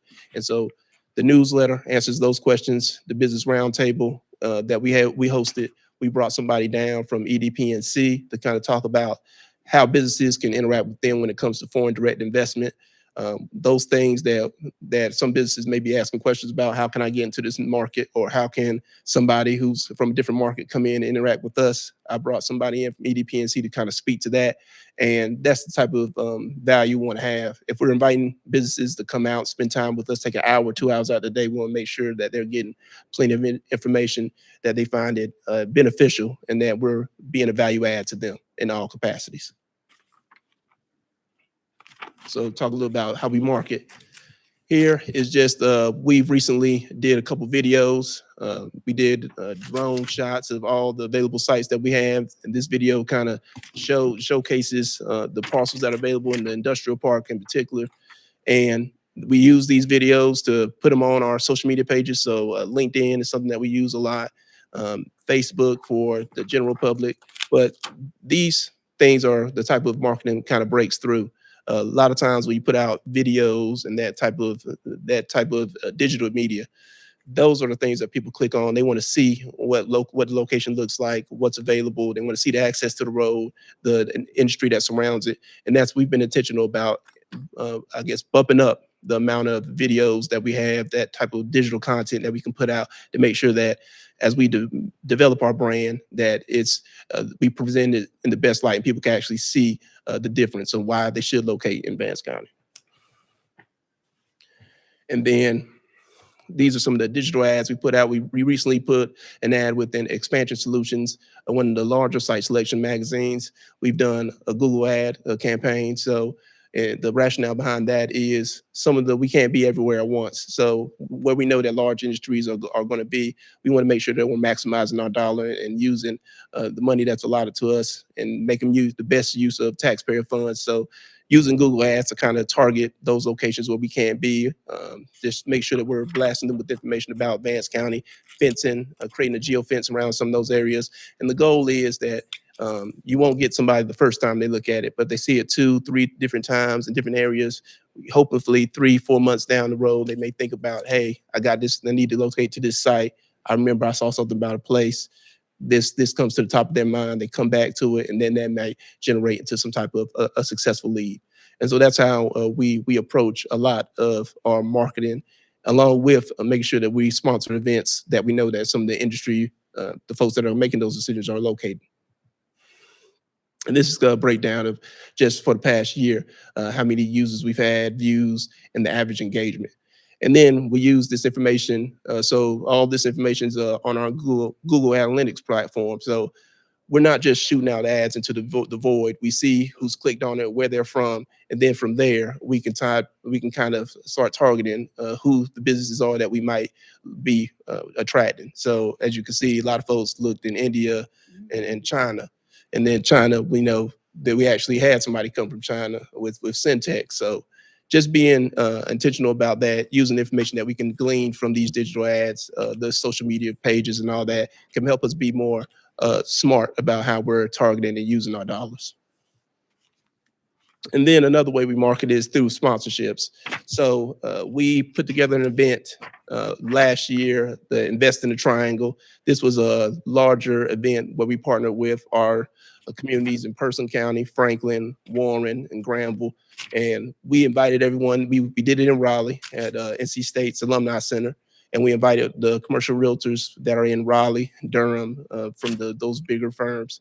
And they came and we just pitched our communities. I was fortunate enough to have Commissioner Brummett there with me for that one. And so some of the folks were able to kind of just talk about Vance County, what it is, who we are, who some of our larger employers are. And it was a great opportunity to get folks out and help people learn more about us and about the communities into the north of just Wake and Durham. So then also went out to Economics 2025, which is a site selector conference, and then the Southern Economic Development Council, another site selector conference with industry partners there as well. This is an image from Invest in the Triangle. And then Economics, a few of our sponsorships. So the idea behind the sponsorships are when we get a sponsorship, what usually happens is they'll take our logo, all our information, and they'll push it along their social media channels. And so with us, if we have a smaller follower count, maybe like 1,000 people following Vance County, if somebody has 10,000, 15,000, by linking to them, having them post our stuff, we can repost their information, and that gets us out to a wider audience. And then from that audience, we may be able to get 1 or 2 other people that come to us. And for site selectors, that kind of helps us break through the noise and helps us create those existing connections that possibly could generate leads in the future. And this here is a Research Triangle Regional Partnership. We're fortunate enough to be members with them. And this group, they bring in site selectors. They let us get an opportunity to see some of the foreign companies that come in. They usually welcome a lot of delegations from Europe, different areas of China. They partner with the EDPNC to bring folks in. And they're just a great partner. And because they bring all these regions together, they also help us stay abreast of issues that are happening that some of our peer counties are seeing, and lets us understand what the best practices are and what industries we might need to be looking toward, focusing our efforts in the future. So now I'm just gonna give you a little bit about our region and the county demographics. So currently, this is the most latest information that we have. Our unemployment rate is about at 4.9, which is higher than it was the previous year. But as you can see, the number of jobs has gone up somewhat. Our largest industry right now that makes up a majority of our employment seems to be healthcare, social assistance, and then after that, retail trade. And that kind of falls into mirrors what you'll see here in the region. The jobs that are open mostly are registered nurses and our healthcare system focused jobs. So this type of information we keep on the website and also available. We use it internally to kind of help us focus our efforts. Something that we've been doing is making ourselves available to Mariah Parham.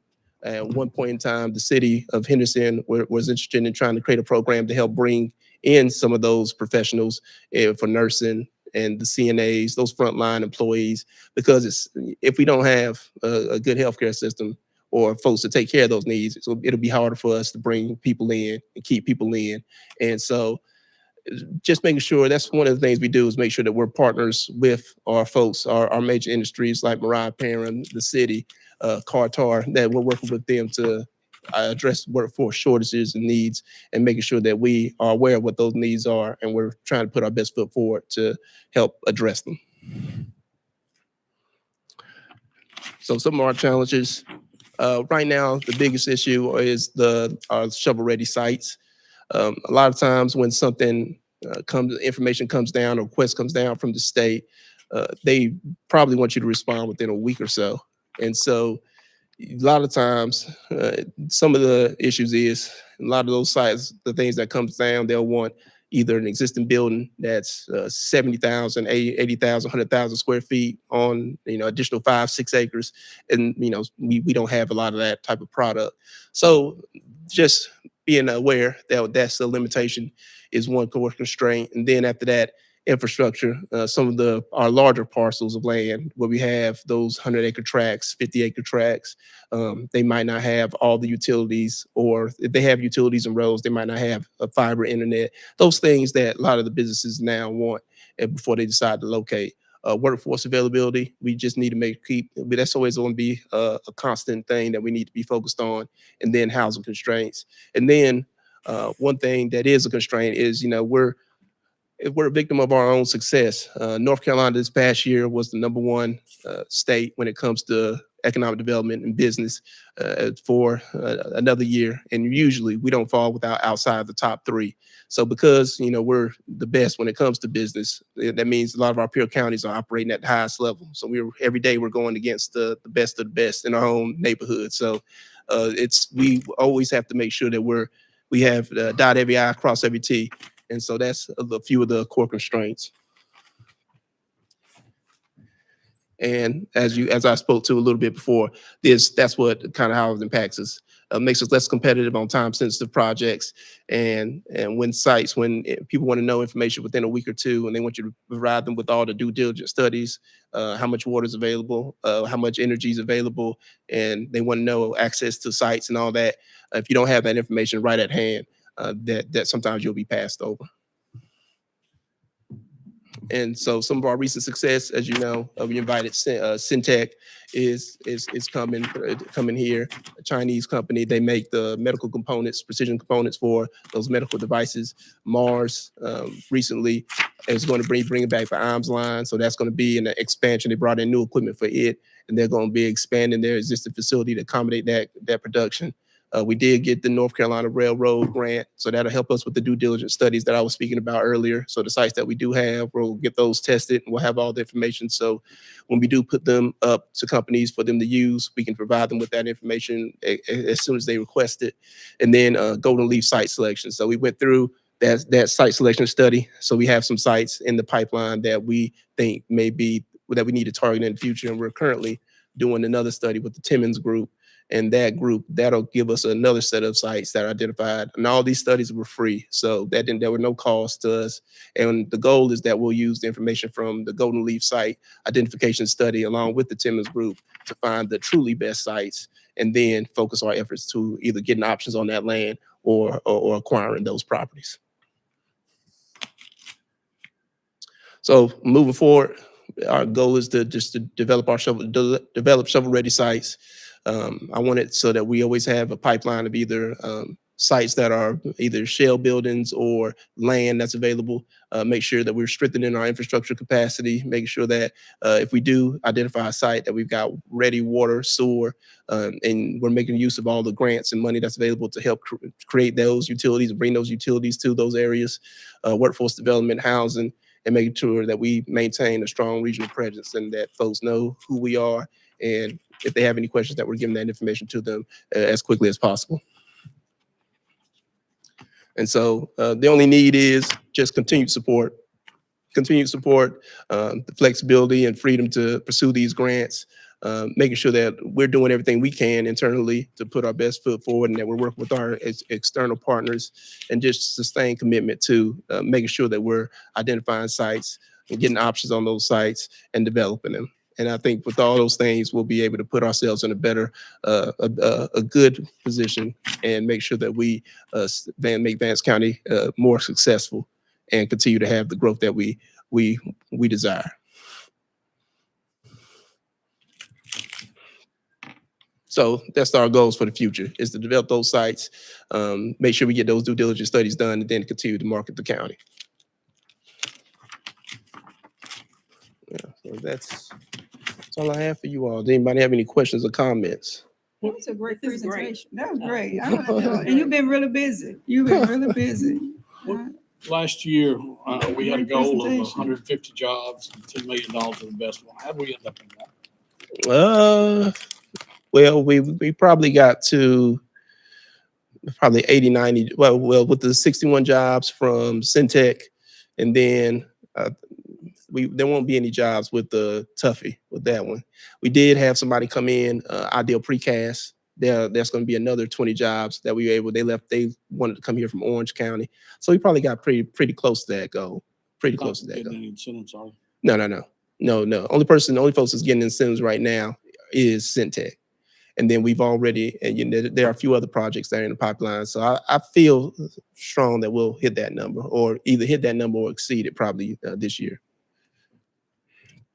You said we have an EDC meeting on Tuesday. Yes, sir. I haven't got notice of that. Yes, sir. Oh, you didn't get the okay. I'll make sure I update the calendar. 8:30. Yeah, it's same time, 8:30. Yes, sir. Brendan, help me understand the Golden Leaf Site Identification Grant. What does that mean? What happened there? So Golden Leaf has a site identification program, and the first part of that program is the site identification study. So what we did was we applied to be a part of that program. They do the work. Yeah, they do the work. So they hire a group to come down to your community, and then you give them. I got them with the City of Henderson Water, got them with our utility providers, natural gas, and then they talk to all those folks, and then they'll come down here and actually meet with me, and then we go out and look at these sites. Have they done it? That's in progress. Yeah, all that's done. Okay. So we did the. So you Golden have a Leaf- document that shows site identification. Yes, as a sir. result of that grant. Yes, sir. Okay. And we've got the other study going on with the Timmons Group, and that was put together by What group? Timmons. That's they're an engineering firm, and so that engineering firm they've doing a study now that was put together by Cartar, and they are going to give us that information. That was free to us as well. We're doing it along with Granville County and Warren County. So this is multi-county. Okay. And then they're doing it right now. They've been in touch with the folks from the regional water plant along with utilities. So they've done the same thing that Golden Leaf is using, but they have their own proprietary software that they're also going to use to identify the best sites. And we'll be getting that study back probably within the probably by March, we should have that back. And the goal is that I'm going to use the Golden Leaf, along with what Tim has got, overlay the two and see if there's any sites that kind of overlap, and then use those be the ones that we pursue. Okay, my next question in terms of economic development, I'm listening to you do what you do in terms of your relationship with the state. Mm-hmm. How is that going in terms of your perception of the state in terms of what you've been able to show the availability here? What kind of reaction are you getting from the state in terms of looking at those folks that look at whether or not Vance County is potential for a home for an industry that's looking to locate in the United States? Mm-hmm. So the state really, they don't really play favorites. So what happens is they send down a request. So corporations that are interested in coming to North Carolina, they send it out to all of us, and then we have to respond.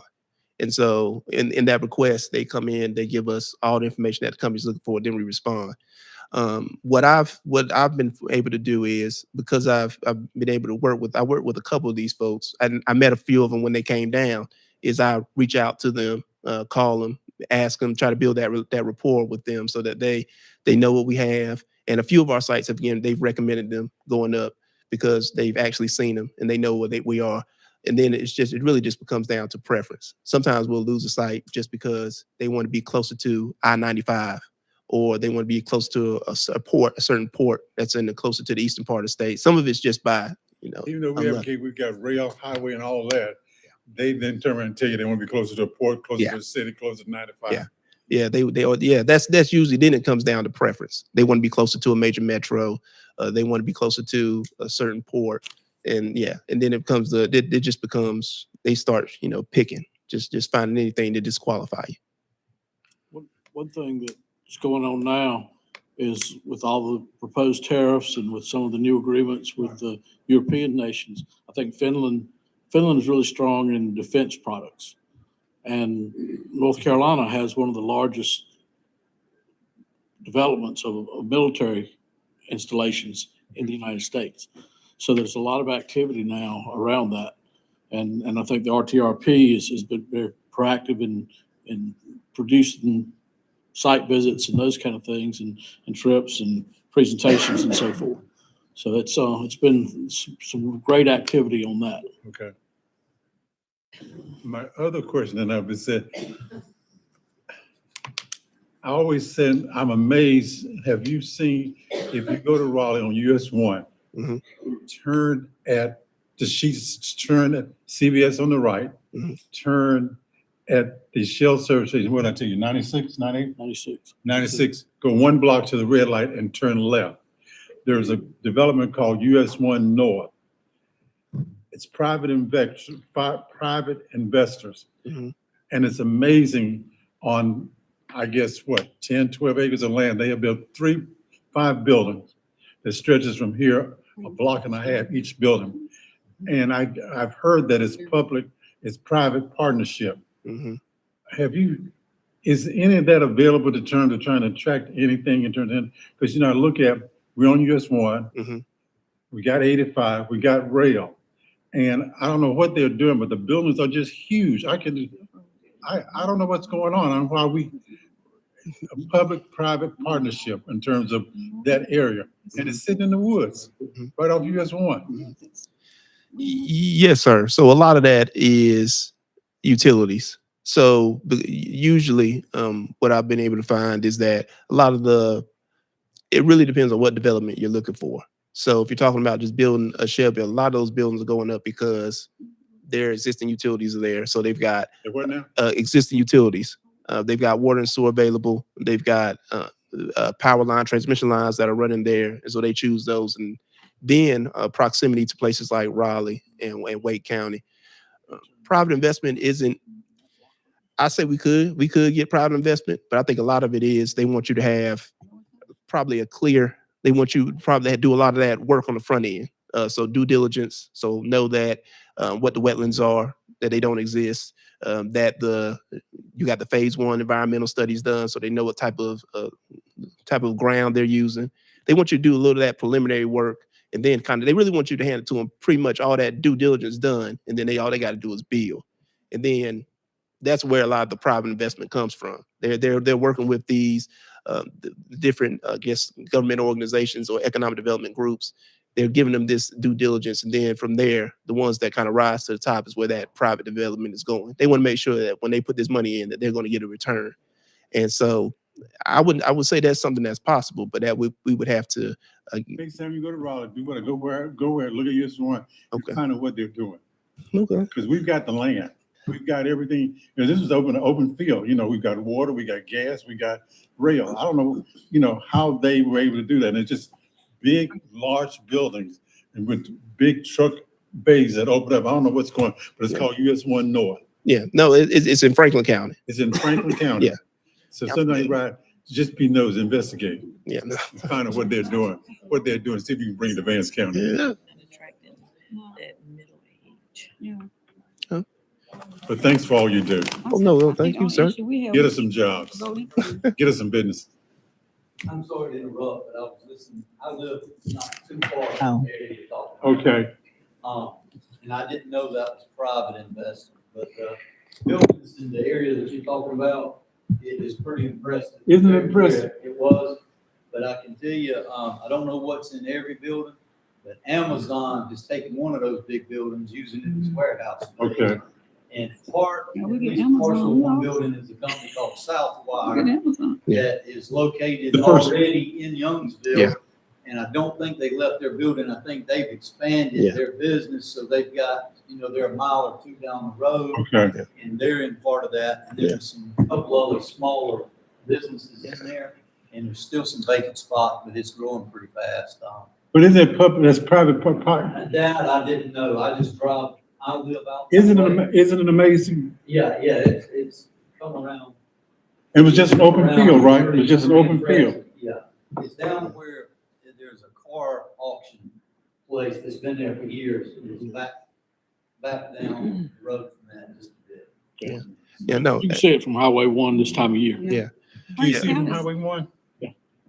Because they just built I call it where you carry your trash and everything, but it's an auto auction right next to it. Franklin County is growing in leaps and bounds. It's just amazing how they're growing. But only thing we know for is building low income and senior citizen home. Really? That's all we're doing. We need to stop. That's all we do. Everything.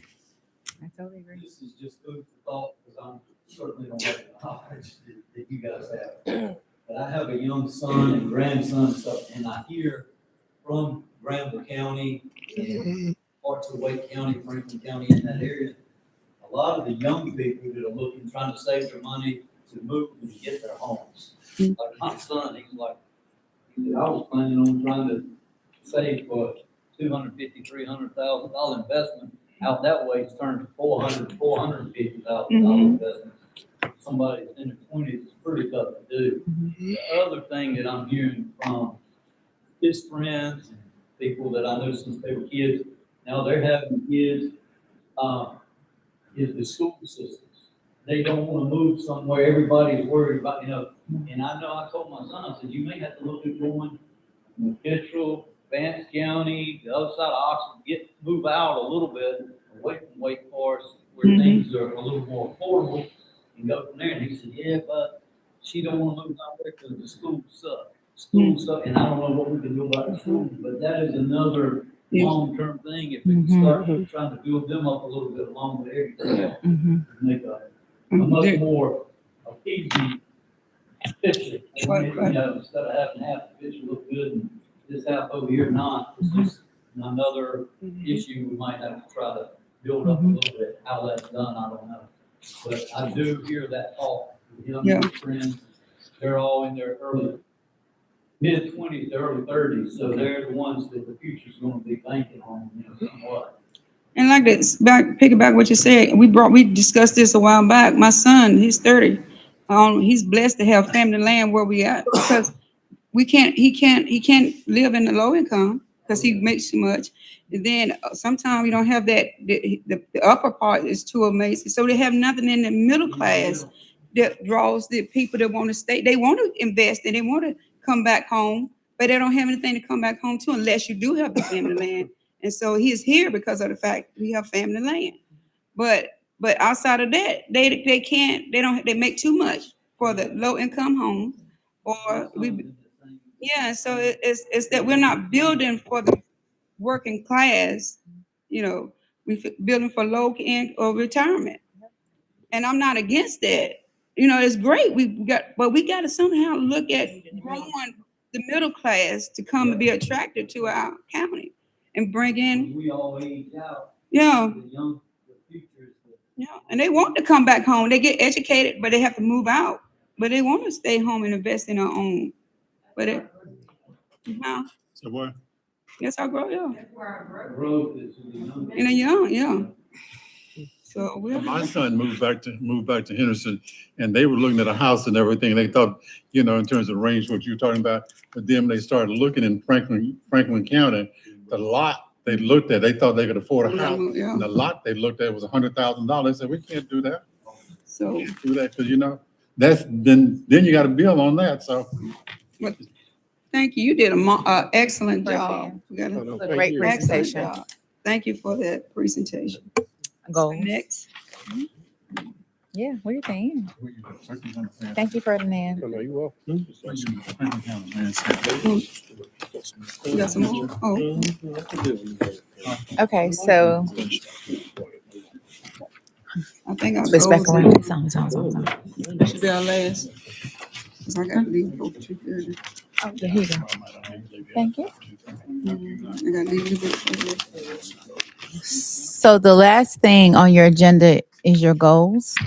And so I just want to go through our 25, 26 goals real quick. And we've actually done very well with our goals this year. So the first thing was to purchase land sites for EMS station and the new EMS substation. Of course, the new substation land has already been purchased, and we're in the process of where it says EMS station, but now it's EMS and fire main station. So that goal I would say is accomplished. In my mind, it is. Begin the process to construct a new jail and repair the current facility. We can put a check on that. Determine the next steps of the fire study as recommended by the Board of County Commissioners. And so if you all want to have a conversation about that, but I look back at the fire study and most of those things, well, some of them have been accomplished, but if you all want to discuss that, we can. Continue construction of phase 1B of the county water system and offer public information sign-up meetings. We've done that this year.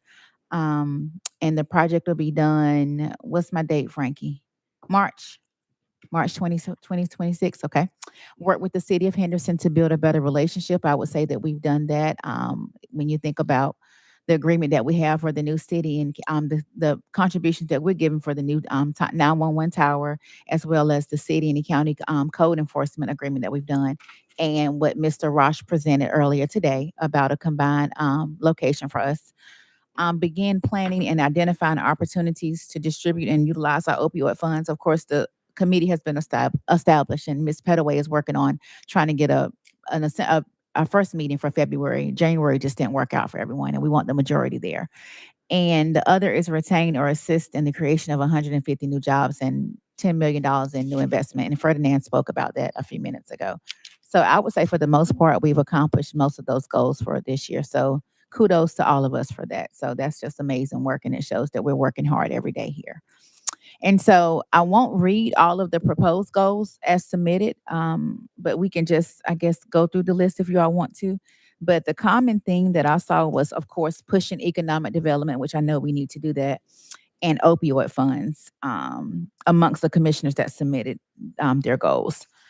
So we can just have some general conversations about maybe, let me see, 3, 6. I would say we need to establish at least, last year we had 1, 2, 3, 4, 5, 6, 7 goals. So I would propose maybe 7 goals again this year. So we need to narrow these down that we have. But a lot of the economic development ones can be combined into one.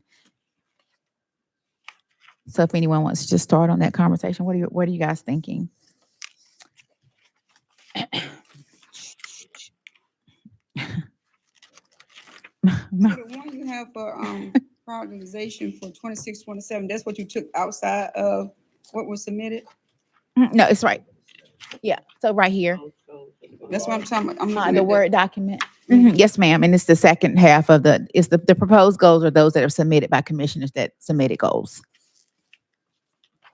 But like I said, the common theme was opioid funds and economic development. So a lot of them can be crossed out because we can just do one economic development goal. I mean, really, we could keep the retain or assist in the creation of 150 new jobs and $10 million in new investment. I mean, we could really keep that. It's just our main goal because that's really the goal, pushing economic development. I mean, we know that breaking ground on the new jail is not going to happen this year. Right, exactly. Correct. Yeah, some of these can be crossed out because we know we can't do those. We need to have goals that are obtainable for this next year.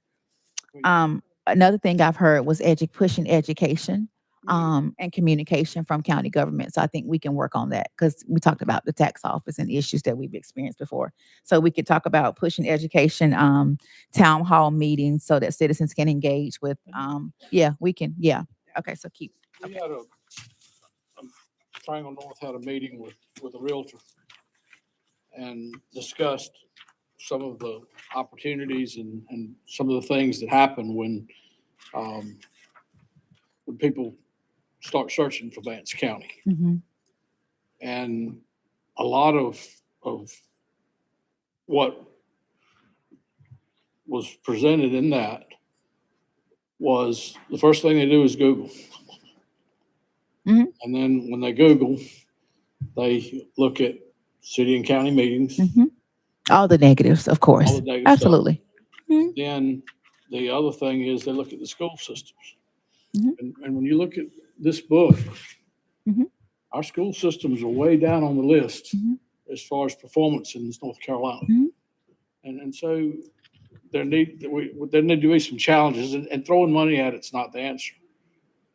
We've got to figure out something different to do with our school systems to get them to where they need to be.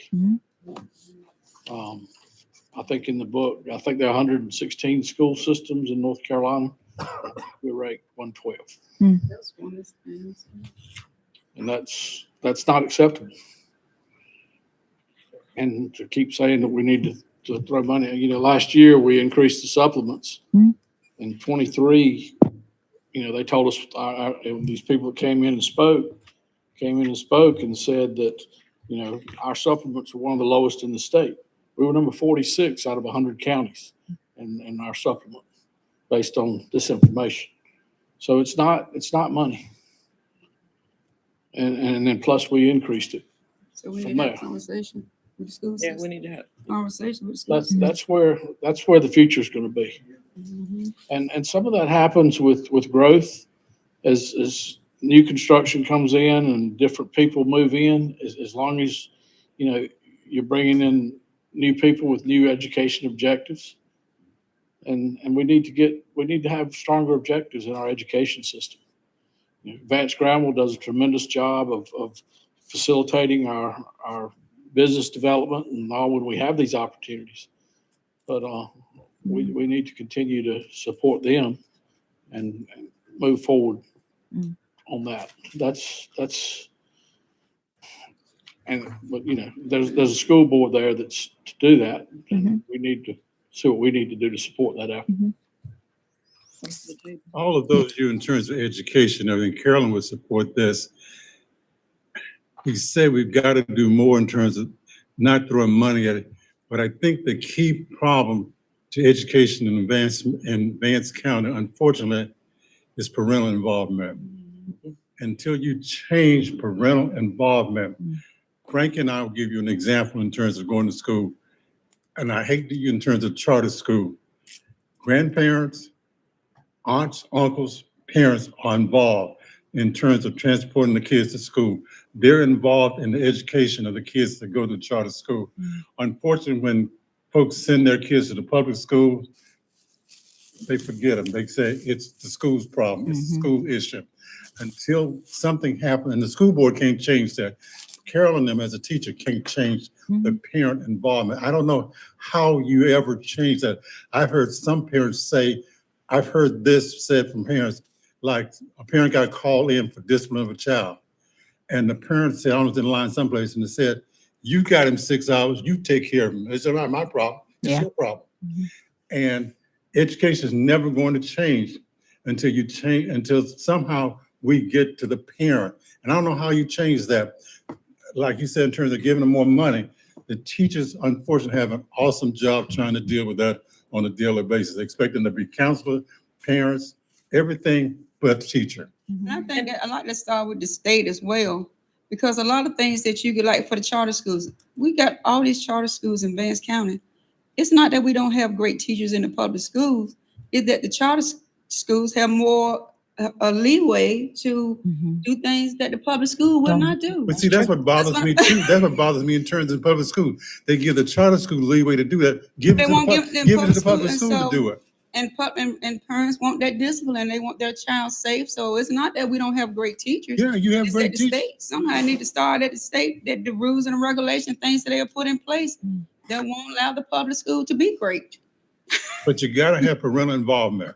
And a lot of that too comes from, because when my child went to Henderson Collegiate, you know, it was mandatory that the parents be involved. It was like they had things that the parent had to be involved in, like pride nights and things like that. But as a county, we don't have those things. You know, I can remember growing up, you know, you had the PTA meetings and you had all of this different thing, but we don't have those things anymore. So we still got to look at the leadership and put those things in place. And I think it's coming to the table and bringing those ideas, what we are hearing from the community, so that we can get what we're trying to get, that economic development here, that growth here. But we got to all meet at the table and have the educators present to, you know, help to do that. Yeah, educate present. Because, you know, we can talk all day long, but then the people that need to hear it meeting at the table are not here to hear that. So we got to meet at the table. So to me, a goal, I can create a goal, but to me, it sounds like we should have a joint meeting with the school board and the commissioners. Okay. Because they expect us, like you said, to give the money. So we have an expectation from the board as well to hold them accountability for our students. Yeah. Okay. The other issue, I spend a whole lot of time in mental health, and foster care right now is a major issue. And the kids didn't do anything wrong. Right. That's true. We kicked them out of the house. Yeah. You know, what we need to be focusing on is the parents. Yeah. And if there's a way that we can promote that. Now, the program that Waikia's got going on with dads and stuff now, that program being expanded could be wonderful. If, you know, I think she said she graduated 17 out of 20 out of that program. Those kind of things like that, that's what we need. Where parents learn accountability and those kind of things. And so we've got to create something, and this is something that needs to be done from a state level because we don't have the funding to do that. I mean, that's a Mhm. social program. Yeah. But we need to support our legislators in creating these kind of programs. But you know, there are simple things that you can do. Give my oldest son, who happens to be 52 years old right now. I was president of the PTA at Dabney. And one of the things I required when we were PTA at Dabney, that when we had PTA meetings, that the teachers would come before, give them a few minutes to come before the PTA and explain to me what you're going to do with my child for the next 9 weeks, the next 6 weeks. Tell me how I can help you, how I can help my child at home. And we did that at Dabney. That was, what is it? He's 52, what was that, 46 years ago? In terms of at Dabney being a president of PTA and how we got parents involved in what it is the teacher's doing for your kid. And, you know, those kinds of things. I don't think that, that That's doesn't what she exist said. now, We don't does it? have, you don't have that. As a grandparent, I joined a PTA at one of my kids' schools, but that's all I did was pay some money to join. Right. Because you hear all the time people say it's nothing to do here, it's nothing to do here, and then we don't have things that we get the community together to do those type of things. So we just got to bring it to the table. Okay. But county manager, if we can have substance abuse with the opioid, Yes, so I that we plan. can Yes. be together. Yes, ma'am. Yeah, I The, will. the other thing is, and Ferdinand touched on it, site development. The thing that takes the longest in site development is doing the environmental stuff and getting the site prepped and getting the pad built. Once you get that, it's relatively easy. You know, you can get your permits in 30 days as soon as you've got your drawings. So we need to look at if we're able to sell this building, then we need to look at the opportunity to maybe do some site development with in a way that we can do that. And whether we do that with public-private or whatever way we want to do it, we need to look at those alternatives and explore that. Let's see. Okay, we can create a goal for that. Okay. Got one. Renee, in terms of one of my goals and everything, I'm looking to see if it was combined. You know, I indicated that in terms of housing and development, in terms of economic development, that we look at pulling together the folks in real estate, the folks in community.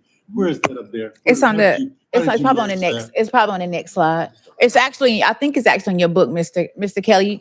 I'm If you looking look at in the your board. book. Oh, okay. You don't. Looking at that. I don't know if it's up there because this was an additional form. It's there? Yeah, I think it's on here. That, okay. Yeah, it's on the second page of this. Yeah, it's in here. You're talking about commissioners have a subcommittee and a local realtor association work to develop strategies that would attract investors to develop housing. It's a Oh, is it on subcommittee there? and local Okay, I realtor don't know if I put it on there or association not. work to develop strategies. Which bullet is it? Second one, check, second check. No. Okay. Is it the second check? Fourth. Fourth check. Fourth check. It's the fourth check. I'm sorry. Okay. Fourth check. Oh, I see it now. I didn't know if I had put them all on there or not. It's on there. y'all. Yeah. You want me to pour that one? Y'all want me to pour that one out and make that one a goal? You got to bring other folks to the table. We're not going to grow this community unless we partner, unless we collaborate with other folks to get things done. Okay. We can't do it in a vacuum. I mean, I think that fits closely to the town hall concept that Mhm. we talked about. Yeah. I mean, we need to have a town hall with realtors. We need to have a town hall with healthcare professionals. We need to have those kind of things Mhm. that we go and share that. So I think that's part, to me, that's part of the overall, Okay. where we Yeah. need to get the town halls and get out in the communities and Mhm. deal with some of the Yeah, we can have a town series halls, of town halls. the managers and the Mhm. owners of these businesses, Mhm. see what they need to do. Mhm. And those are the kind of things we need to do. Okay. What'd you say, Commissioner Fain? I said that can go with the one that we already had that. The town hall. It can. Yeah. Any more that stick out to y'all? We have 4 right now. We talked about. I mean, we'll keep I the same didn't. goal with the 150 jobs, the I got $10 that million one. investment. Opioid and substance abuse disorder. I have that one. That's number 2. And I'll get these all pretty and bring them back to y'all for y'all to approve them in a better fashion. Joint meeting with the school board. So that would be number 3. So what was the other one? Trying to keep it, oh, that goes with town hall meetings. And maybe can we just do one more then? Because most of them are a lot of them are economic development heavy, which is good. Any other ones on? Oh, you're talking about back on page 1. Improve relationship with city elected leaders since they have new council members, partner together on large projects that will, yeah, y'all want to do that as a goal? Is that okay? What now? The 4th one, improve relationship with city elected leaders since they have new council members and partner together on large projects that will bring economic development and increase quality of life to the citizens of the entire county. Yeah, I mean, I'm fine with that one. Are y'all okay with it? Yes. Yeah. Okay. Yeah. Okay. So we have 5. Are y'all okay with those 5? Okay. Okay. All right. Well, that's it. I mean, if y'all don't have any more questions or concerns, I don't have anything else that I wanted to discuss today. It's a very good day. I just want to thank you all for some constructive discussion. It was a real good plan and good conversation here today. So I want to thank you for a great retreat. But nothing else, no more discussion. Meeting adjourned. What's our next meeting? February? But it was a great. I did want to ask